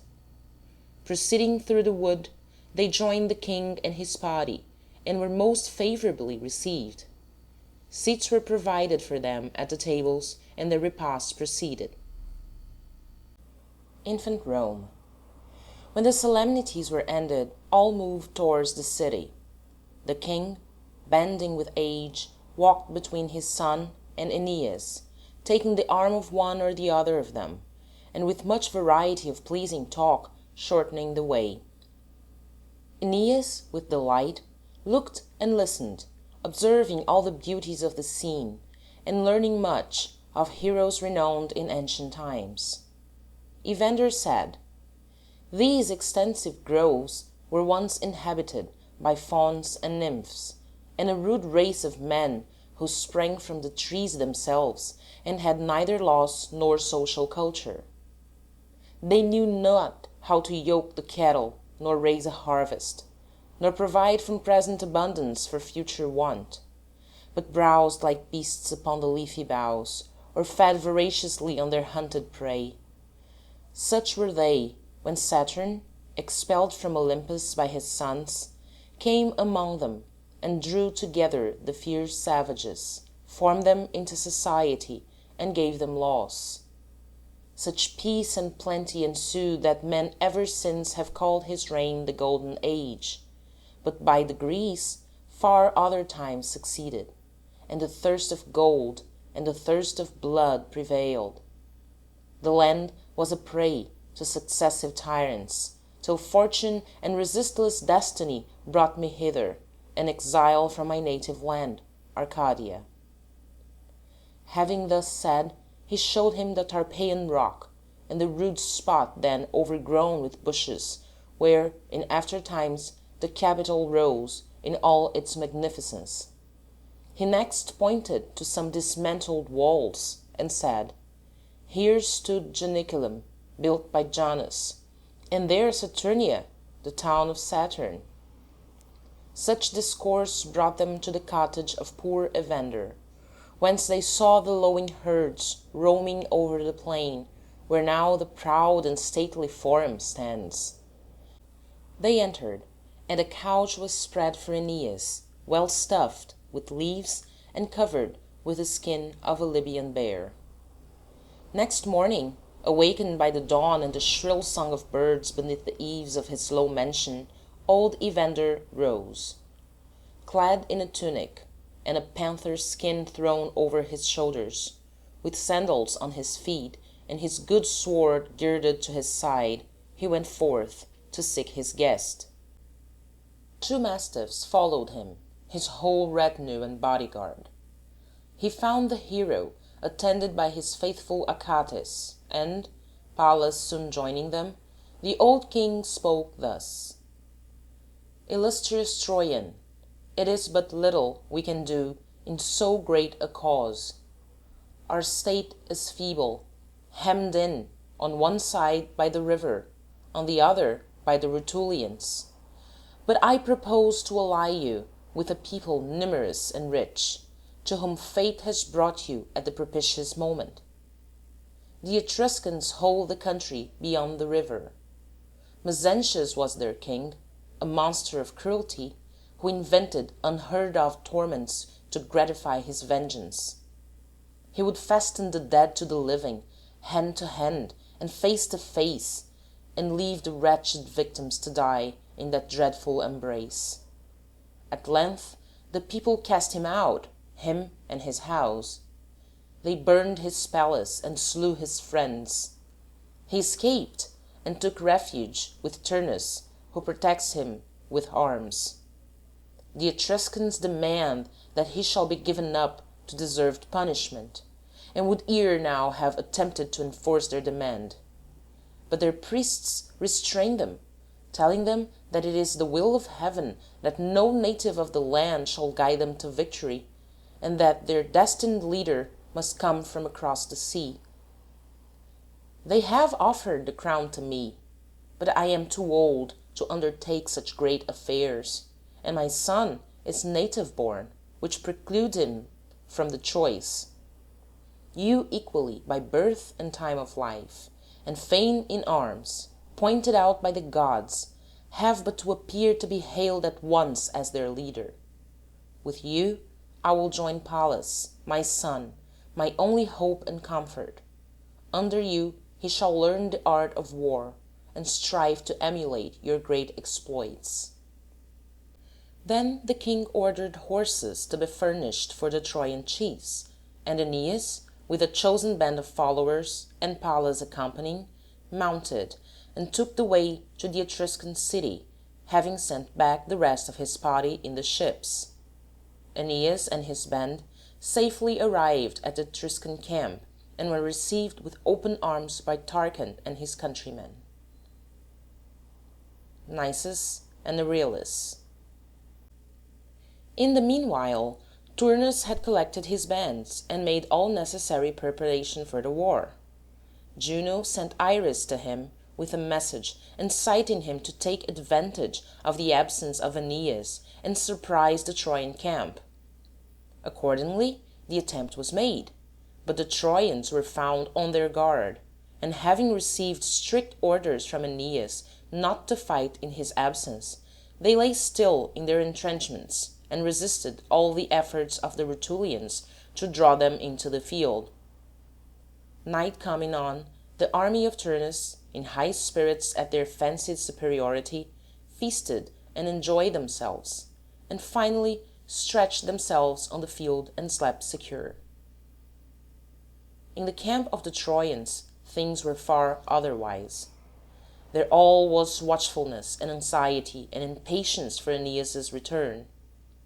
Nisus stood guard at the entrance of the camp, and Euryalus, a youth distinguished above all in the army for graces of person and fine qualities, was with him. These two were friends and brothers in arms. Nisus said to his friend, "Do you perceive what confidence and carelessness the enemy display? Their lights are few and dim, and the men seem all oppressed with wine or sleep. You know how anxiously our chiefs wish to send to Aeneas, and to get intelligence from him. Now I am strongly moved to make my way through the enemy's camp, and to go in search of our chief. If I succeed, the glory of the deed will be reward enough for me, and if they judge the service deserves anything more, let them pay it to you." Euryalus, all on fire with the love of adventure, replied, "Would you then, Nisus, refuse to share your enterprise with me? And shall I let you go into such danger alone? Not so my brave father brought me up, nor so have I planned for myself when I joined the standard of Aeneas, and resolved to hold my life cheap in comparison with honor." Nisus replied, "I doubt it not, my friend, but you know the uncertain event of such an undertaking, and whatever may happen to me, I wish you to be safe. You are younger than I, and have more of life in prospect. Nor can I be the cause of such grief to your mother, who has chosen to be here in the camp with you rather than stay and live in peace with the other matrons in Acestus' city." Euryalus replied, "Say no more. In vain you seek arguments to dissuade me. I am fixed in the resolution to go with you. Let us lose no time."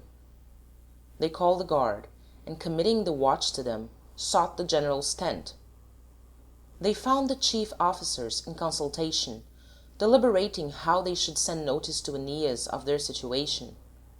The offer of the two friends was gladly accepted, themselves loaded with praises, and promised the most liberal rewards in case of success. Iulus especially addressed Euryalus, assuring him of his lasting friendship. Euryalus replied, "I have but one boon to ask. My aged mother is with me in the camp. For me she left the Trojan soil, and would not stay behind with the other matrons at the city of Acestus. I go now without taking leave of her. I could not bear her tears, nor set at now her entreaties. But do thou, I beseech you, comfort her in her distress. promise me that I shall go more boldly into whatever dangers may present themselves." Iülus and the other chiefs were moved to tears, and promised to do all his request. "Your mother shall be mine," said Iülus, "and all that I have promised to you shall be made good to her if you do not return to receive it." The two friends left the camp and plunged at once into the midst of the enemy. They found no watch, no sentinels posted, but, all about, the sleeping soldiers strewn on the grass and among the wagons.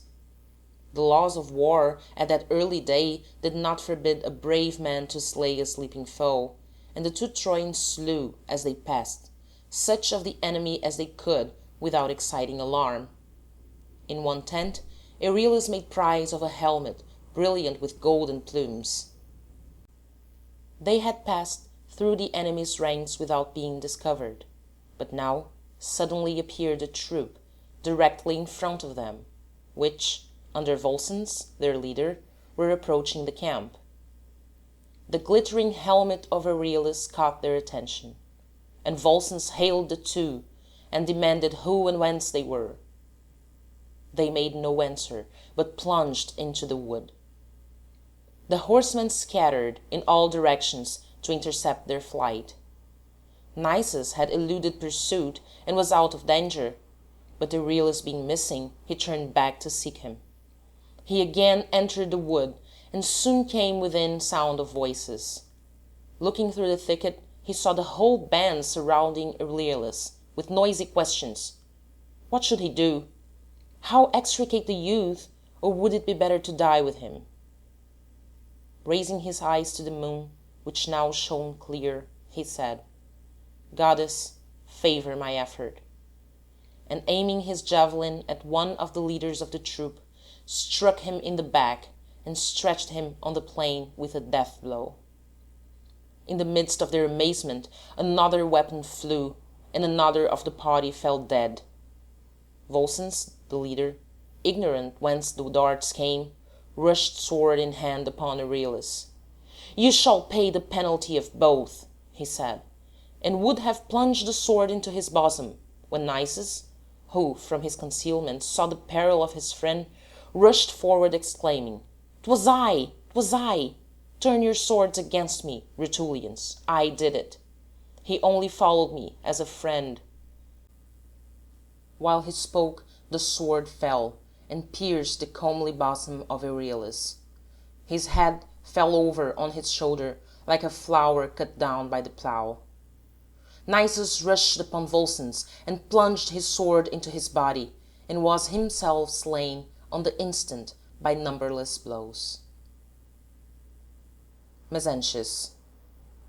Aeneas, with his Etrurian allies, arrived on the scene of action, in time to rescue his beleaguered camp.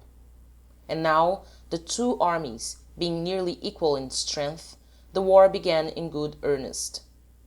We cannot find space for all the details, but must simply record the fate of the principal characters whom we have introduced to our readers. The tyrant Mezentius, finding himself engaged against his revolting subjects, raged like a wild beast. He slew all who dared to withstand him, and put the multitude to flight wherever he appeared. At last he encountered Aeneas, and the armies stood still to see the issue. Mezentius threw his spear, which, striking Aeneas's shield, glanced off and hit Anther. He was a Grecian by birth, who had left Argos, his native city, and followed Evander into Italy. The poet says of him, with simple pathos, which has made the words proverbial, "He fell, unhappy, by a wound intended for another, looked up at the skies, and dying remembered sweet Argos." Aeneas now, in turn, hurled his lance. It pierced the shield of Mezentius and wounded him in the thigh. Lausus, his son, could not bear the sight, but rushed forward and interposed himself, while the followers pressed round Mezentius and bore him away. Aeneas held his sword suspended over Lausus, and delayed to strike, but the furious youth pressed on, and he was compelled to deal the fatal blow. Lausus fell, and Aeneas bent over him in pity. "Hapless youth," he said, "what can I do for you worthy of your praise? Keep those arms in which you glory, and fear not but that your body shall be restored to your friends and have due funeral honours." So saying, he called the timid followers and delivered the body into their hands. Mezentius, meanwhile, had been borne to the riverside and washed his wound.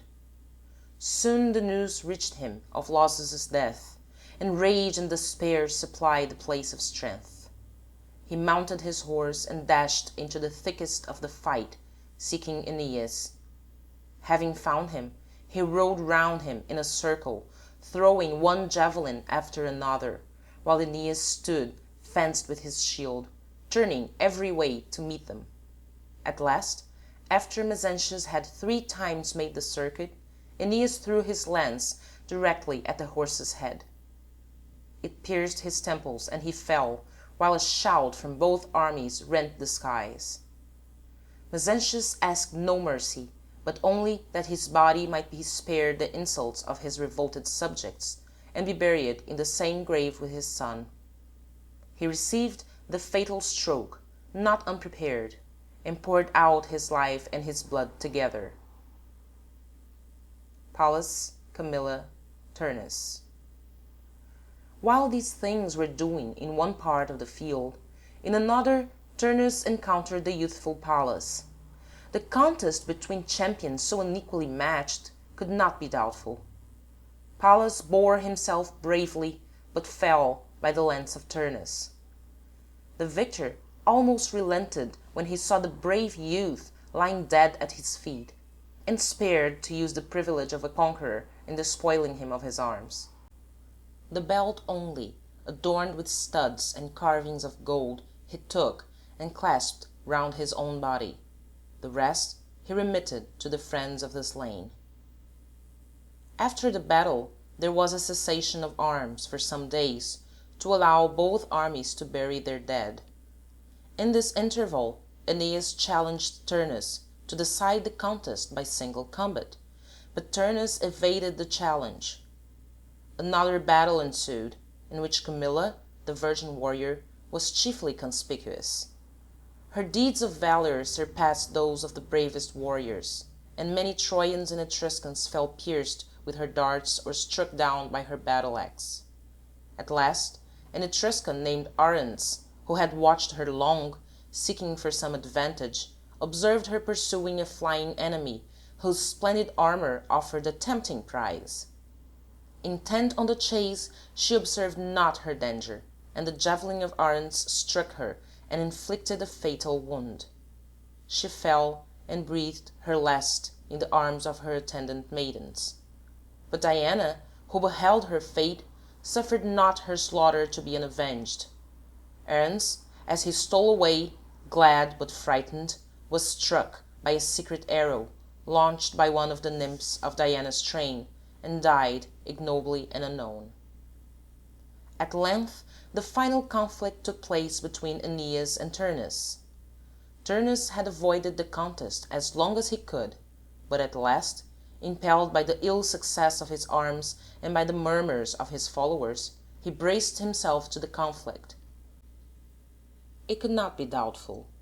On the side of Aeneas were the express decree of destiny, the aid of his goddess mother at every emergency, and impenetrable armor fabricated by Vulcan at her request for her son. Turnus, on the other hand, was deserted by his celestial allies, Juno having been expressly forbidden by Jupiter to assist him any longer. Turnus threw his lance, but it recoiled, harmless, from the shield of Aeneas. The Trojan hero then threw his, which penetrated the shield of Turnus and pierced his thigh. Then Turnus's fortitude forsook him, and he begged for mercy. And Aeneas would have given him his life, but at the instant his eye fell on the belt of Pallas, which Turnus had taken from the slaughtered youth. Instantly his rage revived, and exclaiming, Pallas immolates thee with this blow. He thrust him through with his sword. Here the poem of the Aeneid closes, and we are left to infer that Aeneas, having triumphed over his foes, obtained Lavinia for his bride. Tradition adds that he founded his city and called it after her name, Lavinium. His son Iulus founded Alba Longa, which was the birthplace of Romulus and Remus and the cradle of Rome itself. There is an allusion to Camilla in those well-known lines of Pope, in which, illustrating the rule that the sound should be an echo to the sense, he says, "When Ajax strives some rock's vast weight to throw, the line too labors and the words move slow. Not so when swift Camilla scours the plain, flies over them bending corn or skims along the main." Essay on Criticism. End of chapter 33. Chapter 34. Pythagoras, Egyptian Deities, Oracles. Pythagoras. The teachings of Anchises to Aeneas respecting the nature of the human soul were in conformity with the doctrines of the Pythagoreans. Pythagoras, born 540 years B.C., was a native of the island of Samos, but passed the chief portion of his life at Crotona in Italy. He is therefore sometimes called the Samian, and sometimes the philosopher of Crotona. When young he travelled extensively, and it is said visited Egypt, where he was instructed by the priests in all their learning, and afterwards journeyed to the east, and visited the Persian and Chaldean Magi and the Brahmins of India. At Crotona, where he finally established himself, his extraordinary qualities collected round him a great number of disciples. The inhabitants were notorious for luxury and licentiousness, but the good effects of his influence were soon visible. Sobriety and temperance succeeded. 600 of the inhabitants became his disciples and enrolled themselves in a society to aid each other in the pursuit of wisdom, uniting their property in one common stock for the benefit of the whole. They were required to practice the greatest purity and simplicity of manners. The first lesson they learned was silence. For a time they were required to be only hearers. He, Pythagoras, said so, ipse dixit, was to be held by them as sufficient, without any proof. It was only the advanced pupils, after years of patient submission, who were allowed to ask questions and to state objections. Pythagoras considered numbers as the essence and principle of all things, and attributed to them a real and distinct existence, so that, in his view, they were the elements out of which the universe was constructed. How he conceived this process has never been satisfactorily explained. He traced the various forms and phenomena of the world to numbers as their basis and essence. The monad or unit he regarded as the source of all numbers. The number 2 was imperfect and the cause of increase and division. 3 was called the number of the whole because it had a beginning, middle, and end. 4, representing the square, is in the highest degree perfect, and 10, as it contains the sum of the 4 prime numbers, comprehends all musical and arithmetical proportions, and denotes the system of the world. As the numbers proceed from the monad, so he regarded the pure and simple essence of the Deity as the source of all the forms of nature. Gods, demons, and heroes are emanations of the Supreme, and there is a fourth emanation, the human soul. This is immortal, and when freed from the fetters of the body, passes to the habitation of the dead, where it remains till it returns to the world, to dwell in some other human or animal body, and at last, when sufficiently purified, it returns to the source from which it proceeded. This doctrine of the transmigration of souls, metempsychosis, which was originally Egyptian and connected with the doctrine of reward and punishment of human actions, was the chief cause why the Pythagoreans killed no animals. Ovid represents Pythagoras addressing his disciples in these words: "Souls never die, but always on quitting one abode pass to another. I myself can remember that in the time of the Trojan war I was Euphorbus, the son of Panthus, and fell by the spear of Menelaus. Lately being in the temple of Juno at Argos, I recognized my shield hung up there among the trophies. All things change, nothing perishes. The soul passes hither and thither, occupying now this body, now that, passing from the body of a beast into that of a man, and thence to a beast's again. As wax is stamped with certain figures, then melted, then stamped anew with others, yet is always the same wax, so the soul, being always the same, yet wears at different times different forms. Therefore, if the love of kindred is not extinct in your bosoms, forbear, I entreat you, to violate the life of those who may haply be your own relatives." Shakespeare, in The Merchant of Venice, makes Gratiano allude to the metempsychosis, where he says to Shylock: "Thou almost mak'st me waver in my face, to hold opinion with Pythagoras, that souls of animals infuse themselves into the trunks of men, the cursed spirit, governed a wolf, who hanged for human slaughter, infused his soul in thee, for thy desires are wolfish, bloody, starved, and ravenous."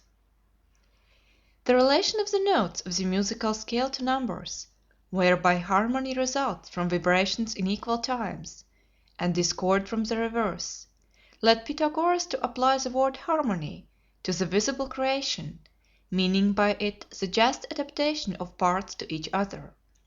This is the idea which Dryden expresses in the beginning of his Song for St. Cecilia's Day: "From harmony, from heavenly harmony, this everlasting frame began; from harmony to harmony, through all the compass of the notes it ran, the diapason closing full in man." In the center of the universe, he taught, there was a central fire, the principle of life. The central fire was surrounded by the earth, the moon, the sun, and the 5 planets. The distances of the various heavenly bodies from one another were conceived to correspond to the proportions of the musical scale. The heavenly bodies, with the gods who inhabited them, were supposed to perform a choral dance round the central fire, not without song. It is this doctrine which Shakespeare alludes to when he makes Lorenzo teach astronomy to Jessica in this fashion: "Look, Jessica, see how the floor of heaven Is thick inlaid with patines of bright gold; There's not the smallest orb that thou behold'st, But in his motion like an angel sings, Still quiring to the young-eyed cherubim. Such harmony is in immortal souls. But whilst this muddy vesture of decay Does crossly close it in, we cannot hear it." Merchant of Venice. The spheres were conceived to be crystalline or glassy fabrics arranged over one another like a nest of bowls reversed. In the substance of each sphere one or more of the heavenly bodies was supposed to be fixed, so as to move with it. As the spheres are transparent, we look through them and see the heavenly bodies which they contain and carry round with them. But as these spheres cannot move on one another without friction, a sound is thereby produced, which is of exquisite harmony, too fine for mortal ears to recognize. Milton, in his Hymn of the Nativity, thus alludes to the music of the spheres: "Ring out, ye crystal spheres, once bless our human ears, If ye have power to charm our senses so, And let your silver chime move in melodious time, And let the bass of heaven's deep organ blow, And with your ninefold harmony Make up full concert with the angelic symphony." Pythagoras is said to have invented the lyre. Our own poet Longfellow, in verses to a child, thus relates the story: "As great Pythagoras of yore, Standing beside the blacksmith's door, And hearing the hammers as they smote The anvils with a different note, stole from the varying tones that hung, vibrant on every iron tongue, the secret of the sounding wire, and formed the seven-chorded lyre. See also the same poet's occupation of Orion, the Samian's great Aeolian lyre. Sybaris and Crotona. Sybaris, a neighboring city to Crotona, was as celebrated for luxury and effeminacy as Crotona for the reverse. The name has become proverbial. H. R. Lowell uses it in this sense in his charming little poem To the Dandelion. Not in mid-June the golden cuirassed bee feels a more summer-like warm ravishment in the white lily's breezy tent, his conquered Sybaris, than Ivan first from the dark green thy yellow surplice burst. A war arose between the two cities, and Sybaris was conquered and destroyed. Milo, the celebrated athlete, led the army of Crotona. Many stories are told of Milo's vast strength, such as his carrying a heifer of 4 years old upon his shoulders and afterwards eating the whole of it in a single day. The mode of his death is thus related. As he was passing through a forest he saw the trunk of a tree which had been partially split open by woodcutters, and attempted to rend it further. But the wood closed upon his hands and held him fast, in which state he was attacked and devoured by wolves. Byron, in his ode to Napoleon Bonaparte, alludes to the story of Milo. He who of old would rend the oak deemed not of the rebound. Chained by the trunk he vainly broke. Alone, how looked he round! Egyptian deities. The Egyptians acknowledged as the highest deity Amun, afterwards called Zeus, or Jupiter Ammon. Amun manifested himself in his word or will, which created Kneph and Ator of different sexes. From Kneph and Ator proceeded Osiris and Isis. Osiris was worshipped as the god of the sun, the source of warmth, life, and fruitfulness, in addition to which he was also regarded as the god of the Nile, who annually visited his wife, Isis, the earth, by means of an inundation. Serapis or Hermes is sometimes represented as identical with Osiris, and sometimes as a distinct divinity, the ruler of Tartarus and god of medicine. Anubis is the guardian god, represented with the dog's head, emblematic of his character of fidelity and watchfulness. Horus or Harpocrates was the son of Osiris. He is represented seated on a lotus flower, with his finger on his lips, as the god of silence. In one of Moore's Irish melodies is an allusion to Harpocrates. Thy shelf shall, under some rosy bower, sit mute with thy finger on thy lip, like him the boy who born among the flowers that on the Nile stream blush, sits ever thus, his only song to earth and heaven, hush all, hush. Myth of Osiris and Isis. Osiris and Isis were at one time induced to descend to the earth to bestow gifts and blessings on its inhabitants. Isis showed them first the use of wheat and barley, and Osiris made the instruments of agriculture and taught men the use of them, as well as how to harness the ox to the plough. He then gave men laws, the institution of marriage, a civil organization, and taught them how to worship the gods. After he had thus made the valley of the Nile a happy country, he assembled a host, with which he went to bestow his blessings upon the rest of the world. He conquered the nations everywhere, but not with weapons, only with music and eloquence. His brother Typhon saw this, and filled with envy and malice, sought during his absence to usurp his throne. But Isis, who held the reins of government, frustrated his plans. Still more embittered, he now resolved to kill his brother.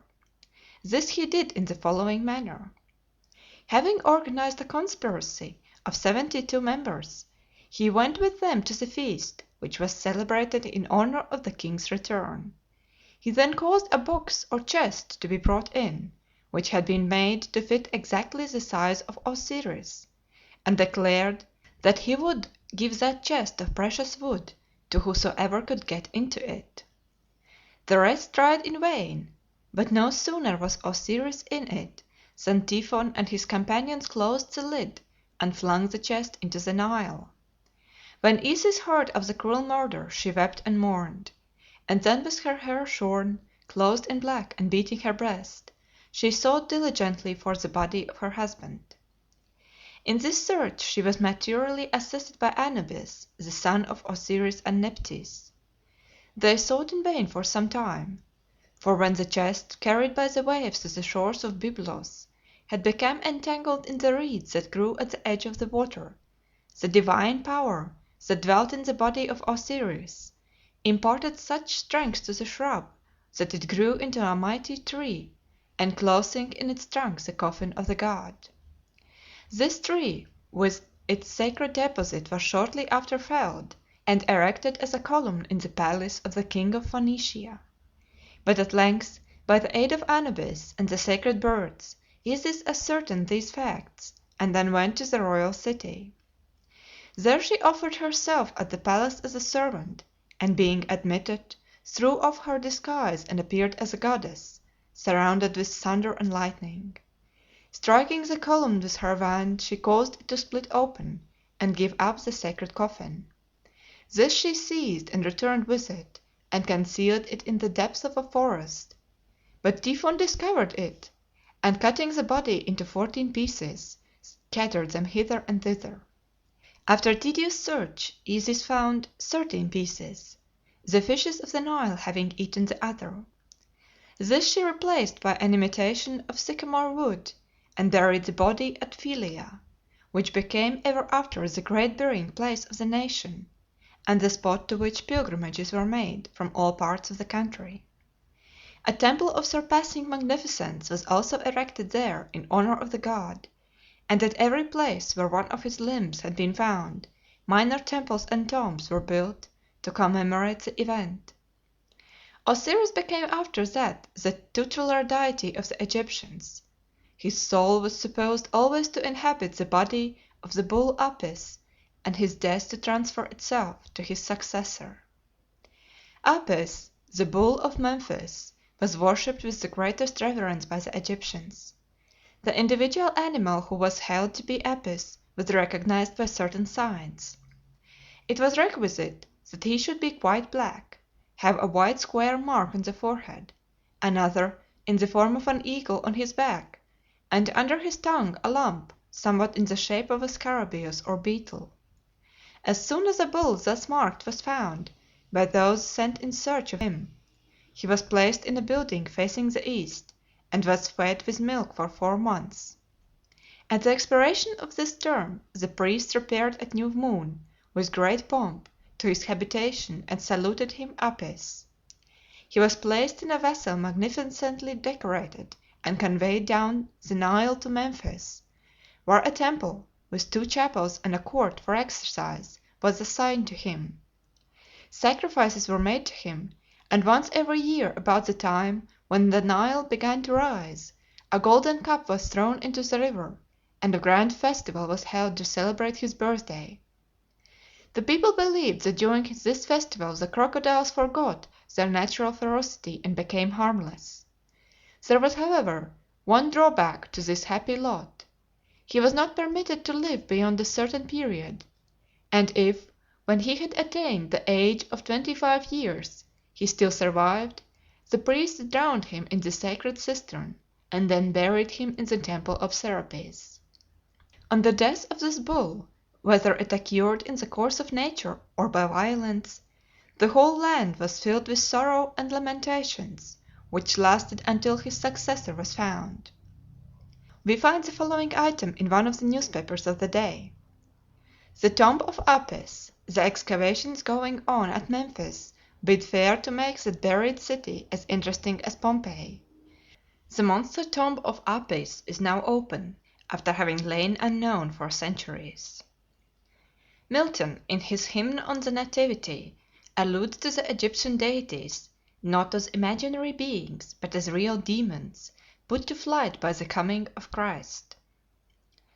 The brutish god of Nile as fast Isis and Horus and the dog Anubis haste, nor is Osiris seen in Memphian grove or green, trampling the unshowered grass with lowings loud, nor can he be at rest within his sacred chest, naught but profoundest hell can be his shroud. In vain with timbreled anthems dark, the sable-stoled sorcerers bear his worshipped ark.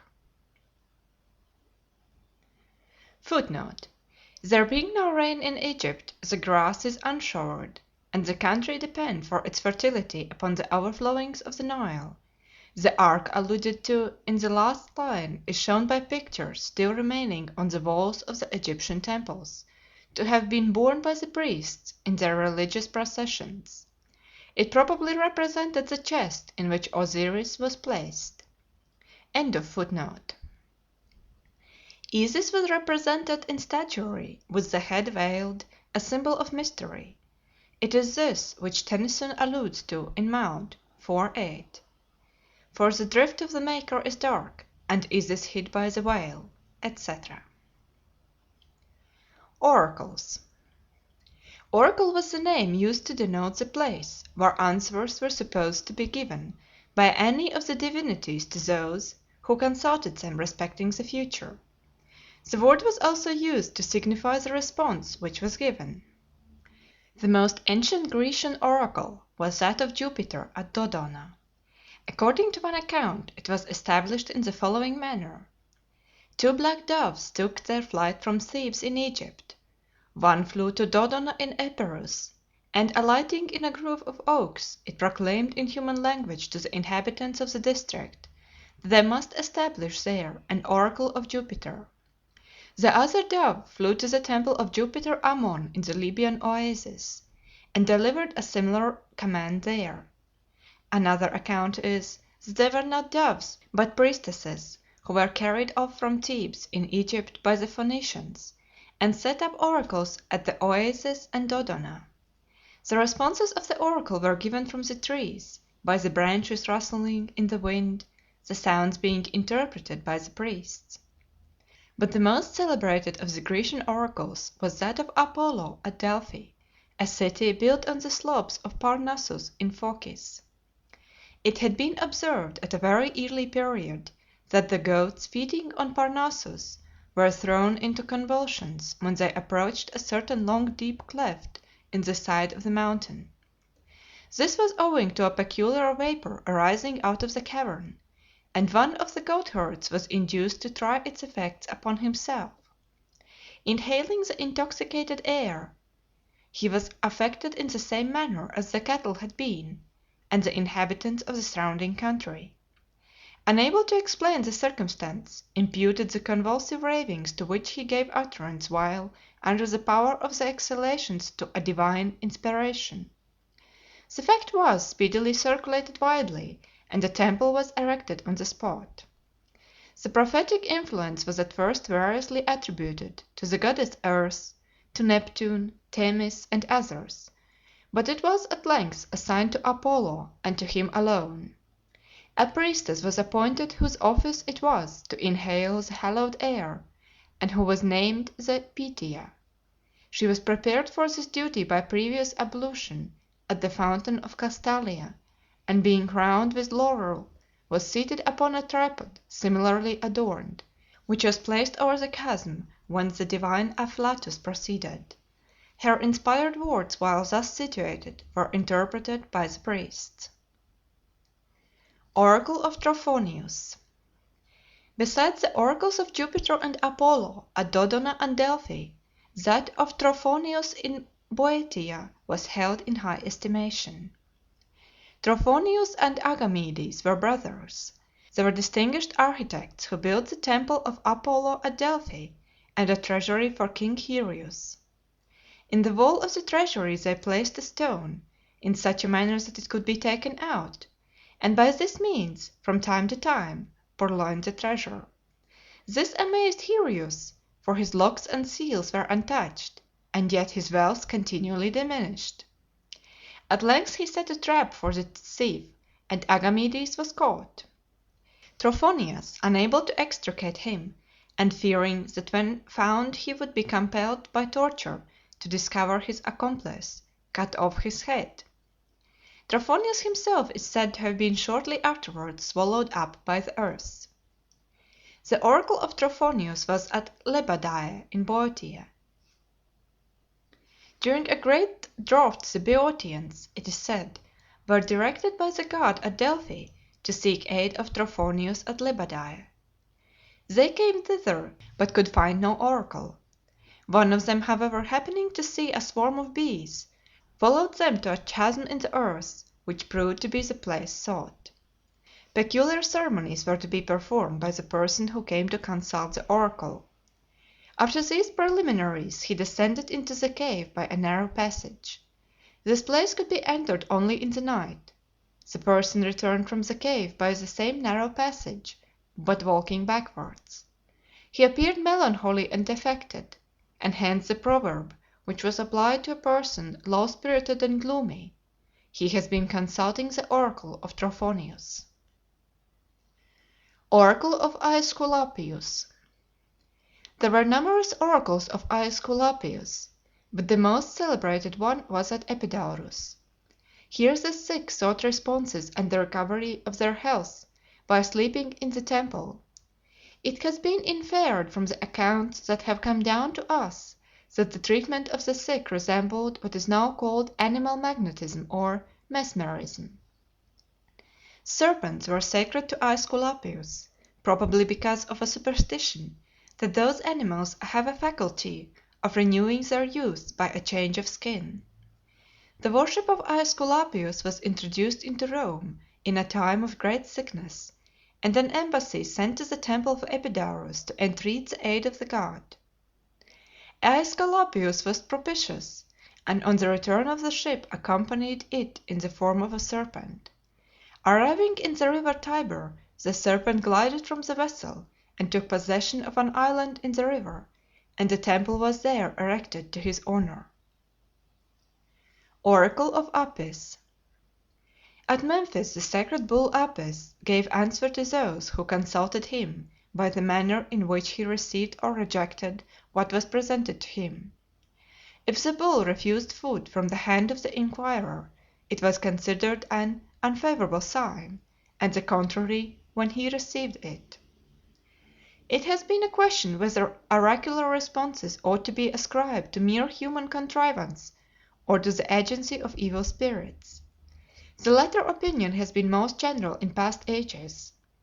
A third theory has been advanced since the phenomena of mesmerism have attracted attention, that something like the mesmeric trance was induced in the Pythoness, and the faculty of clairvoyance really called into action. Another question is as to the time when the pagan oracles ceased to give responses. Ancient Christian writers assert that they became silent at the birth of Christ, and were heard no more after that date. Milton adapts this view in his Hymn of the Nativity, and in lines of solemn and elevated beauty pictures the consternation of the heathen idols at the advent of the Saviour. The oracles are dumb. No voice or hideous hum rings through the arched roof in words deceiving. Apollo from his shrine can no more divine, with hollow shriek the steep of Delphos heaving. No nightly trance or breathed spell inspires the pale-eyed priest from the prophetic cell. In Cowper's poem of Yardley Oak there are some beautiful mythological allusions. The former of the two following is to the fable of Castor and Pollux. The latter is more appropriate to our present subject. Addressing the acorn, he says: "Thou fell'st mature, and in the loamy clod, swelling with vegetative force instinct, didst burst thine, as there the fabled twins, now stars; 'twere lobes protruding, paired exact, a leaf succeed and another leaf, and all the elements thy puny growth fostering propitious, thou becam'st a twig. Who lived when thou wast such? Of couldst thou speak, as in Dodona once thy kindred trees? Oracular, I would not curious ask the future, best unknown, but at thy mouth, inquisitive, the less ambiguous past. Tennyson, in his Talking Oak, alludes to the oaks of Dodona in these lines: "And I will work in prose and rhyme, and praise thee more in both Than bard has honored beech or lime, or that Thessalian growth, In which the swarthy ringdove sat, and mystic sentence spoke," etc. Byron alludes to the oracle of Delphi, where, speaking of Rousseau, whose writings he conceives did much to bring on the French Revolution, he says: "For the he was inspired, and from him came, As from the Pythian's mystic cave of yore, Those oracles which set the world in flame, Nor ceased to burn till kingdoms were no more."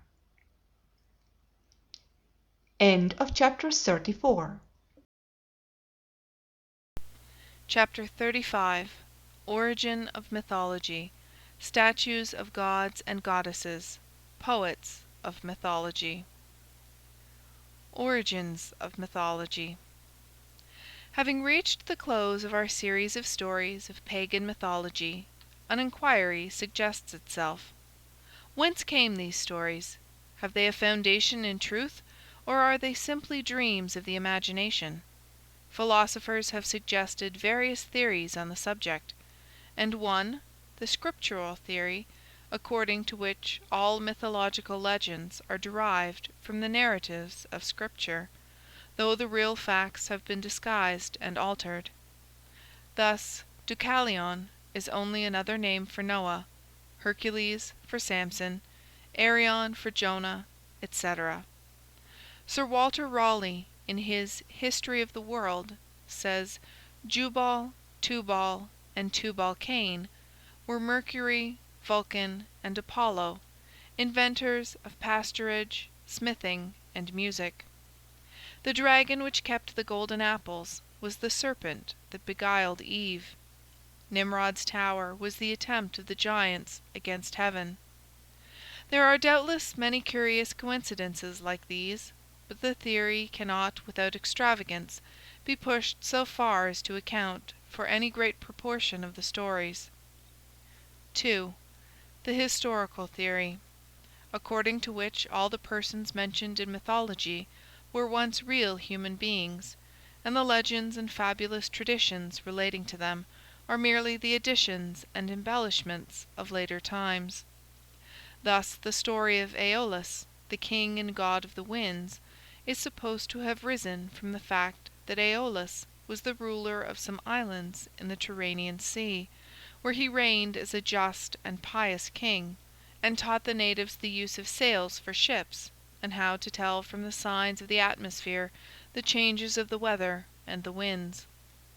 Cadmus, who, the legend says, sowed the earth with dragon's teeth, from which sprang a crop of armed men, was in fact an emigrant from Phoenicia, and brought with him into Greece the knowledge of the letters of the alphabet, which he taught to the natives. From these rudiments of learning sprung civilization, which the poets have always been prone to describe as the deterioration of man's first estate, the golden age of innocence and simplicity. 3. The allegorical theory supposes that all the myths of the ancients were allegorical and symbolical, and contained some moral, religious, or philosophical truth or historical fact under the form of an allegory, but came in process of time to be understood literally. Thus, Saturn, who devours his own children, is the same power whom the Greeks called Chronos, time, which may truly be said to destroy whatever it has brought into existence. The story of Io is interpreted in a similar manner. Io is the moon, and Argus the starry sky, which, as it were, keeps sleepless watch over her. The fabulous wanderings of Io represent the continual revolutions of the moon, which also suggested to Milton the same idea. "To behold the wandering moon, riding near her highest noon, like one that had been led astray in the heaven's wide, pathless way." Il Penseroso. 4. The physical theory. according to which the elements of air, fire, and water were originally the objects of religious adoration, and the principal deities were personifications of the powers of nature. The transition was easy from a personification of the elements to the notion of supernatural beings presiding over and governing the different objects of nature. The Greeks, whose imagination was lively, peopled all nature with invisible beings, and supposed that every object, from the sun and sea to the smallest fountain and rivulet, was under the care of some particular divinity. Wordsworth, in his Excursion, has beautifully developed this view of Grecian mythology. "In that fair clime the lonely herdsman stretched on the soft grass through half a summer's day, with music lulled his indolent repose, and in some fit of weariness, if he, when his own breath was silent, chanced to hear a distant strain far sweeter than the sounds which his poor skill could make, his fancy fetched, even from the blazing chariot of the sun, a beardless youth who touched a golden lute, and filled the illumined groves with ravishment. The mighty hunter, lifting up his eyes toward the crescent moon, with grateful heart, called on the lovely wanderer who bestowed that timely light to share his joyous sport. And hence a beaming goddess with her nymphs, across the lawn and through the darksome grove, not unaccompanied with tuneful notes, by echo multiplied from rock or cave, swept in the storm of chase, as moon and stars glance rapidly along the clouded heaven when winds are blowing strong. The traveller slaked his thirst from rill or gushing fount, and thanked the Naiad. Sunbeams upon distant hills, gliding apace with shadows in their train, might with small help from fancy be transformed into fleet Oreads sporting visibly. The zephyrs fanning as they passed their wings, lacked not for love fair objects whom they wooed with gentle whisper. Withered boughs grotesque, stripped of their leaves and twigs by hoary age, from depth of shaggy covert peeping forth, in the low vale or on steep mountain side, and sometimes intermixed with stirring horns, of the live deer or goat's depending beard. These were the lurking satyrs, wild brood, of gamesome deities, or Pan himself, that simple shepherd's awe-inspiring god." Unquote. All the theories which have been mentioned are true to a certain extent.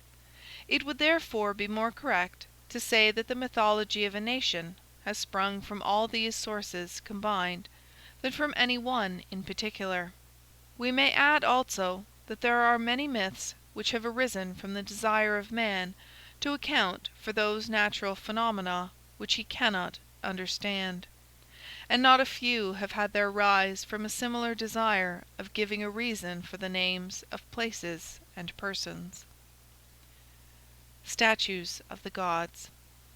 To adequately represent to the eye the ideas intended to be conveyed to the mind under the several names of deities was a task which called into exercise the highest powers of genius and art. Of the many attempts, 4 have been most celebrated, the first 2 known to us only by the descriptions of the ancients, the others still extant and the acknowledged masterpieces of the sculptor's art. The Olympian Jupiter. The statue of the Olympian Jupiter by Phidias was considered the highest achievement of this department of Grecian art. It was of colossal dimensions, and was what the ancients called chryselephantine, that is, composed of ivory and gold. The parts representing flesh being of ivory laid on a core of wood or stone, while the drapery and other ornaments were of gold. The height of the figure was 40 feet, on a pedestal 12 feet high. The god was represented seated on his throne. His brows were crowned with a wreath of olive, and he held in his right hand a scepter, and in his left a statue of Victory. The throne was of cedar, adorned with gold and precious stones. The idea which the artist essayed to embody was that of the supreme deity of the Hellenic Grecian nation, enthroned as a conqueror in perfect majesty and repose, and ruling with a nod the subject world. Phidias avowed that he took his idea from the representation which Homer gives in the first book of the Iliad, in the passage thus translated by Pope: "He spoke, and awful bends his sable brows, shakes his ambrosial curls, and gives the nod, the stamp of fate and sanction of the god. High heaven with reverence the dread signal took, and all Olympus to the centre shook, the Minerva of the Parthenon." This was also the work of Phidias. It stood in the Parthenon, or temple of Minerva, at Athens. The goddess was represented standing. In one hand she held a spear, in the other a statue of Victory. Her helmet, highly decorated, was surmounted by a sphinx. The statue was 40 feet in height, and, like the Jupiter, composed of ivory and gold. The eyes were of marble, and probably painted to represent the iris and pupil. The Parthenon, in which this statue stood, was also constructed under the direction and superintendence of Phidias. Its exterior was enriched with sculptures, many of them from the hand of Phidias. The Elgin marbles, now in the British Museum, are a part of them. Both the Jupiter and Minerva of Phidias are lost, but there is good ground to believe that we have, in several extant statues and busts, the artist's conceptions of the countenances of both. They are characterized by grave and dignified beauty, and freedom from any transient expression, which in the language of art is called repose. The Venus de' Medici. The Venus of the Medici is so called from its having been in the possession of the princess of that name in Rome, when it first attracted attention, about 200 years ago. An inscription on the base records it to be the work of Cleomenes, an Athenian sculptor of 200 B.C., but the authenticity of the inscription is doubtful. There is a story that the artist was employed by public authority to make a statue exhibiting the perfection of female beauty, and to aid him in his task, the most perfect forms the city could supply were furnished him for models. It is this which Thomson alludes to in his Summer. "So stands the statue that enchants the world, so bending tries to veil the matchless boast, the mingled beauties of exulting Greece." Byron also alludes to this statue. Speaking of the Florence Museum, he says, "There, too, the goddess loves in stone, and fills the air around with beauty," etc. And in the next stanza, "Blood, pulse, and breast confirm the Dardan shepherd's prize." See this last allusion explained in Chapter 27. The Apollo Belvedere. The most highly esteemed of all the remains of ancient sculpture is the statue of Apollo, called the Belvedere, from the name of the apartment of the Pope's palace at Rome in which it was placed.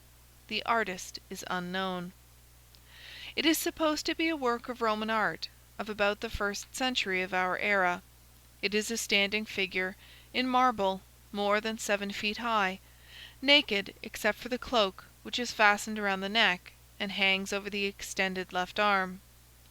It is supposed to represent the god in the moment when he has shot the arrow to destroy the monster Python. The victorious divinity is in the act of stepping forward. The left arm, which seems to have held the bow, is outstretched, and the head is turned in the same direction. In attitude and proportion, the graceful majesty of the figure is unsurpassed. The effect is completed by the countenance, where on the perfection of youthful godlike beauty there dwells the consciousness of triumphant power. The Diana à la Biche. The Diana of the Hind, in the Palace of the Louvre, may be considered the counterpart to the Apollo Belvedere. The attitude much resembles that of the Apollo. the sizes correspond, and also the style of execution. It is a work of the highest order, though by no means equal to the Apollo. The attitude is that of hurried and eager motion, the face that of a huntress in the excitement of the chase. The left hand is extended over the forehead of the hind, which runs by her side. The right arm reaches backward over the shoulder to draw an arrow from the quiver. The Poets of Mythology. Homer, from whose poems of the Iliad and Odyssey we have taken the chief part of our chapters of the Trojan War and the return of the Grecians, is almost as mythical a personage as the heroes he celebrates. The traditionary story is that he was a wandering minstrel, blind and old, who travelled from place to place, singing his lays to the music of his harp, in the courts of princes or the cottages of peasants, and dependent upon the voluntary offerings of his hearers for support. Byron calls him the blind old man of Scio's rocky isle, and a well-known epigram, alluding to the uncertainty of the fact of his birthplace, says, quote, "7 wealthy towns contend for Homer dead, through which the living Homer begged his bread." Unquote. These 7 were Smyrna, Scio, Rhodes, Colophon, Salamis, Argos, and Athens. Modern scholars have doubted whether the Homeric poems are the work of any single mind. This arises from the difficulty of believing that poems of such length could have been committed to writing at so early an age as that usually assigned to these, an age earlier than the date of any remaining inscriptions or coins, and when no materials capable of containing such long productions were yet introduced into use. On the other hand, it is asked how poems of such length could have been handed down from age to age by means of the memory alone. This is answered by the statement that there was a professional body of men, called rhapsodists, who recited the poems of others, and whose business it was to commit to memory and rehearse for pay the national and patriotic legends. The prevailing opinion of the learned at this time seems to be that the framework and much of the structure of the poems belong to Homer, but that there are numerous interpolations and additions by other hands. The date assigned to Homer, on the authority of Herodotus, is 850 B.C. Virgil. Virgil, called also by his surname Maro, from whose poem of the Aeneid we have taken the story of Aeneas, was one of the great poets who made the reign of the Roman Emperor Augustus so celebrated, under the name of the Augustan Age. Virgil was born in Mantua in the year 70 B.C. His great poem is ranked, next to those of Homer, in the highest class of poetical composition, the epic. Virgil is far inferior to Homer in originality and invention, but superior to him in correctness and elegance. To critics of English lineage, Milton alone of modern poets seems worthy to be classed with these illustrious ancients. His poem of Paradise Lost, from which we have borrowed so many illustrations, is in many respects equal, in some superior, to either of the great works of antiquity. The following epigram of Dryden characterizes the 3 poets with as much truth as it is usual to find in such pointed criticism. Quote, on Milton: 3 poets in 3 different ages born, Greece, Italy, and England did adorn. The first in loftiness of soul surpassed, the next in majesty, in both the last. The force of nature could no further go, to make a third, she joined the other 2. Unquote. From Cowper's Table Talk. Quote, ages elapsed ere Homer's lamp appeared, and ages ere the Mantuan swan was heard, to carry nature lengths unknown before, to give a Milton birth asked ages more. Thus genius rose, and set at ordered times, and shot a dayspring into distant climes. Ennobling every region that he chose, he sunk in Greece, in Italy he rose, and tedious years of Gothic darkness past, emerged all splendor in our isle at last. Thus lovely halcyons dive into the main, then show far off their shining plumes again." Unquote. Ovid. Ovid, often alluded to in poetry by his other name of Naso, was born in the year 43 B.C. He was educated for public life and held some offices of considerable dignity, but poetry was his delight, and he early resolved to devote himself to it.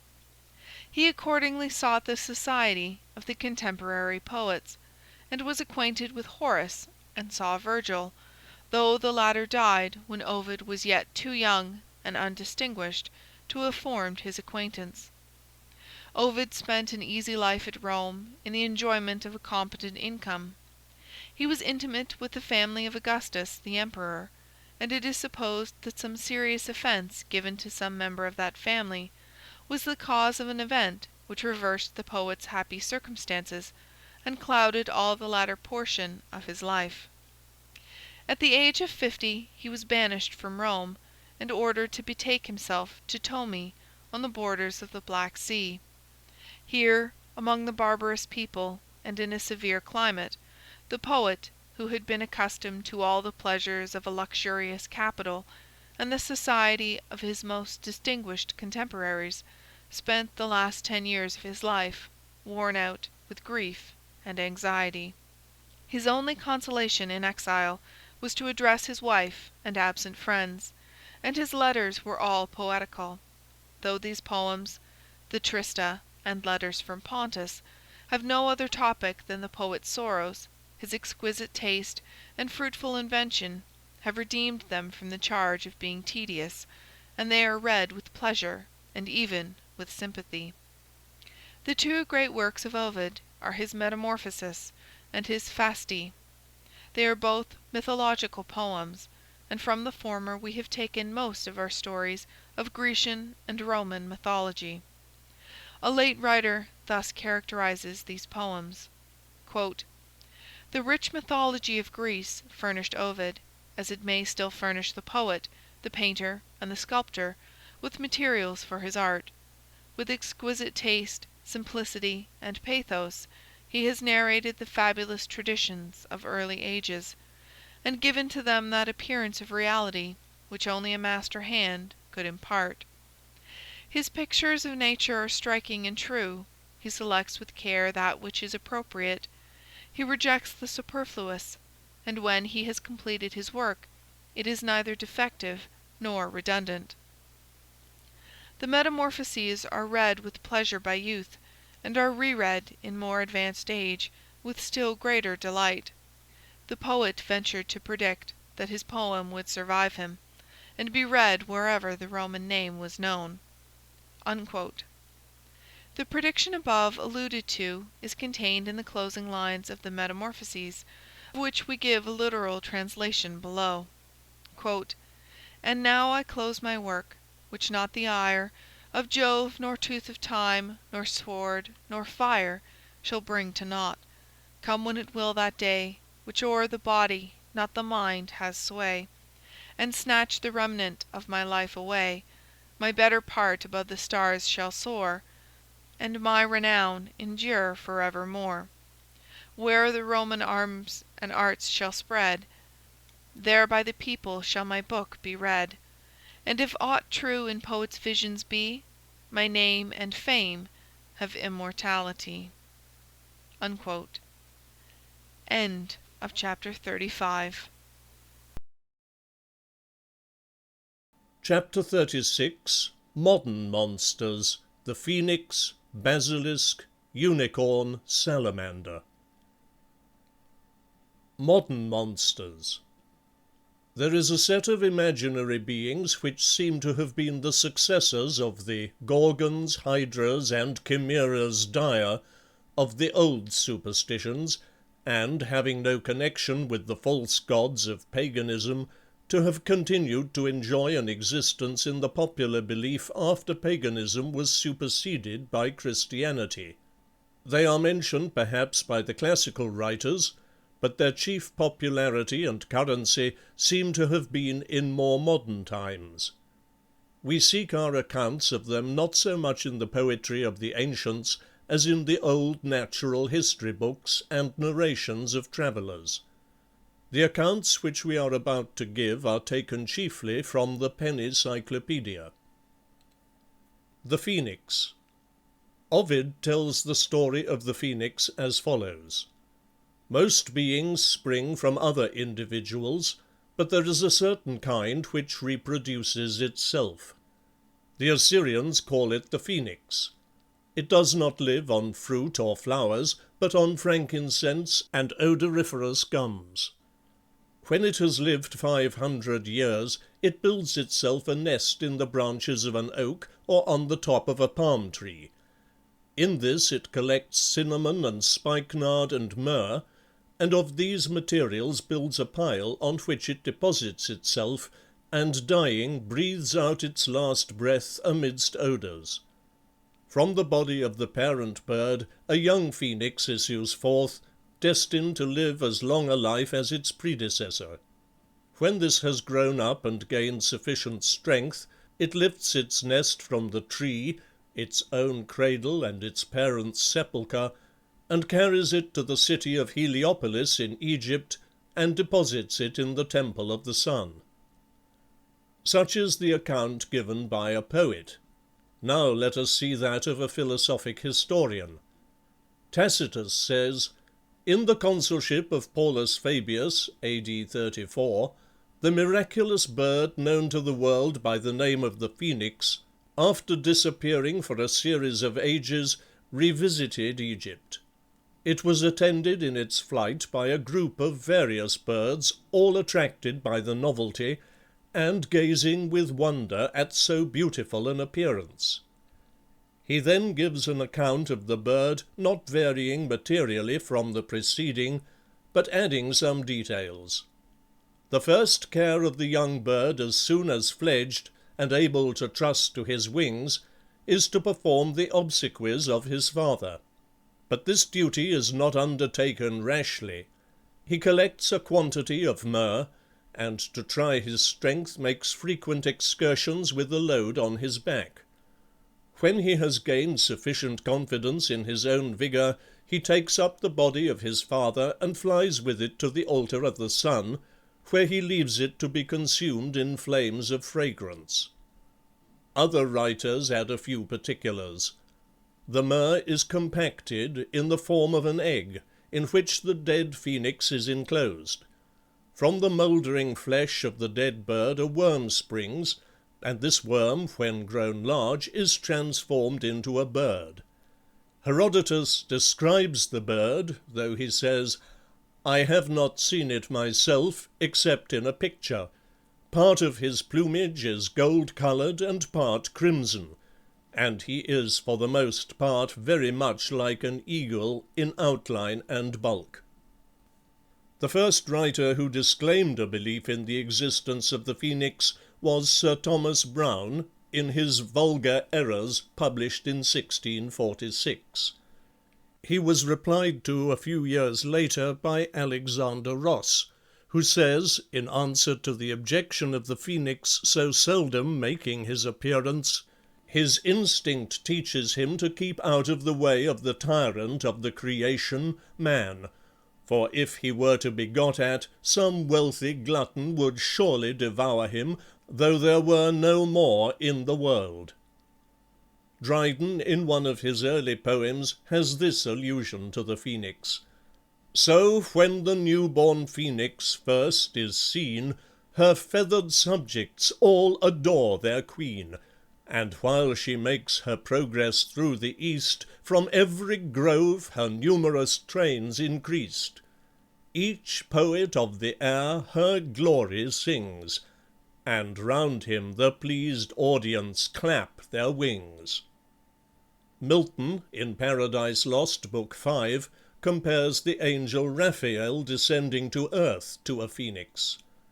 "Down thither, prone in flight, he speeds, and through the vast ethereal sky sails between worlds and worlds with steady wing, now on the polar winds, then with quick fan winnows the buxom air, till within soar of towering eagles, to all the fowls he seems a phoenix, gazed by all, as that sole bird when to enshrine his relics in the sun's bright temple, to Egyptian Thebes he flies.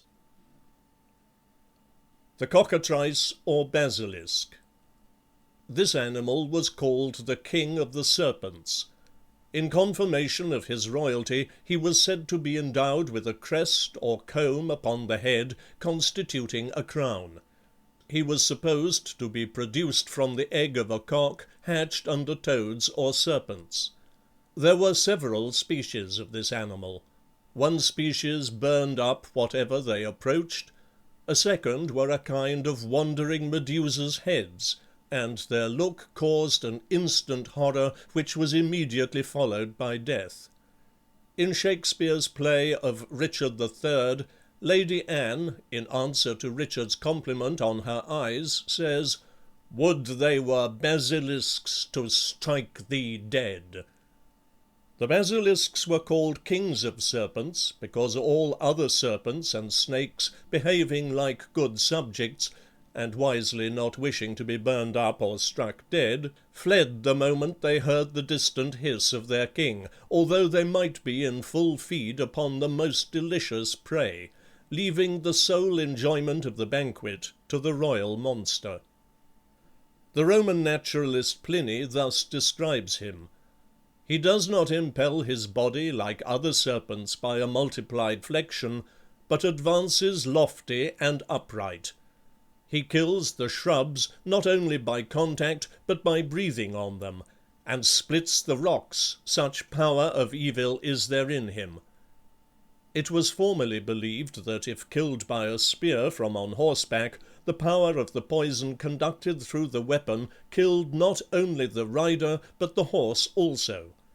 To this Lucan alludes in these lines: "What though the Moor the basilisk hath slain, and pinned him lifeless to the sandy plain, up through the spear the subtle venom flies, the hand imbibes it, and the victor dies." Such a prodigy was not likely to be passed over in the legends of the saints. Accordingly we find it recorded that a certain holy man, going to a fountain in the desert, suddenly beheld a basilisk. He immediately raised his eyes to heaven, and with a pious appeal to the deity, laid the monster dead at his feet. These wonderful powers of the basilisk are attested by a host of learned persons, such as Galen, Avicenna, Scaliger, and others. Occasionally one would demur to some part of the tale while he admitted the rest. Johnston, a learned physician, sagely remarks, "I would scarcely believe that it kills with its look, for who could have seen it and lived to tell the story?" The worthy sage was not aware that those who went to hunt the basilisk of this sort took with them a mirror, which reflected back the deadly glare upon its author, and by a kind of poetical justice slew the basilisk with his own weapon. But what was to attack this terrible and unapproachable monster? There is an old saying that everything has its enemy, and the cockatrice quailed before the weasel. The basilisk might look daggers, the weasel cared not, but advanced boldly to the conflict. When bitten, the weasel retired for a moment to eat some rue, which was the only plant the basilisks could not wither, returned with renewed strength and soundness to the charge, and never left the enemy till he was stretched dead on the plain. The monster, too, as if conscious of the irregular way in which he came into the world, was supposed to have a great antipathy to a cock, and well he might, for as soon as he heard the cock crow, he expired. The basilisk was of some use after death. Thus we read that its carcass was suspended in the temple of Apollo and in private houses, as a sovereign remedy against spiders, and that it was also hung up in the temple of Diana, for which reason no swallow ever dared enter the sacred place. The reader will, we apprehend, by this time have had enough of absurdities, but still we can imagine his anxiety to know what a cockatrice was like. The following is from Aldrovandus, a celebrated naturalist of the 16th century, whose work on natural history, in 13 folio volumes, contains, with much that is valuable, a large proportion of fables and inutilities. In particular, he is so ample on the subject of the cock and the bull, that from his practice all rambling, gossiping tales of doubtful credibility are called cock and bull stories. Aldrovandus, however, deserves our respect and esteem as the founder of a botanic garden, and as a pioneer in the now prevalent custom of making scientific collections for purposes of investigation and research. Shelley, in his Ode to Naples, full of the enthusiasm excited by the intelligence of the proclamation of a constitutional government at Naples in 1820, thus uses an allusion to the basilisk. What though Cimmerian anarchs dare blaspheme freedom and thee? A new Actaeon's error shall theirs have been, devoured by their own hands. Be thou like the imperial basilisk, killing thy foe with unapparent wounds. Gaze on oppression, till at that dread risk, aghast she pass from the earth's disk.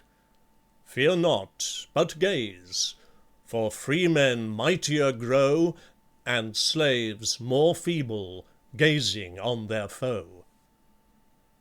The Unicorn. Pliny, the Roman naturalist, out of whose account of the unicorn most of the modern unicorns have been described and figured, records it as a very ferocious beast, similar in the rest of its body to a horse, with the head of a deer, the feet of an elephant, the tail of a boar, a deep bellowing voice, and a single black horn 2 cubits in length, standing out in the middle of its forehead. He adds that it cannot be taken alive, and some such excuse may have been necessary in those days for not producing the living animal upon the arena of the amphitheatre.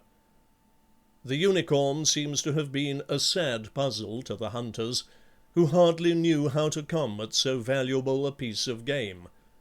Some described the horn as movable at the will of the animal, a kind of small sword, in short, with which no hunter who was not exceedingly cunning in fence could have a chance. Others maintained that all the animal's strength lay in its horn, and that when hard pressed in pursuit, it would throw itself from the pinnacle of the highest rocks horn foremost, so as to pitch upon it, and then quietly march off, not a whit the worse for its fall. But it seems they found out how to circumvent the poor unicorn at last.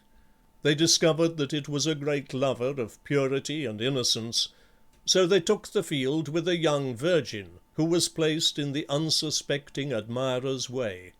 When the unicorn spied her, he approached with all reverence, couched beside her, and laying his head in her lap, fell asleep. The treacherous virgin then gave a signal, and the hunters made in and captured the simple beast. Modern zoologists, disgusted as they well may be with such fables as these, disbelieve generally the existence of the unicorn. Yet there are animals bearing on their heads a bony protuberance more or less like a horn, which may have given rise to the story. The rhinoceros horn, as it is called, is such a protuberance, though it does not exceed a few inches in height, and is far from agreeing with the descriptions of the horn of the unicorn. The nearest approach to a horn in the middle of the forehead is exhibited in the bony protuberance on the forehead of the giraffe. But this also is short and blunt, and is not the only horn of the animal, but a third horn, standing in front of the two others. In fine, though it would be presumptuous to deny the existence of a one-horned quadruped other than the rhinoceros, it may be safely stated that the insertion of a long and solid horn in the living forehead of a horse-like or deer-like animal is as near an impossibility as anything can be. The Salamander. The following is from the Life of Benvenuto Cellini, an Italian artist of the 16th century, written by himself. When I was about 5 years of age, my father, happening to be in a little room in which they had been washing, and where there was a good fire of oak burning, looked into the flames, and saw a little animal resembling a lizard, which could live in the hottest part of that element. Instantly perceiving what it was, he called for my sister and me, and after he had shown us the creature, he gave me a box on the ear. I fell a-crying, while he, soothing me with caresses, spoke these words: "My dear child, I do not give you that blow for any fault you have committed, but that you may recollect that the little creature you see in the fire is a salamander, such a one as never was beheld before to my knowledge." So saying, he embraced me and gave me some money. It seems unreasonable to doubt a story of which Signor Cellini was both an eye and ear witness. Add to which the authority of numerous sage philosophers, at the head of whom are Aristotle and Pliny, affirms this power of the salamander. According to them, the animal not only resists fire, but extinguishes it, and when he sees the flame, charges it as an enemy which he well knows how to vanquish. That the skin of an animal which could resist the action of fire should be considered proof against that element is not to be wondered at. We accordingly find that a cloth made of the skin of salamanders, for there really is such an animal, a kind of lizard, was incombustible, and very valuable for wrapping up such articles as were too precious to be entrusted to any other envelopes. These fireproof cloths were actually produced, said to be made of salamander's wool, though the knowing ones detected that the substance of which they were composed was asbestos, a mineral which is in fine filaments capable of being woven into a flexible cloth. The foundation of the above fables is supposed to be the fact that the salamander really does secrete from the pores of his body a milky juice, which, when he is irritated, is produced in considerable quantity, and would doubtless for a few moments defend the body from fire. Then it is a hibernating animal, and in winter retires to some hollow tree or other cavity, where it coils itself up, and remains in a torpid state till the spring again calls it forth. It may therefore sometimes be carried with the fuel to the fire, and wake up only time enough to put forth all its faculties for its defence. Its viscous juice would do good service, and all who profess to have seen it acknowledge that it got out of the fire as fast as its legs could carry it, indeed too fast for them ever to make prize of one, except in one instance, and in that one the animal's feet and some parts of its body were badly burned. Dr. Young, in the Night Thoughts, with more quaintness than good taste, compares the skeptic who can remain unmoved in the contemplation of the starry heavens to a salamander unwarmed in the fire. "An undevout astronomer is mad. Oh, what a genius must inform the skies! And is Lorenzo's salamander heart cold and untouched amid these sacred fires?" End of chapter 36. Chapter 37. Eastern Mythology, Zoroaster, Hindu Mythology, Castes, Buddha, the Grand Lama, Prester John. Zoroaster. Our knowledge of the religion of the ancient Persians is principally derived from the Zendavesta, or sacred books of that people. Zoroaster was the founder of their religion, or rather the reformer of the religion which preceded him. The time when he lived is doubtful, but it is certain that his system became the dominant religion of Western Asia from the time of Cyrus, 550 B.C., to the conquest of Persia by Alexander the Great. Under the Macedonian monarchy, the doctrines of Zoroaster appear to have been considerably corrupted by the introduction of foreign opinions, but they afterwards recovered their ascendancy. Zoroaster taught the existence of a supreme being, who created two other misty beings, and imparted to them as much of his own nature as seemed good to him. Of these, Ormuzd, called by the Greeks Oromostes, remained faithful to his creator, and was regarded as the source of all good, while Arimanes rebelled, and became the author of all evil upon the earth. Ormuzd created man and supplied him with all the materials of happiness, but Ahriman marred this happiness by introducing evil into the world, and creating savage beasts and poisonous reptiles and plants.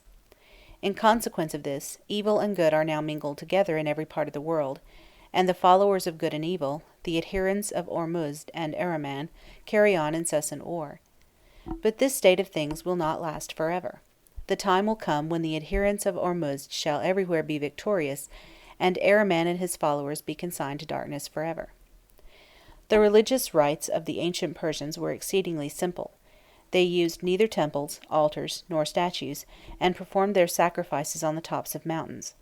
They adored fire, light, and sun as the emblems of Ormuzd, the source of all light and purity, but did not regard them as independent deities. The religious rites and ceremonies were regulated by the priests, who were called magi. The learning of the magi was connected with astrology and enchantment, in which they were so celebrated that their name was applied to all orders of magicians and enchanters. Wordsworth thus alludes to the worship of the Persians: "The Persian, zealous to reject altar and image, and the inclusive walls and roofs of temples built by human hands, the loftiest heights ascending from their tops, with myrtle-wreathed tiara on his brows, presented sacrifice to moon and stars, and to the winds and mother elements, and the whole circle of heavens, for him a sensitive existence and a god." Excursion, Book 4. In Childe Harold, Byron speaks thus of the Persian worship: "Not vainly did the early Persian make his altar the high places, and the peak of earth-o'ergazing mountains, and thus take a fit and unwalled temple, there to seek the spirit, in whose honour shrines are weak, upreared of human hands. Come and compare columns and idol dwellings, Goth or Greek, with nature's realms of worship, earth and air, nor fix on fond abodes to circumscribe thy prayer." 391. The religion of Zoroaster continued to flourish even after the introduction of Christianity, and in the 3rd century was the dominant faith of the East, till the rise of the Mohammedan power and the conquest of Persia by the Arabs in the 7th century, who compelled the greater number of the Persians to renounce their ancient faith.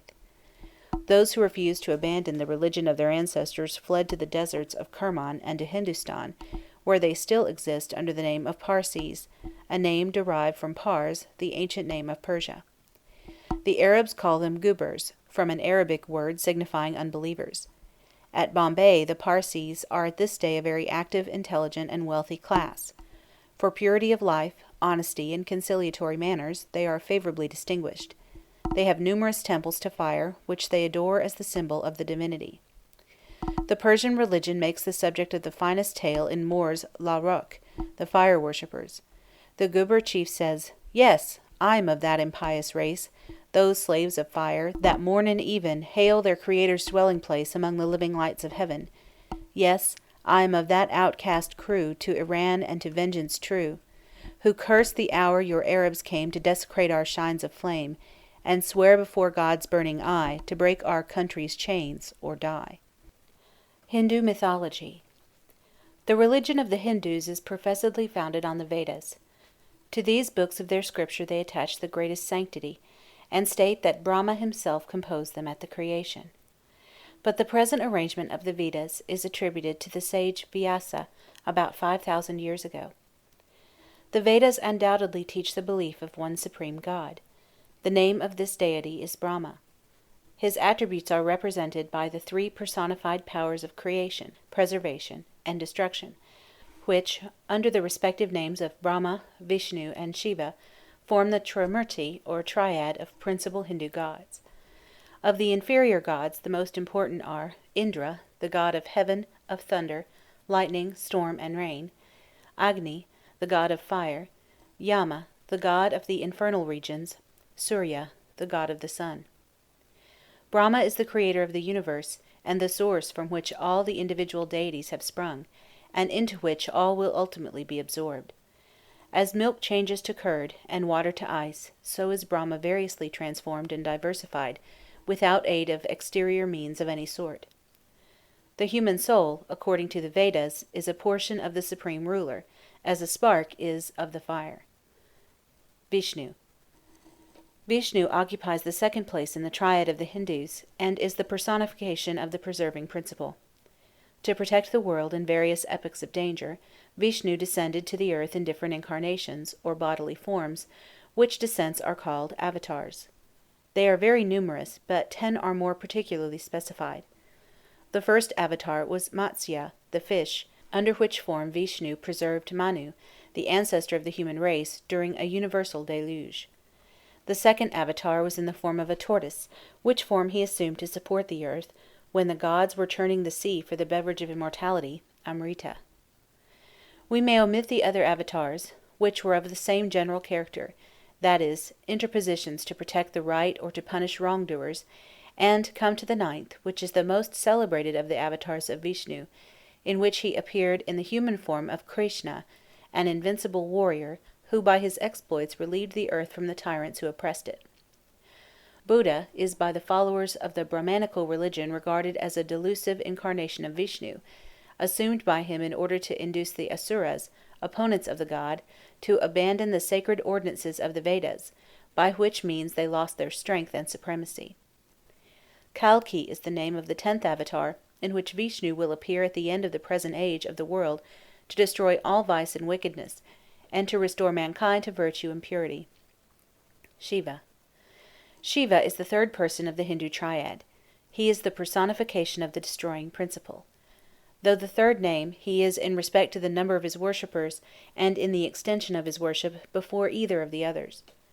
In the Puranas, the scriptures of the modern Hindu religion, no allusion is made to the original power of this god as a destroyer, that power not being to be called into exercise till after the expiration of 12 millions of years, or when the universe will come to an end, and Mahadeva, another name for Shiva, is rather the representative of regeneration than of destruction.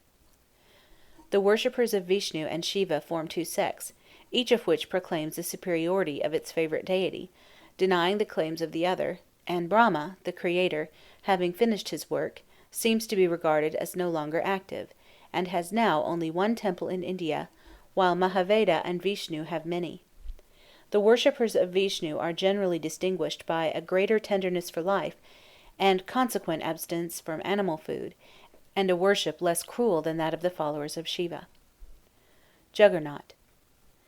Whether the worshippers of Juggernaut are to be reckoned among the followers of Vishnu or Shiva, our authorities differ. The temple stands near the shore, about 300 miles southwest of Calcutta. The idol is a carved block of wood, with a hideous face, painted black, and a distended, blood-red mouth. On festival days the throne of the image is placed on a tower 60 feet high, moving on wheels. 6 long ropes are attached to the tower, by which the people draw it along. The priests and their attendants stand round the throne on the tower, and occasionally turn to the worshippers with songs and gestures. While the tower moves along, numbers of the devout worshippers throw themselves on the ground, in order to be crushed by the wheels, and the multitude shout in approbation of the act, as a pleasing sacrifice to the idol. Every year, particularly at 2 great festivals in March and July, pilgrims flock in crowds to the temple. Not less than 70 or 80,000 people are said to visit the place on these occasions, when all castes eat together. Castes. The division of the Hindus into classes or castes, with fixed occupations, existed from the earliest times.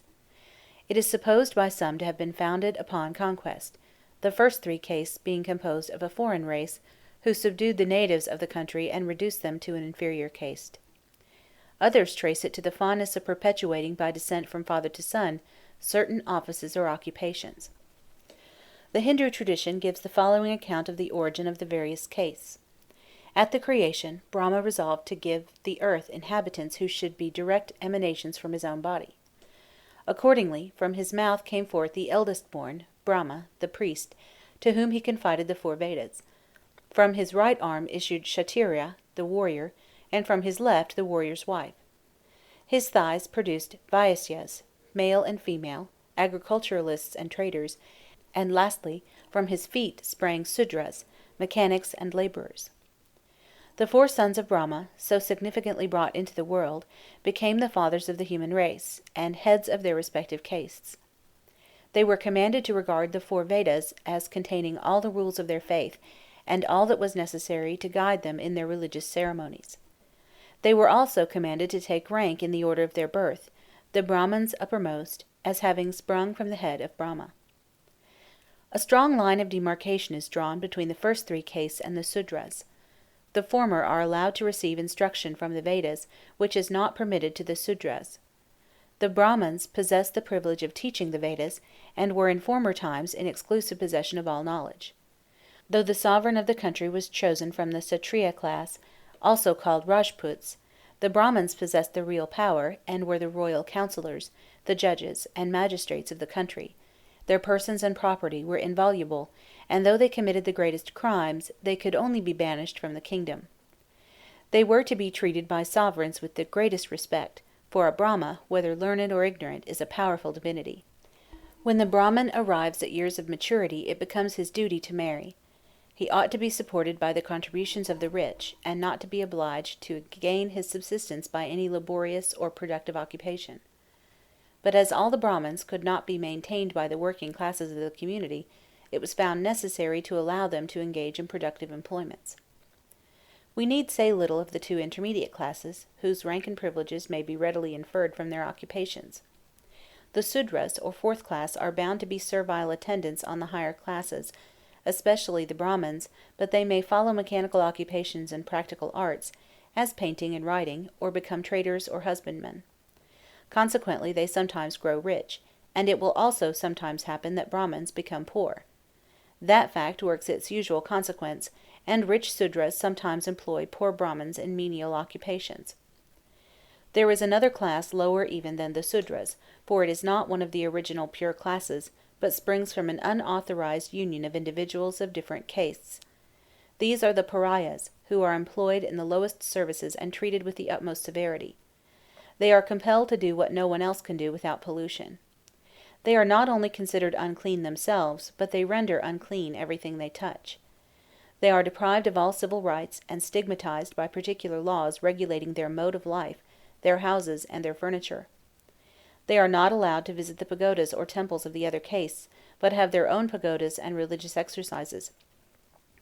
They are not suffered to enter the houses of the other castes. If it is done incautiously or from necessity, the place must be purified by religious ceremonies. They must not appear at public markets, and are confined to the use of particular wells, which they are obliged to surround with bones of animals, to warn others against using them. They dwell in miserable hovels, distant from cities and villages, and are under no restrictions in regard to food, which last is not a privilege, but a mark of ignominy, as if they were so degraded that nothing could pollute them. The three higher castes are prohibited entirely the use of flesh. The fourth is allowed to use all kinds except beef, but only the lowest caste is allowed every kind of food without restriction. Buddha. Buddha, whom the Vedas represent as a delusive incarnation of Vishnu, is said by his followers to have been a mortal sage, whose name was Gautama, called also by the complimentary epithets of Sakyashina, the lion, and Buddha, the sage.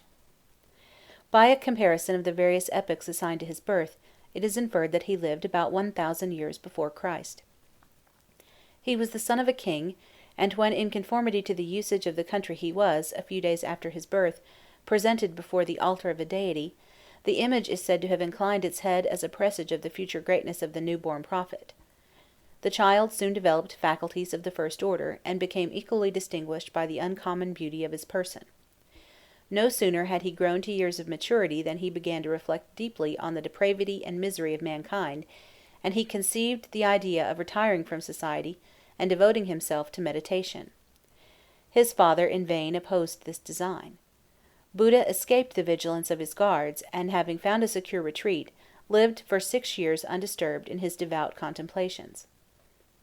At the expiration of that period he came forward at Benares as a religious teacher.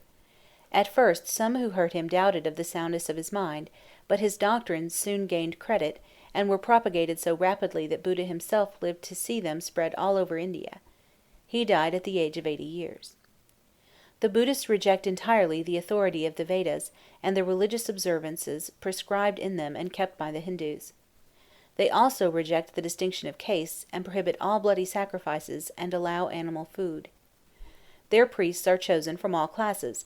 They are expected to procure their maintenance by perambulation and begging, and among other things, it is their duty to endeavour to turn to some use things thrown aside as useless by others, and to discover the medicinal power of plants. But in Ceylon 3 orders of priests are recognized. Those of the highest order are usually men of high birth and learning, and are supported at the principal temples, most of which have been richly endowed by the former monarchs of the country. For several centuries after the appearance of Buddha, his sect seems to have been tolerated by the Brahmins, and Buddhism appears to have penetrated the peninsula of Hindustan in every direction, and to have been carried to Ceylon and to the eastern peninsula. But afterwards it had to endure in India a long-continued persecution, which ultimately had the effect of entirely abolishing it in the country where it had originated, but to scatter it widely over adjacent countries. Buddhism appears to have been introduced into China about the year 65 of our era. From China it was subsequently extended to Korea, Japan, and Java. The Grand Lama. It is a doctrine alike of the Brahminical Hindus and of the Buddhist sect that the confinement of the human soul, an emanation of the divine spirit, in a human body is a state of misery, and the consequences of frailties and sins committed during former existences. But they hold that some individuals have appeared on this earth from time to time, not under the necessity of terrestrial existence, but who voluntarily descended to the earth to promote the welfare of mankind. These individuals have gradually assumed the character of reappearances of Buddha himself, in which capacity the line is continued till the present day, in the several lamas of Tibet, China, and other countries where Buddhism prevails. In consequence of the victories of Genghis Khan and his successors, the lama residing in Tibet was raised to the dignity of chief pontiff of the sect. A separate province was assigned to him as his own territory, and besides his spiritual dignity he became to a limited extent a temporal monarch. He is styled the Dalai Lama. The first Christian missionaries who proceeded to Tibet were surprised to find there, in the heart of Asia, a pontifical court and several other ecclesiastical institutions resembling those of the Roman Catholic Church.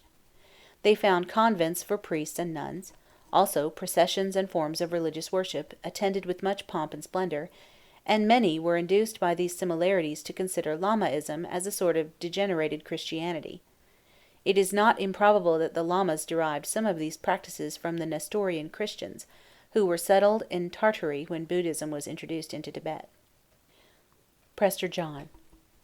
An early account, communicated probably by travelling merchants, of a Lama or spiritual chief among the Tartars, seems to have occasioned in Europe the report of a presbyter or Prester John, a Christian pontiff resident in Upper Asia. The Pope sent a mission in search of him, as did also Louis IX of France, some years later, but both missions were unsuccessful, though the small communities of Nestorian Christians, which they did find, served to keep up the belief in Europe that such a personage did exist somewhere in the East.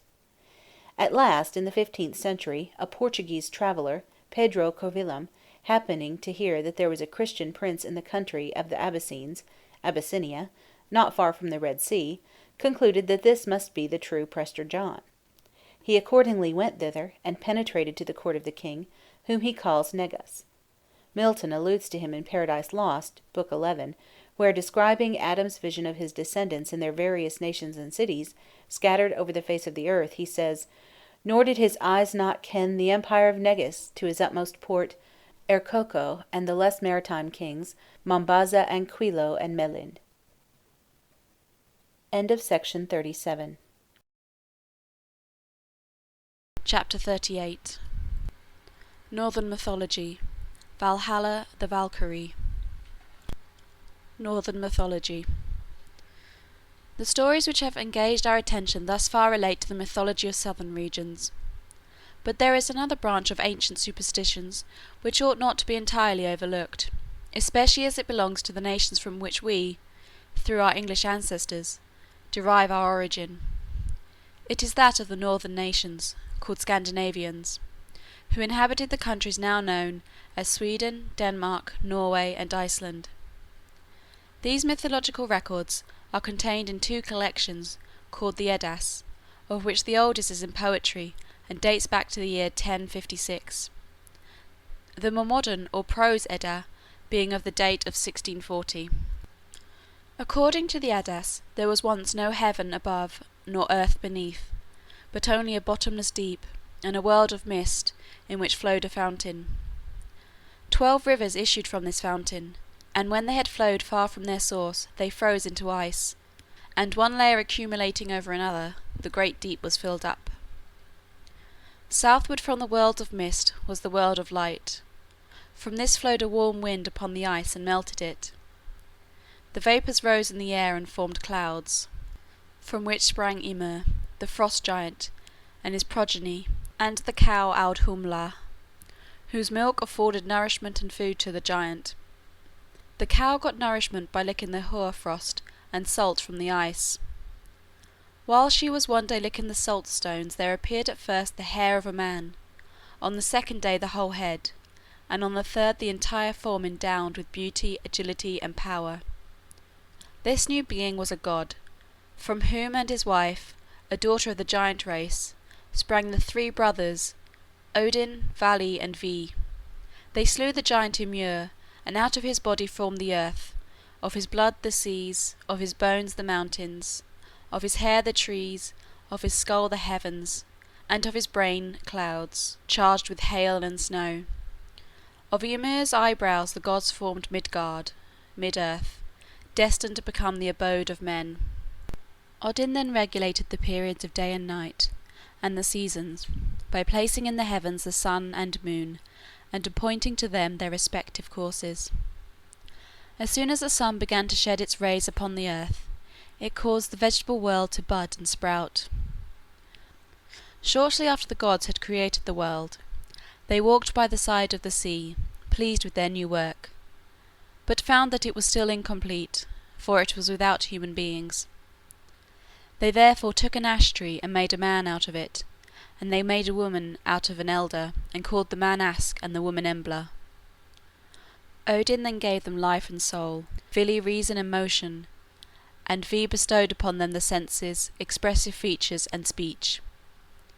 Midgard was then given them as their residence, and they became the progenitors of the human race. The mighty ash tree Yggdrasil was supposed to support the whole universe.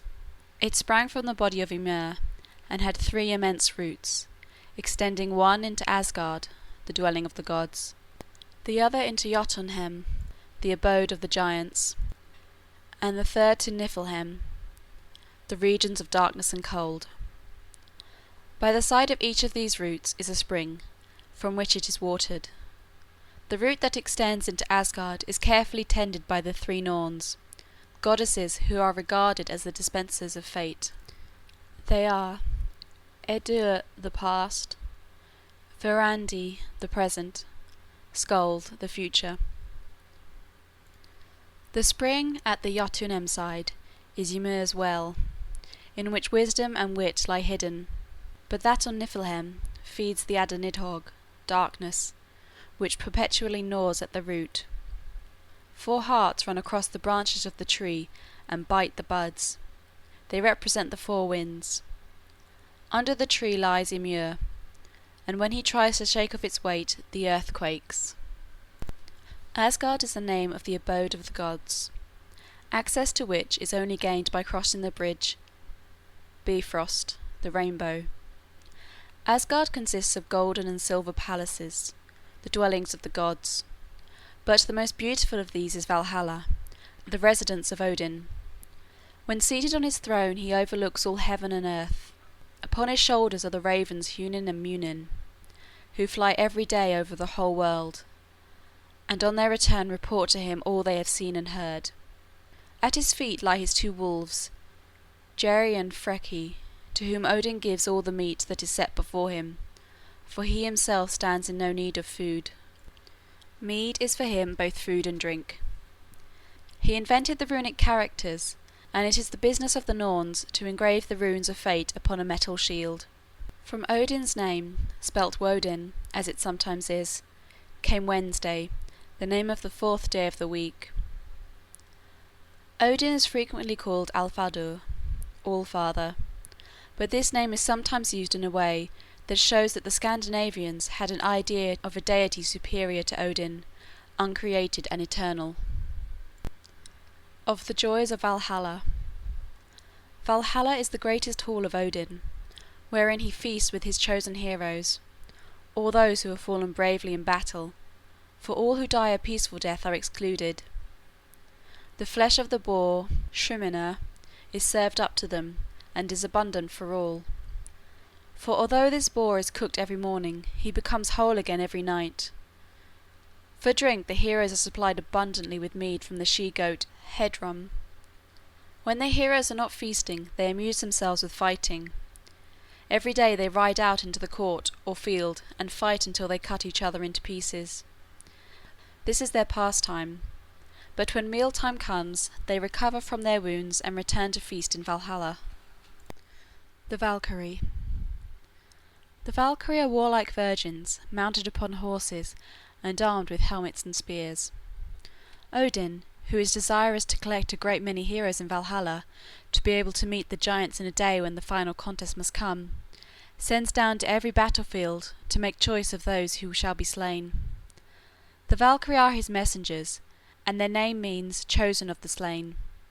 When they ride forth on their errand, their armour sheds a strange flickering light, which flashes up over the northern skies, making what men call the aurora borealis, or northern lights.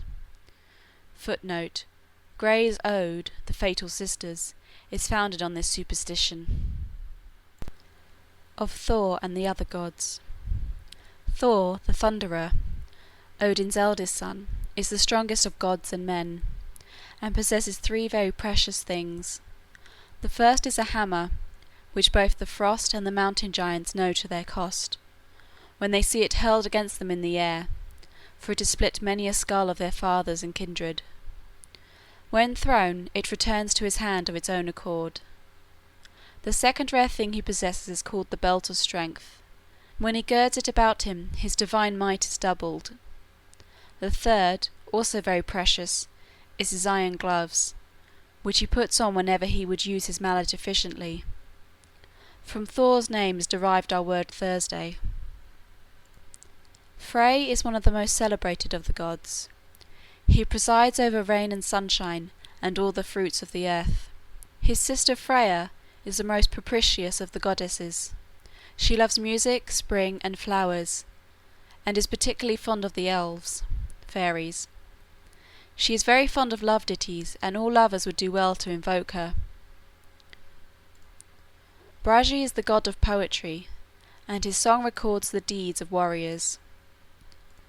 His wife, Iduna, keeps in a box the apples which the gods, when they feel old age approaching, have only to taste of to become young again. Heimdall is the watchman of the gods, and is therefore placed on the borders of heaven to prevent the giants from forcing their way over the bridge Bifrost, the rainbow. He requires less sleep than a bird, and sees by night as well as by day 100 miles around him. So acute is his ear that no sound escapes him, for he can even hear the grass grow and the wool on a sheep's back. Of Loki and his progeny.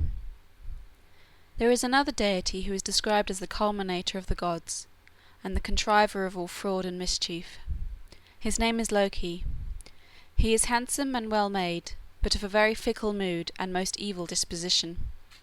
He is of the giant race, but forced himself into the company of the gods, and seems to take pleasure in bringing them into difficulties, and in extracting them out of the danger by his cunning, wit, and skill. Loki has 3 children.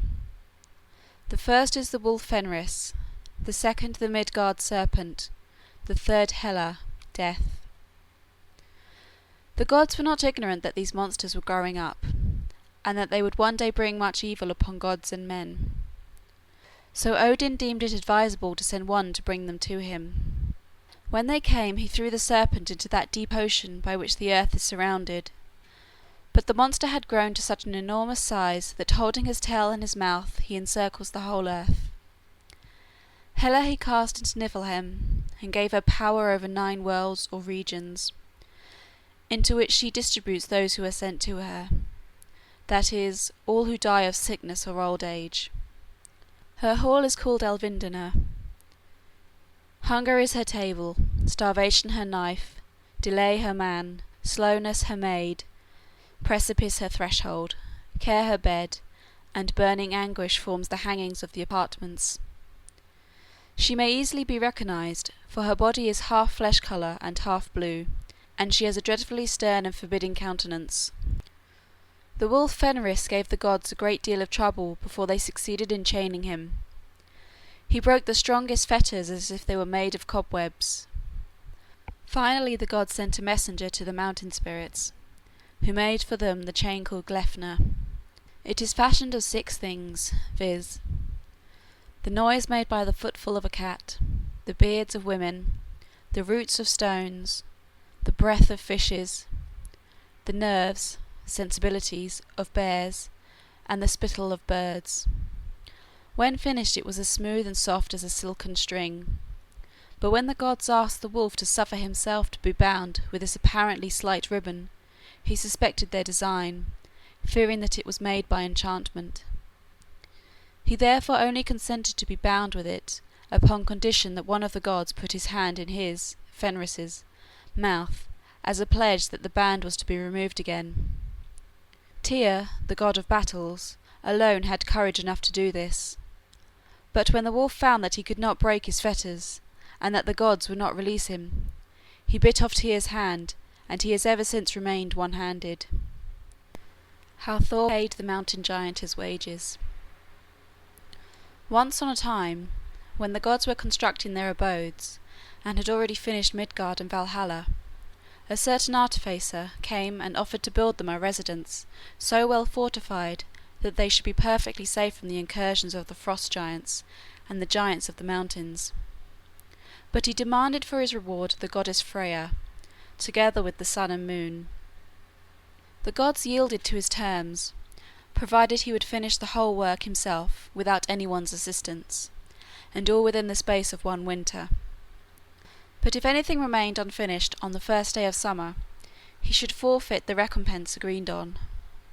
On being told these terms, the artificer stipulated that he should be allowed the use of his horse, Svadilfari, and this, by the advice of Loki, was granted to him. He accordingly set to work on the first day of winter, and during the night let his horse draw stone for the building. The enormous size of the stone struck the gods with astonishment, and they saw clearly that the horse did 1/2 more of the toilsome work than his master. Their bargain, however, had been concluded, and confirmed by solemn oaths, for without these precautions a giant would not have thought himself safe among the gods, especially when Thor should return from an expedition he had then undertaken against the evil demons. As the winter drew to a close, the building was far advanced, and the bulwarks were sufficiently high and massive to render the place impregnable. In short, when it wanted but 3 days to summer, the only part that remained to be finished was the gateway.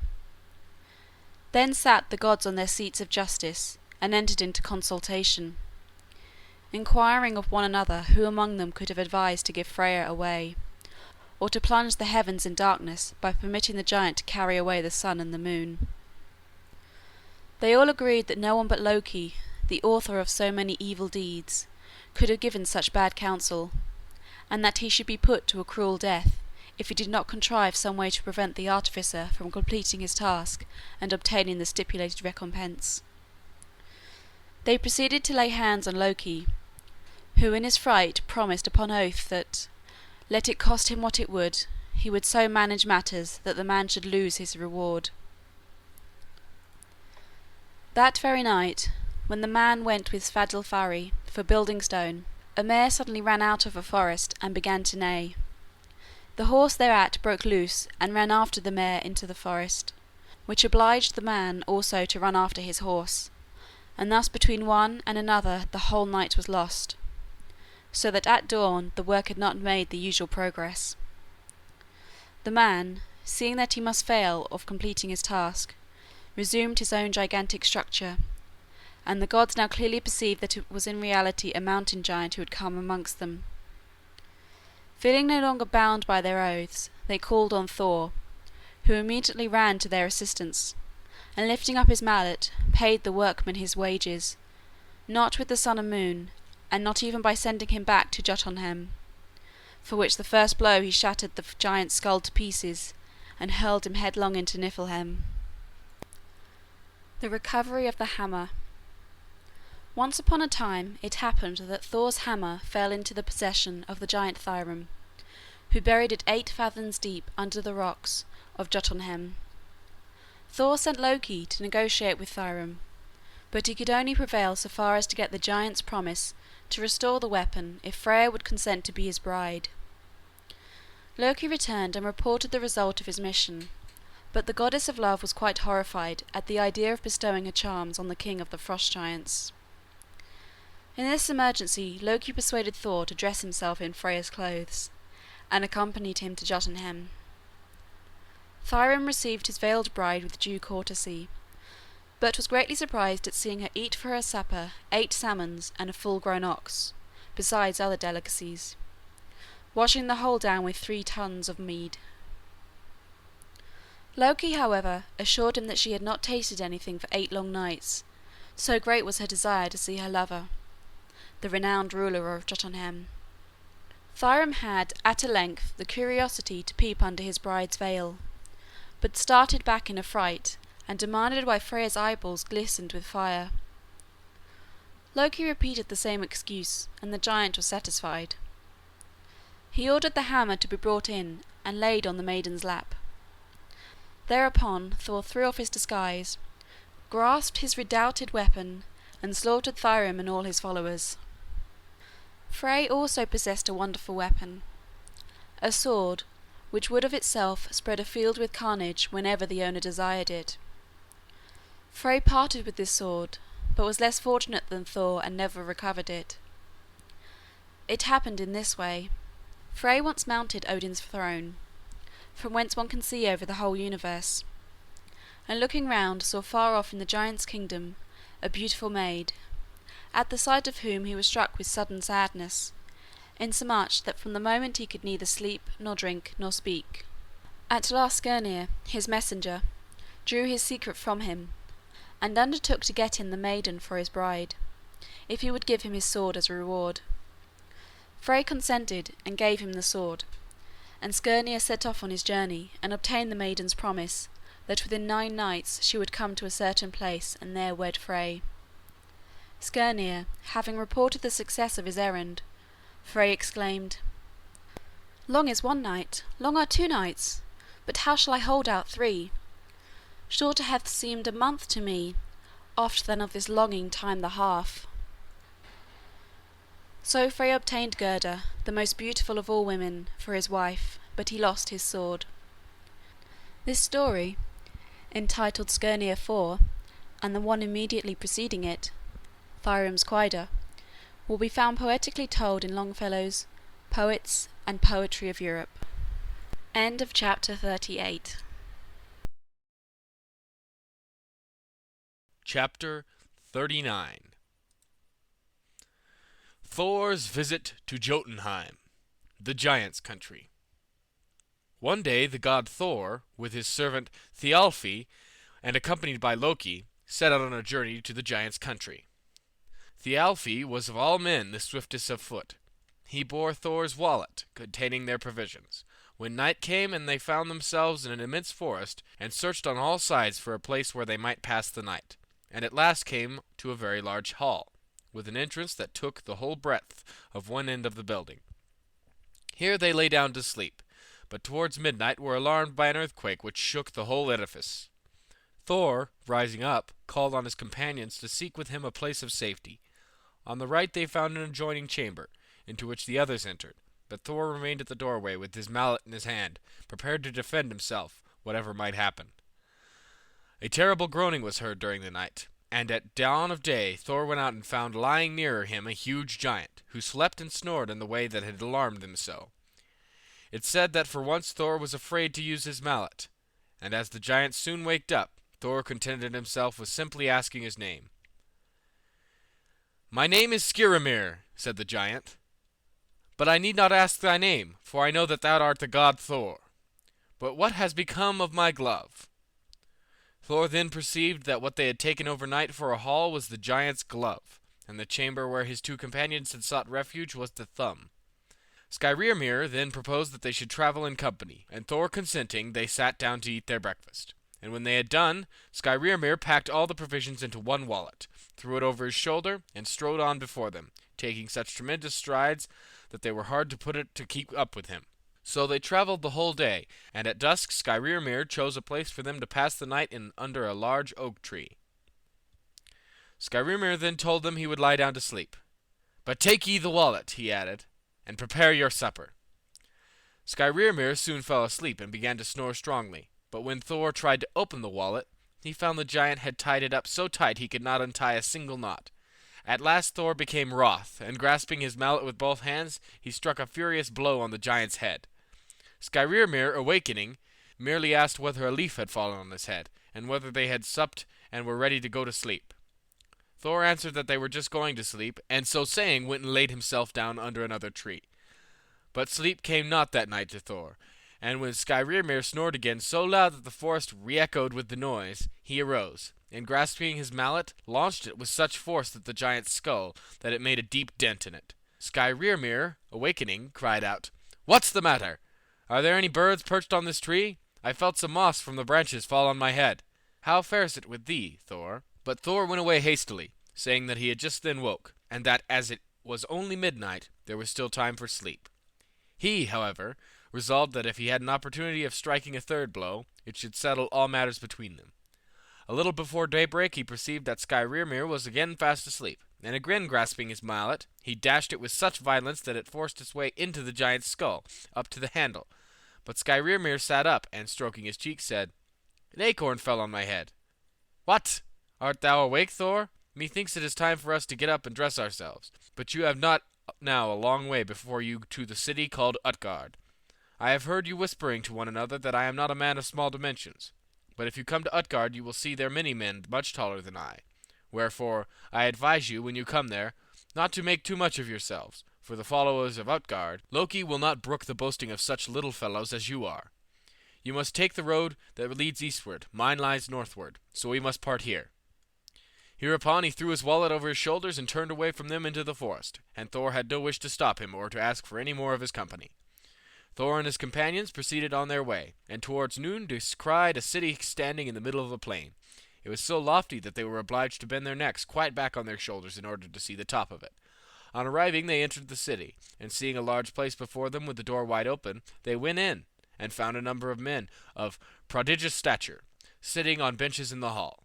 Going further, they came before the king, Utgard Loki, whom they saluted with great respect. The king, regarding them with a scornful smile, said, "If I do not mistake me, that stripling yonder must be the god Thor." Then addressing himself to Thor, he said, "Perhaps thou mayest be more than thou appearest to be. What are the feats that thou and my fellows deem yourselves skilled in? For no one is permitted to remain here who does not, in some feat or another, excel all other men."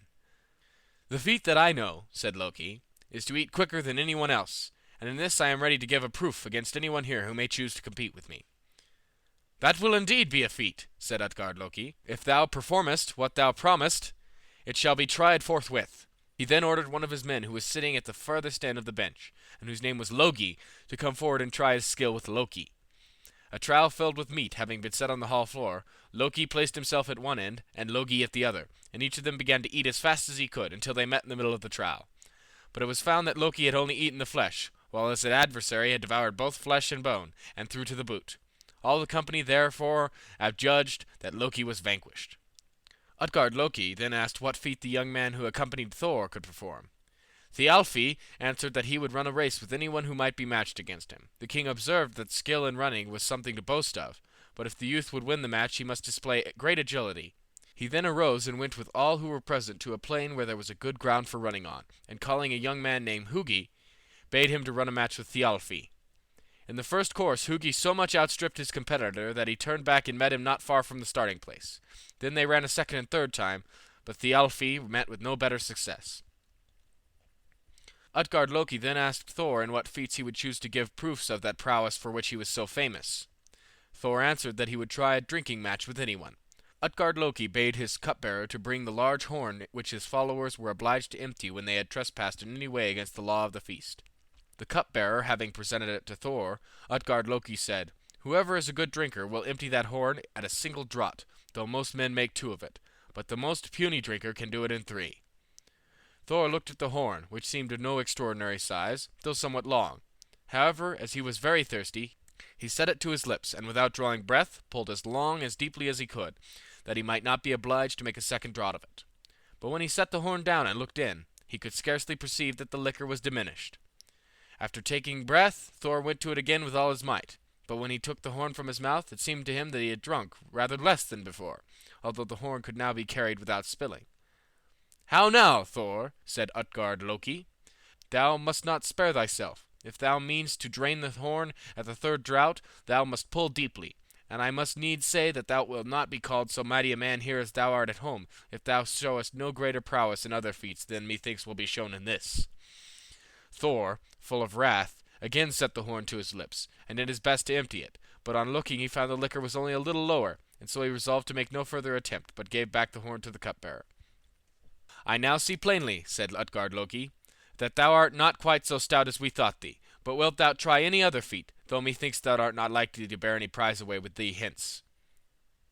"What new trial hast thou to propose?" said Thor.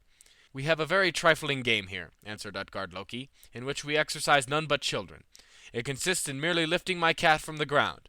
Nor should I have dared to mention such a feat to the great Thor if I had not already observed that thou art by no means what we took thee for." As he finished speaking, a large gray cat sprang on the hall floor. Thor put his hand under the cat's belly and did his utmost to raise him from the floor. But the cat, bending his back, had, notwithstanding all Thor's efforts, only one of his feet lifted up, seeing which Thor made no further attempt. "This trial has turned out," said Utgard Loki, "just as I imagined it would. The cat is large, but Thor is little in comparison to our men." "Little as ye call me," answered Thor. "Let me see who among you will come hither now I am in wrath and wrestle with me." "I see no one here," said Utgard Loki, looking at the men sitting on the benches, "who would not think it beneath him to wrestle with thee. Let somebody, however, call hither that old crone, my nurse Eli, and let Thor wrestle with her if he will. She has thrown to the ground many a man not less strong than this Thor is." A toothless old woman then entered the hall, and was told by Utgard Loki to take hold of Thor. The tale is shortly told. The more Thor tightened his hold on the crone, the firmer she stood. At length, after a very violent struggle, Thor began to lose his footing, and was finally brought down upon one knee. Utgard Loki then told them to desist, adding that Thor had now no occasion to ask anyone else in the hall to wrestle with him, and it was also getting late. So he showed Thor and his companions to their seats, and they passed the night there in good cheer. The next morning, at the break of day, Thor and his companions dressed themselves and prepared for their departure. Utgard Loki ordered a table to be set for them, on which there was no lack of victuals or drink. After the repast, Utgard Loki led them to the gate of the city, and on parting asked Thor how he thought his journey had turned out, and whether he had met with any men stronger than himself. Thor told him that he could not deny but that he had brought great shame on himself. "And what grieves me most," he added, "is that ye will call me person of little worth." "Nay," said Utgard Loki, "it behooves me to tell thee the truth, now thou art out of the city, which so long as I live and have my way thou shalt never enter again. And by my troth, had I known beforehand that thou hadst so much strength in thee, and thou would have brought me so near to a great mishap, I would not have suffered thee to enter this time. Know then that I could have all along deceived thee by my illusions. First in the forest, where I tied up the wallet with great iron wire, so that thou could not untie it. After this thou gavest me 3 blows with thy mallet. The first, though the least, would have ended my days had it fallen on me, but I slipped aside, and thy blows fell on the mountain, where thou wilt find 3 glens, one of them remarkably deep. These are the dents made by thy mallet. I have made use of similar illusions in the contests you have had with my followers. In the first, Loki, like hunger itself, devoured all that was set before him. But Loki was in reality nothing else than fire, and therefore consumed not only the meat, but the trough that held it. Hugi, with whom Thialfi contended in running, was thought, and it is impossible for Thialfi to keep pace with that. When thou that in thy turn didst attempt to empty the horn, thou didst perform, by my troth, a deed so marvellous that I had not seen it myself I should have never believed it. For one end of the horn reached the sea, which thou wast not aware of. But when thou comest to the shore thou wilt perceive how much the sea has sunk by thy draughts. Thou didst perform a feat no less wonderful by lifting up the cat, and to tell thee the truth, when we saw that one of his paws was off the floor, we were all of us terror-stricken. For what thou tookest for a cat was in reality the Midgard serpent that encompassed the earth. And he was so stretched by thee, he was barely long enough to enclose it between his head and tail. Thy wrestling with Ili was most astonishing feat, for there was never yet a man, nor will ever be, whom the old age, for such in fact was Ili, will not sooner or later lay low. But now, as we are going to part, let me tell thee that it would be better for both of us if thou never come near me again, for shouldst thou do so, I shall again defend myself by other illusions, so that thou wilt only lose thy labor, and get no fame from the contest with me. On hearing these words, Thor in a rage laid hold of his mallet and would have launched it at him, but Utgard Loki has disappeared, and when Thor would have returned to the city to destroy it, he found nothing around him but a verdant plain. End of chapter 39. Chapter 40. The Death of Baldur. The Elves. Runic Letters. Iceland. Teutonic Mythology. Nibelungen Lied. The Death of Baldur. Baldur the Good, having been tormented with terrible dreams indicating that his life was in peril, told them to the assembled gods, who resolved to conjure all things to avert from him the threatened danger. Then Frigga, the wife of Odin, exacted an oath from fire and water, from iron and all other metals, from stones, trees, diseases, beasts, birds, poisons, and creeping things, that none of them would do any harm to Baldur. Odin, not satisfied with all this, and feeling alarmed for the fate of his son, determined to consult the prophetess Angerboda, a giantess, mother of Fenris, Hela, and the Midgard serpent. She was dead, and Odin was forced to seek her in Hela's dominions. This descent of Odin forms the subject of Gray's fine ode beginning, "Uprose the king of men with speed, and saddled straight his coal-black steed." But the other gods, feeling that what Frigga had done was quite sufficient, amused themselves with using Baldur as a mark, some hurling darts at him, some stones, while others hewed at him with their swords and battle-axes, for do what they would, none of them could harm him. And this became a favorite pastime with them, and was regarded as an honor shown to Baldur. But when Loki beheld the scene he was sorely vexed that Baldur was not hurt.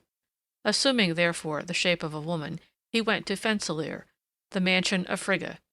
That goddess, when she saw the pretended woman, inquired of her if she knew what the gods were doing at their meetings. She replied that they were throwing darts and stones at Baldur, without being able to hurt him. "Aye," said Frigga, "neither stones nor sticks nor anything else can hurt Baldur, for I have exacted an oath from all of them." "What?" exclaimed the woman. "Have all things sworn to spare Baldur?" "All things," replied Frigga, "except one little shrub that grows on the eastern side of Valhalla, and is called mistletoe, and which I thought too young and feeble to crave an oath from." As soon as Loki heard this, he went away, and resuming his natural shape, cut off the mistletoe, and repaired to the place where the gods were assembled. There he found Hodur standing apart, without partaking of the sports, on account of his blindness, and going up to him said, "Why dost thou not also throw something at Baldur?" "Because I am blind," answered Hodur, "and see not where Baldur is, and have, moreover, nothing to throw." "Come then," said Loki, "do like the rest, and show honor to Baldur by throwing this twig at him, and I will direct thy arm towards the place where he stands." Hodur then took the mistletoe, and under the guidance of Loki, darted it at Baldur, who, pierced through and through, fell down lifeless. Surely never was there witnessed, either among gods or men, a more atrocious deed than this. When Baldur fell, the gods were struck speechless with horror, and then they looked at each other, and all were of one mind to lay hands on him who had done the deed. But they were obliged to delay their vengeance out of respect for the sacred place where they were assembled. They gave vent to their grief by loud lamentations. When the gods came to themselves, Frigga asked who among them wished to gain all her love and goodwill. For this, said she, shall he have who will ride to Hel and offer Hela a ransom if she will let Baldur return to Asgard. Whereupon Hermod, surnamed the Nimble, the son of Odin, offered to undertake the journey. Odin's horse, Sleipnir, which has 8 legs and can outrun the wind, was then led forth, on which Hermod mounted and galloped away on his mission. For the space of 9 days and as many nights he rode through deep glens so dark that he could not discern anything, until he arrived at the river Gjöll, which he passed over on a bridge covered with glittering gold. The maiden who kept the bridge asked him his name and lineage, telling him that the day before 5 bands of dead persons had ridden over the bridge, and did not shake it as much as he alone. But, she added, thou hast not death's hue on thee. Why then ridest thou here on the way to Hel? I ride to Hel, answered Hermod, to seek Baldur. Hast thou perchance seen him pass this way? She replied, Baldur hath ridden over Gjöll's bridge, and yonder lieth the way he took to the abodes of death. Hermod pursued his journey until he came to the barred gates of Hel. Here he alighted, girthed his saddle tighter, and, remounting, clapped both spurs to his horse, who cleared the gate by a tremendous leap without touching it. Hermod then rode on to the palace, where he found his brother Baldur occupying the most distinguished seat in the hall, and passed the night in his company. The next morning he besought Hela to let Baldur ride home with him, assuring her that nothing but lamentations were to be heard among the gods. Hela answered that it should now be tried whether Baldur was so beloved as he was said to be. If, therefore, she added, all things in the world, both living and lifeless, weep for him, then shall he return to life. But if any one thing speak against him or refuse to weep, he shall be kept in Hel. Hermod rode back to Asgard and gave an account of all he had heard and witnessed. The gods upon this dispatched messengers throughout the world to beg everything to weep, in order that Baldur might be delivered from Hel. All things very willingly complied with this request, both men and every other living being, as well as earths and stones and trees and metals, just as we have all seen these things weep when they were brought from a cold place into a hot one. As the messengers were returning, they found an old hag named Thökt sitting in a cavern, and begged her to weep Baldur out of Hel. But she answered, Thökt will wail with dry tears Baldur's bale fire. Let Hela keep her own. It was strongly suspected that this hag was no other than Loki himself, who never ceased to work evil among gods and men, so Baldur was prevented from coming back to Asgard. The gods took up the dead body and bore it to the seashore where stood Baldur's ship, Hringham, which passed for the largest in the world. Baldur's dead body was put on the funeral pile, on board the ship, and his wife Nanna was so struck with grief at the sight that she broke her heart, and her body was burned on the same pile as her husband's. There was a vast concourse of various kinds of people at Baldur's obsequies. First came Odin, accompanied by Frigga, the Valkyrie, and his ravens. Then Frey in his car drawn by Gullinbursti the boar. Heimdall rode his horse Gulltopp, and Freya drove in her chariot drawn by cats. There were also a great many frost giants and giants of the mountain present. Baldur's horse was led to the pile, fully caparisoned, and consumed in the same flames with his master. But Loki did not escape his deserved punishment. When he saw how angry the gods were, he fled to the mountain, and there built himself a hut with 4 doors, so that he could see every approaching danger. He invented a net to catch the fishes, such as fishermen have used since his time. But Odin found out his hiding place, and the gods assembled to take him. He, seeing this, changed himself into a salmon, and lay hid among the stones of the brook. But the gods took his net and dragged the brook, and Loki, finding he must be caught, tried to leap over the net. But Thor caught him by the tail and compressed it, so that salmons ever since have had that part remarkably fine and thin. They bound him with chains and suspended a serpent over his head, whose venom falls upon his face drop by drop. His wife Siguna sits by his side and catches the drops as they fall in a cup, but when she carries it away to empty it, the venom falls upon Loki, which makes him howl with horror and twist his body about so violently that the whole earth shakes, and this produces what men call earthquakes.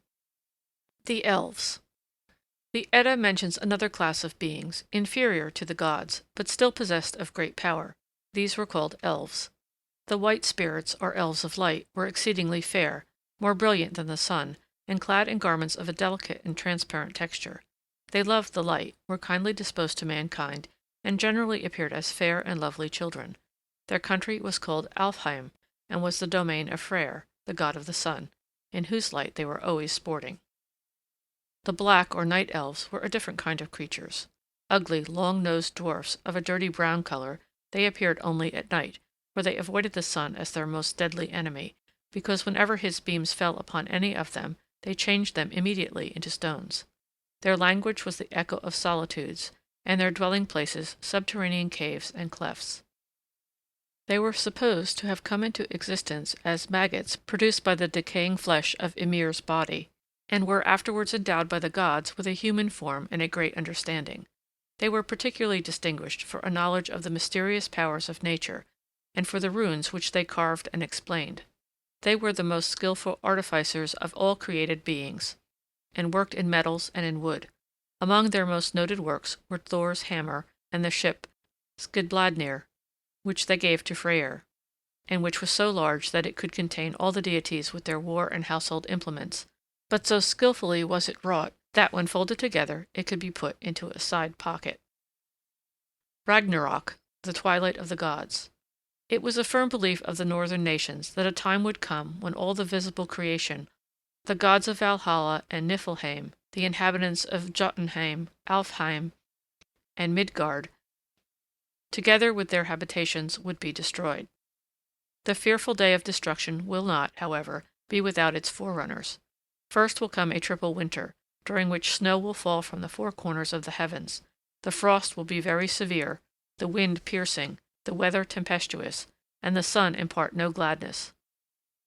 3 such winters will pass away without being tempered by a single summer. 3 other similar winters will then follow, during which war and discord will spread over the universe. The earth itself will be frightened and begin to tremble.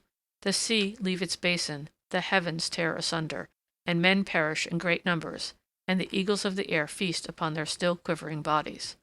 The wolf Fenris will now break his bands, the Midgard serpent rise out of her bed in the sea, and Loki, released from his bonds, will join the enemies of the gods.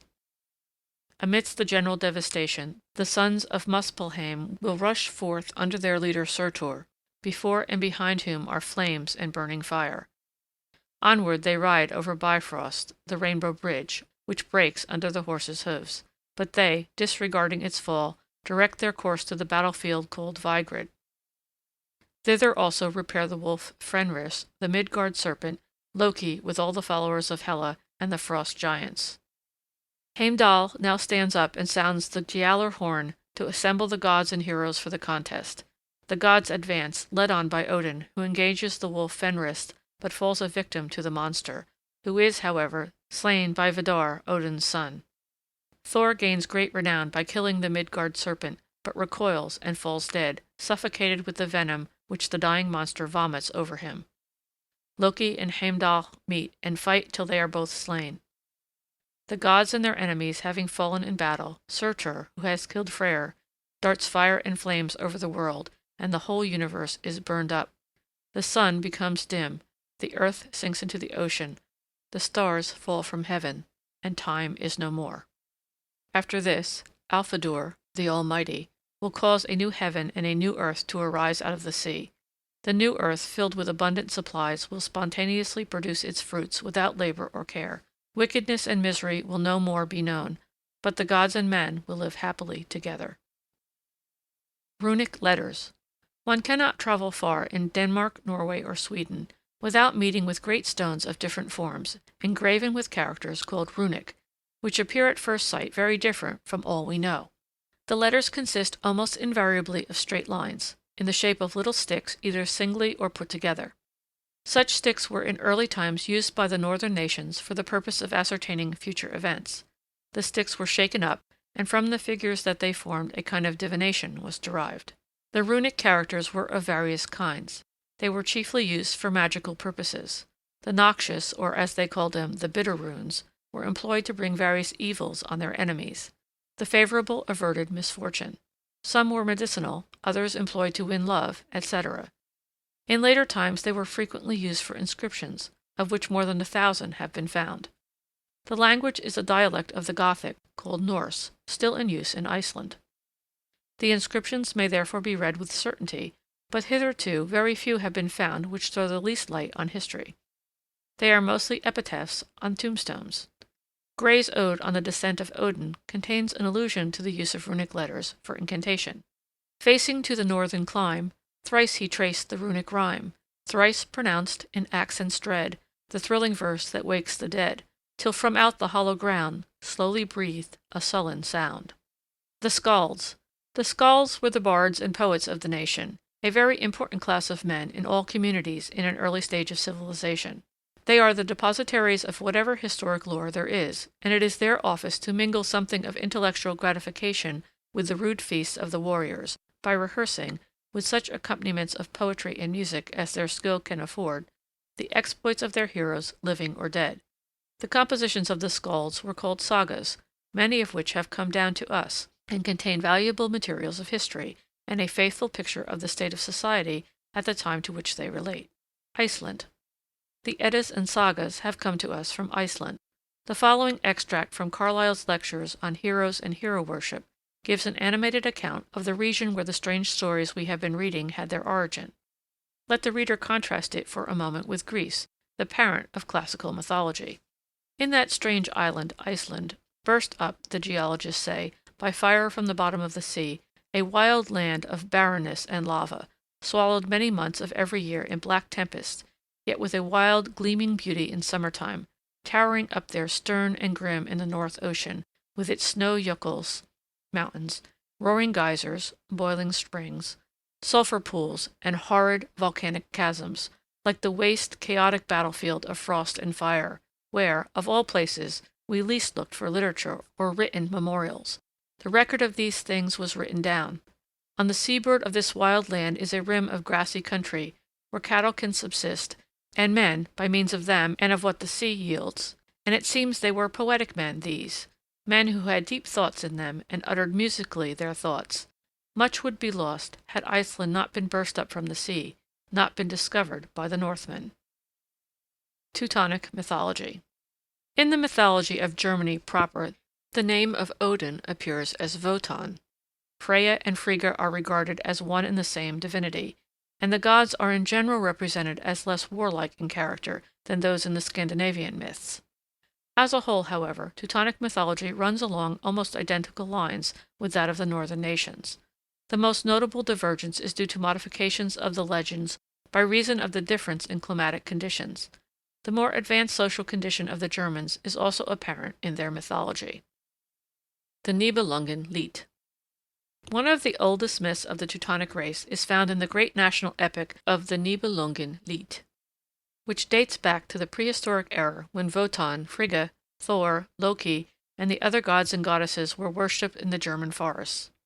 The epic is divided into two parts, the first of which tells how Siegfried, the youngest of the kings of the Netherlands, went to Worms to ask in marriage the hand of Kriemhild, sister of Gunther, king of Burgundy. While he was staying with Gunther, Siegfried helped the Burgundian king to secure as his wife Brunhild, queen of Island. The latter had announced publicly that he only should be her husband, who could beat her in hurling a spear, throwing a huge stone, and in leaping. Siegfried, who possessed a cloak of invisibility, aided Gunther in these three contests, and Brunhild became his wife. In return for these services, Gunther gave Siegfried his sister, Kriemhild, in marriage. After some time had elapsed, Siegfried and Kriemhild went to visit Gunther, when the two women fell into a dispute about the relative merits of their husbands. Kriemhild, to exalt Siegfried, boasted that it was to the latter that Gunther owed his victories and his wife. Brunhild, in great anger, employed Hagen, liegeman of Gunther, to murder Siegfried. In the epic, Hagen is described as follows. Well grown and well compacted was that redoubted guest. Long were his legs and sinewy, and deep and broad his chest. His hair, that once was sable, with grey was dashed of late. Most terrible his visage, and lordly was his gait. Nibelungen Lied, stanza 1789. This Achilles of German romance stabbed Siegfried between the shoulders, as the unfortunate king of the Netherlands was stooping to drink from a brook during a hunting expedition. The second part of the epic relates how, 13 years later, Kriemhild married Etzel, king of the Huns. After a time she invited the king of Burgundy, with Hagan and many others, to the court of her husband. A fearful quarrel was stirred up in the banquet hall, which ended in the slaughter of all of the Burgundians but Gunther and Hagan. These two were taken prisoners and given to Kriemhild, who with her own hand cut off the heads of both. For this bloody act of vengeance, Kriemhild was herself slain by Hildebrand, a magician and champion, who in German mythology holds a place to an extent corresponding to that of Nestor in the Greek mythology. The Nibelungen hoard. This was a mythical mass of gold and precious stones which Siegfried obtained from the Nibelungs, the people of the north whom he had conquered and whose country he had made tributary to his own kingdom of the Netherlands. Upon his marriage, Siegfried gave the treasure to Kriemhild as her wedding portion. After the murder of Siegfried, Hagan seized it and buried it secretly beneath the Rhine at Lochham, intending to recover it at a future period. The hoard was lost forever when Hagan was killed by Kriemhild. Its wonders are thus set forth in the poem. 'Twas as much as 12 huge wagons in 4 whole nights and days could carry from the mountain down to the salt sea bay, though to and fro each wagon thrice journeyed every day. It was made up of nothing but precious stones and gold, were all the world brought from it, and down the value told, not a mark the less would there be left than erst there was, I ween. Nibelungen Lied, 19. Whoever possessed the Nibelungen hoard were termed Nibelungers. Thus, at one time, certain people of Norway were so called. When Siegfried held the treasure, he received the title King of the Nibelungers. Wagner's Nibelungen Ring. Though Richard Wagner's music drama of the Nibelungen Ring bears some resemblance to the ancient German epic, it is a wholly independent composition, and was derived from various old songs and sagas, which the dramatists wove into one great harmonious story. The principal source was the Volsunga saga, while lesser parts were taken from the Elder Edda and the Younger Edda, and others from the Nibelungen Lied, the Eklund Lied, and other Teutonic folklore. In the drama there are at first only 4 distinct races, the gods, the giants, the dwarfs, and the nymphs. Later, by a special creation, there come the Valkyrie and the heroes. The gods are the noblest and highest race, and dwell first in the mountain meadows, later in the palace of Valhalla on the heights. The giants are a great and strong race, but lack wisdom. They hate what is noble and are enemies of the gods. They dwell in caves near the earth's surface. The dwarfs, or Nibelungs, are black, uncouth pygmies, hating the good, hating the gods. They are crafty and cunning, and dwell in the bowels of the earth. The nymphs are pure, innocent creatures of the water. The Valkyrie are daughters of the gods, but mingled with a mortal strain. They gather dead heroes from the battlefields and carry them to Valhalla. The heroes are children of the gods, but also mingled with a mortal strain. They are destined to become at last the highest race of all, and to succeed the gods in the government of the world. The principal gods are Wotan, Loki, Donner, and Fro. The chief giants are Fafnir and Fasolt, brothers. The chief dwarfs are Alberic and Mime, brothers, and later Hagan, son of Alberic. The chief nymphs are the Rhine daughters, Flosshilda, Woglinde, and Welgunda. There are 9 Valkyrie, of whom Brunhild is the leading one. Wagner's story of the ring may be summarized as follows.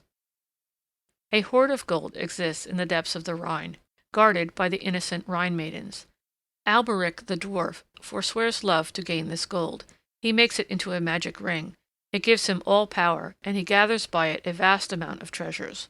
Meanwhile, Wotan, chief of the gods, has engaged the giants to build for him a noble castle, Valhalla, from whence to rule the world, promising in payment Freya, goddess of youth and love. But the gods find they cannot spare Freya, as they are dependent on her for their immortal youth. Loki, called upon to provide a substitute, tells of Alberic's magic ring and other treasure. Wotan goes with Loki, and they steal the ring and the golden hoard from Alberic, who curses the ring and lays the curse on all who shall henceforth possess it. The gods gift the ring and the treasure to the giants as a substitute for Freya. The curse at once begins. One giant, Fafnir, kills his brother to get all, and transforms himself into a dragon to guard his wealth. The gods enter Valhalla over the Rainbow Bridge. This ends the first part of the drama, called the Rhinegold. The second part, the Valkyrie, relates how Wotan still covets the ring. He cannot take it himself, for he has given his word to the giants. He stands or falls by his word. So he devises an artifice to get the ring. He will get a hero race to work for him and recover the ring and the treasures.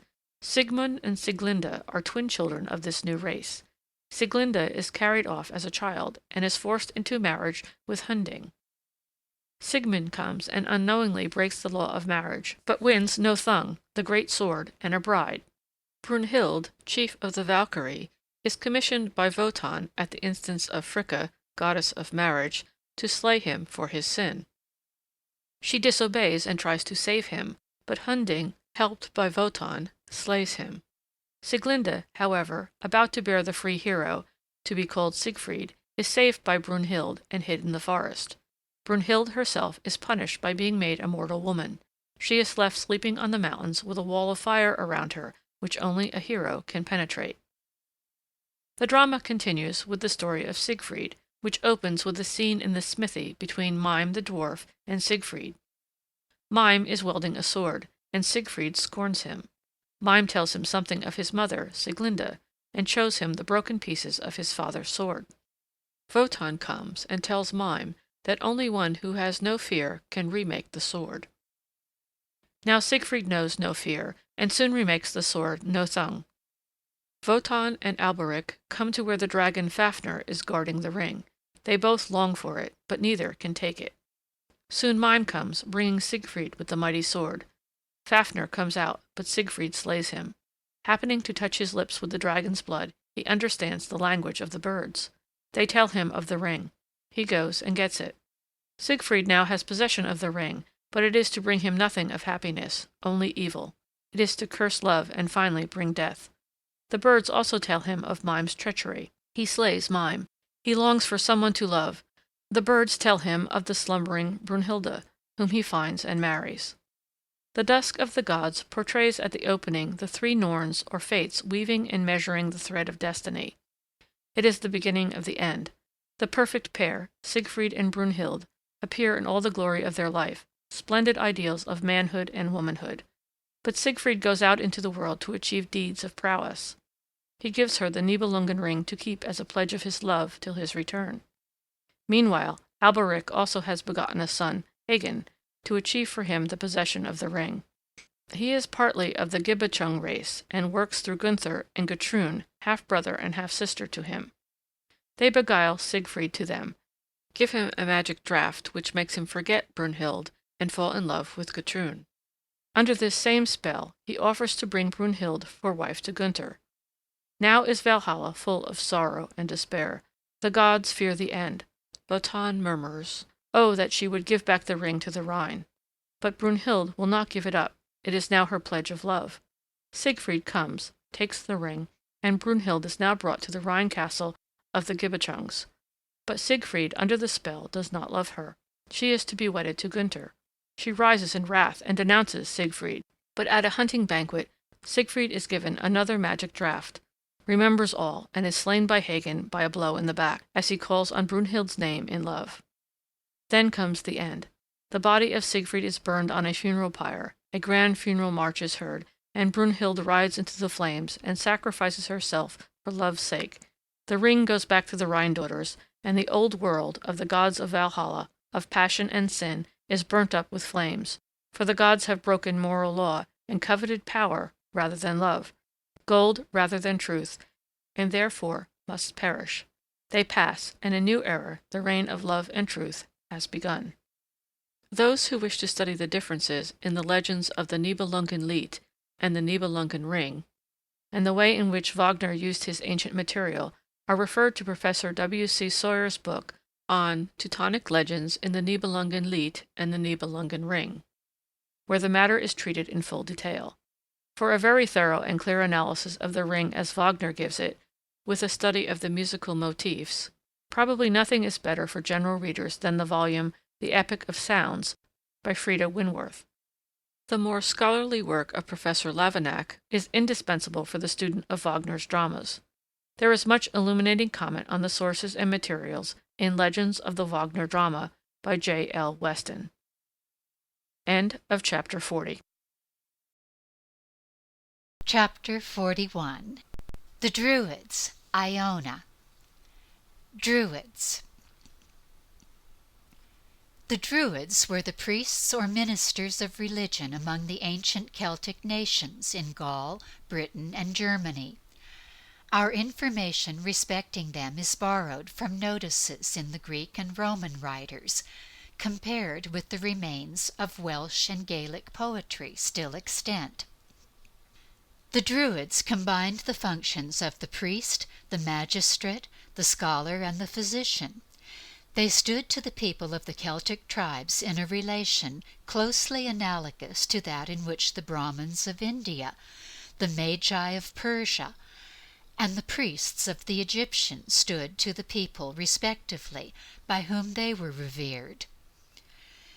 The Druids taught the existence of one God to whom they gave a name, Baal, which Celtic antiquaries tell us means the life of everything, or the source of all beings, and which seems to have affinity with the Phoenician Baal. What renders this affinity more striking is that the Druids, as well as the Phoenicians, identified this, their supreme deity, with the sun. Fire was regarded as a symbol of the divinity. The Latin writers assert that the Druids also worshipped numerous inferior gods. They used no images to represent the object of their worship, nor did they meet in temples or buildings of any kind for the performance of their sacred rites.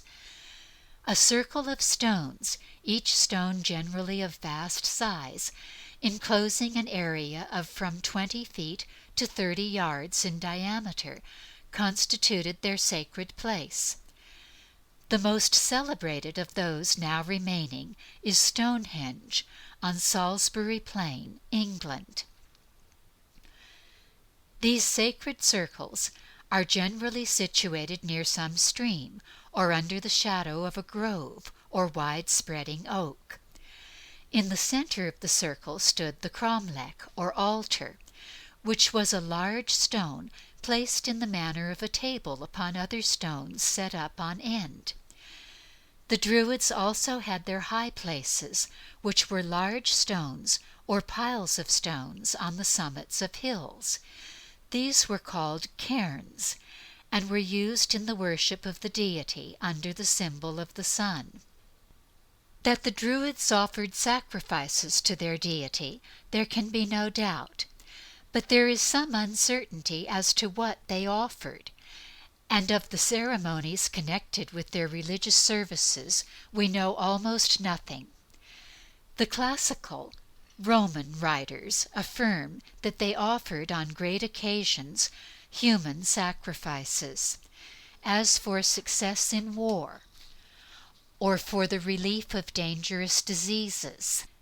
Caesar has given a detailed account of the manner in which this was done. They have images of immense size, the limbs of which are framed with twisted twigs and filled with living persons. These being set on fire, those within are encompassed by the flames. Many attempts have been made by Celtic writers to shake the testimony of the Roman historians to this fact, but without success. The Druids observed 2 festivals each year. The former took place in the beginning of May and was called Beltane, or Fire of God. On this occasion a large fire was kindled on some elevated spot in honor of the sun, whose returning beneficence they thus welcomed after the gloom and desolation of winter. Of this custom a trace remains in the name given to Whitsunday in parts of Scotland to this day.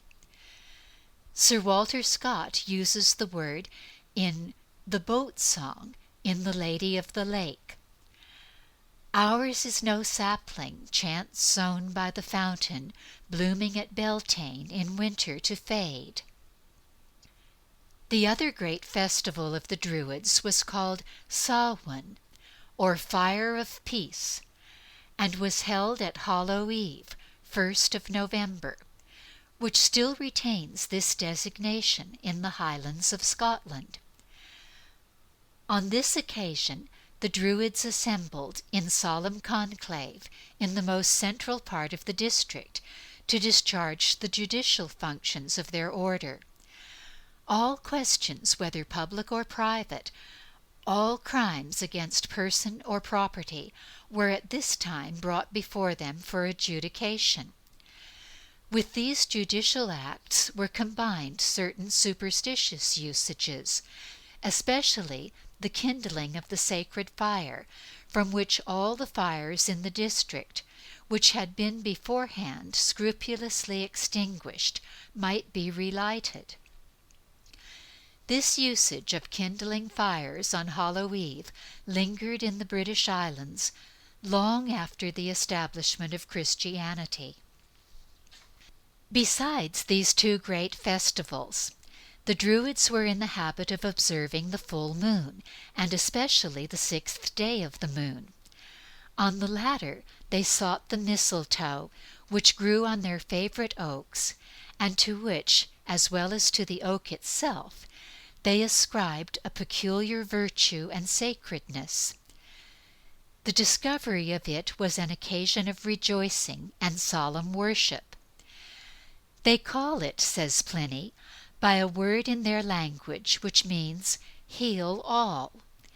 And having made a solemn preparation for feasting and sacrifice under the tree, they drive thither 2 milk-white bulls, whose horns are then for the first time bound. The priest then, robed in white, ascends the tree and cuts off the mistletoe with a golden sickle. It is caught in a white mantle, after which they proceed to slay the victims, at the same time praying that God would render his gift prosperous to those to whom he had given it. They drink the water in which it has been infused and think it a remedy for all diseases. The mistletoe is a parasitic plant, and it is not always nor often found on the oak, so that when it is found, it is the more precious. The Druids were the teachers of morality as well as of religion. Of their ethical teaching, a valuable specimen is preserved in the triads of the Welsh bards, and from this we may gather that their views of moral rectitude were on the whole just, and that they held and inculcated many very noble and valuable principles of conduct. They were also the men of science and learning of their age and people. Whether they were acquainted with letters or not has been disputed, though the probability is strong that they were to some extent. But it is certain that they committed none of their doctrine, their history, or their poetry to writing. Their teaching was oral, and their literature, if such a word may be used in such a case, was preserved solely by tradition. But the Roman writers admit that they paid much attention to the order and laws of nature, and investigated and taught to the youth under their charge many things concerning the stars and their motions, the size of the world and the lands, and concerning the might and power of the immortal gods. Their history consisted in traditional tales in which the heroic deeds of their forefathers were celebrated. These were apparently in verse, and thus constituted part of the poetry as well as the history of the Druids. In the poems of Ossian we have, if not the actual productions of Druidical times, what may be considered faithful representations of the songs of the bards. The bards were an essential part of the Druidical hierarchy. One author, Pennant, says, "The bards were supposed to be endowed with powers equal to inspiration. They were the oral historians of all past transactions, public and private. They were also accomplished genealogists, etc." Pennant gives a minute account of the Eisteddfods, or sessions of the bards and minstrels, which were held in Wales for many centuries long after the Druidical priesthood in its other departments became extinct. At these meetings, none but bards of merit were suffered to rehearse their pieces, and minstrels of skill to perform. Judges were appointed to decide on their respective abilities, and suitable degrees were conferred. In the earlier period, the judges were appointed by the Welsh princes, and after the conquest of Wales, by commission from the kings of England. Yet the tradition is that Edward I, in revenge for the influence of the bards in animating the resistance of the people to his sway, persecuted them with great cruelty. This tradition has furnished the poet Gray with the subject of his celebrated ode, The Bard. There are still occasional meetings of the lovers of Welsh poetry and music, held under the ancient name. Among Mrs. Hemans' poems is one written for an Eisteddfod, or meeting of Welsh bards, held in London, May 22, 1822. It begins with a description of the ancient meeting, of which the following lines are a part. Midst the eternal cliffs, whose strength defied the crested Roman in his hour of pride, and where the Druids ancient cromlech frowned, and the oaks breathed mysterious murmurs round, there thronged the inspired of yore on plain and height, in the sun's face beneath the eye of light, and bearing unto heaven each noble head, stood in the circle where none else might tread. The Druidical system was at its height at the time of the Roman invasion under Julius Caesar. Against the Druids, as their chief enemies, these conquerors of the world directed their unsparing fury.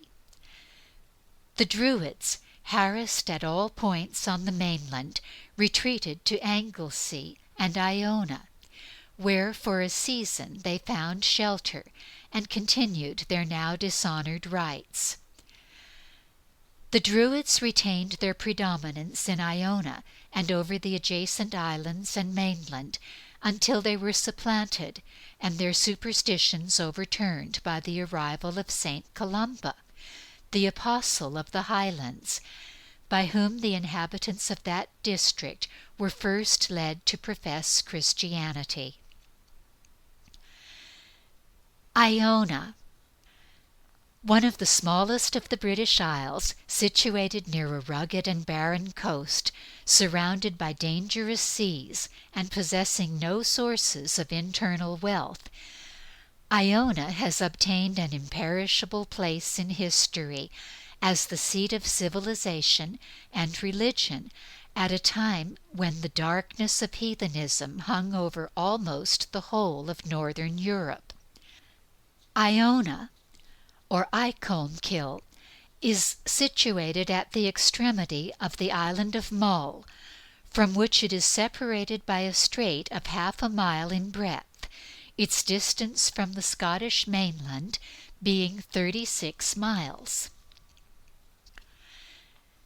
Columba was a native of Ireland and connected by birth with the princes of the land.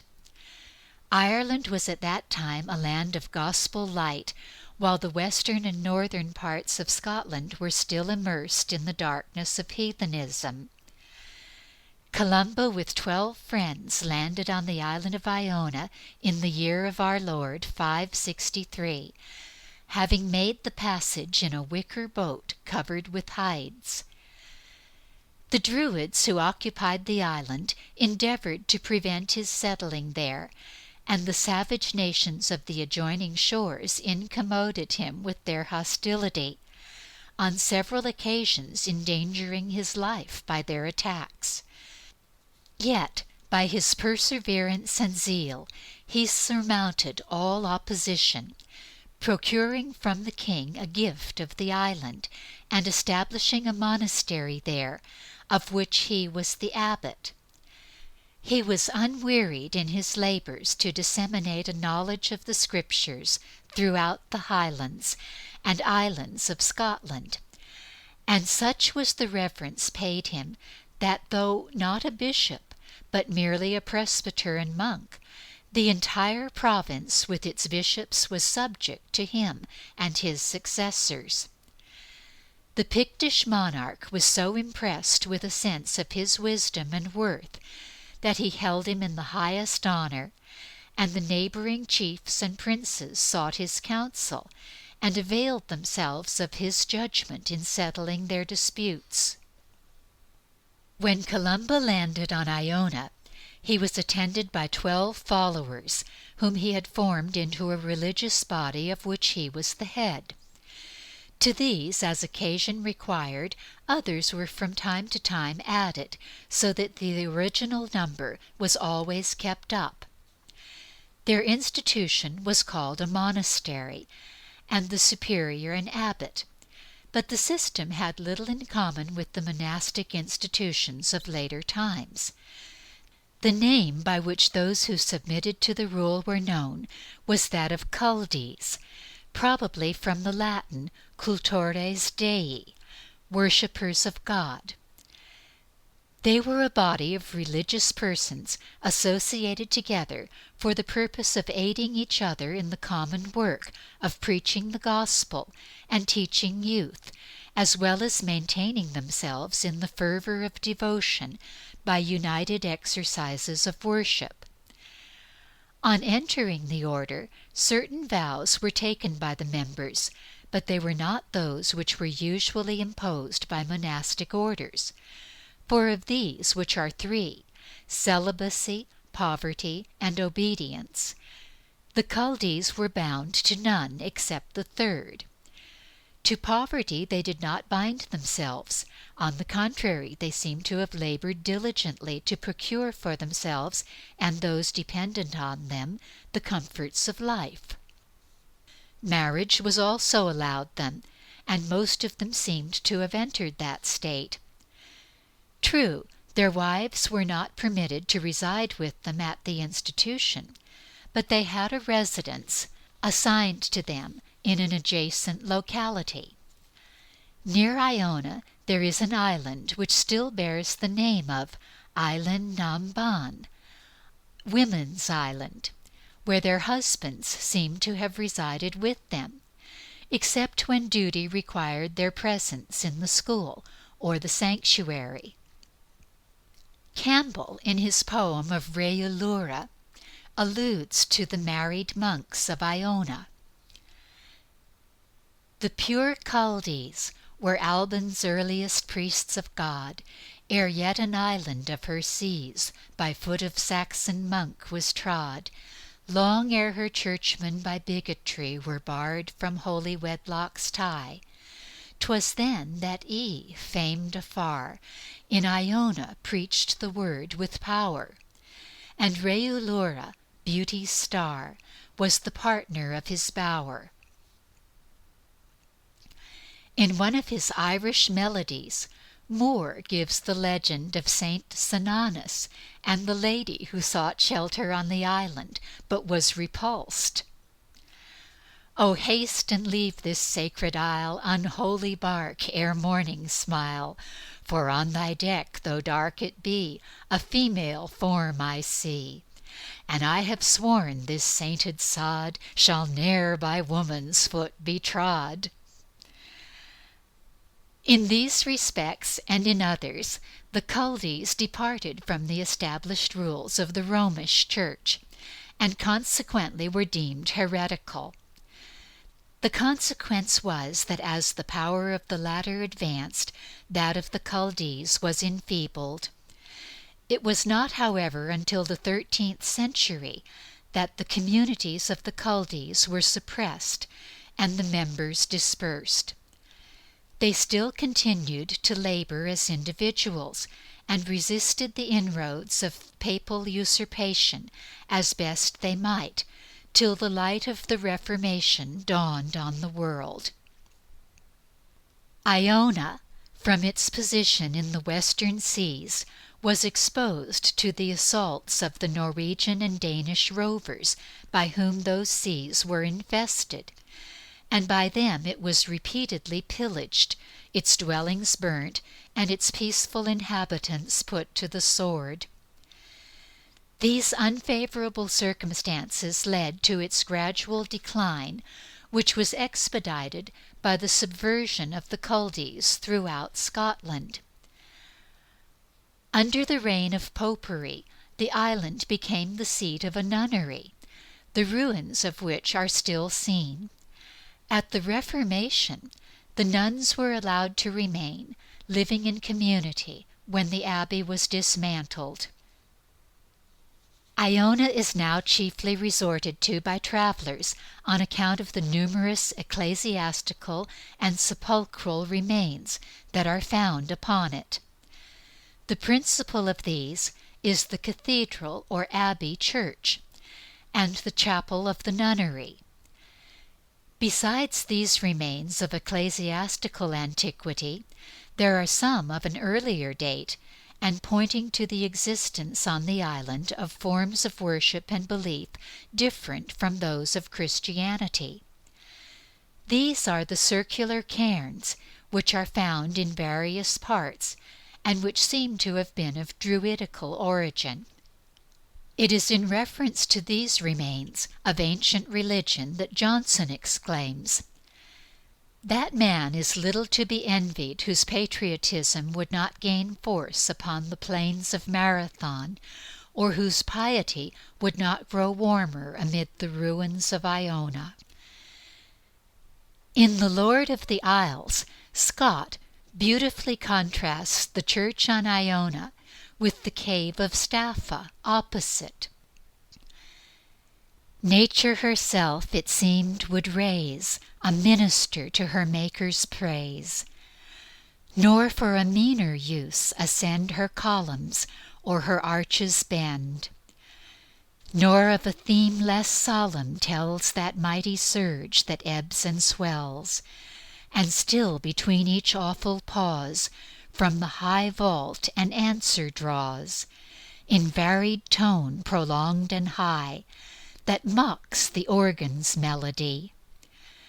Nor doth its entrance front in vain to old Iona's holy fane, that nature's voice might seem to say, "Well hast thou done, frail child of clay, thy humble powers that stately shrine tasked high and hard, but witness mine."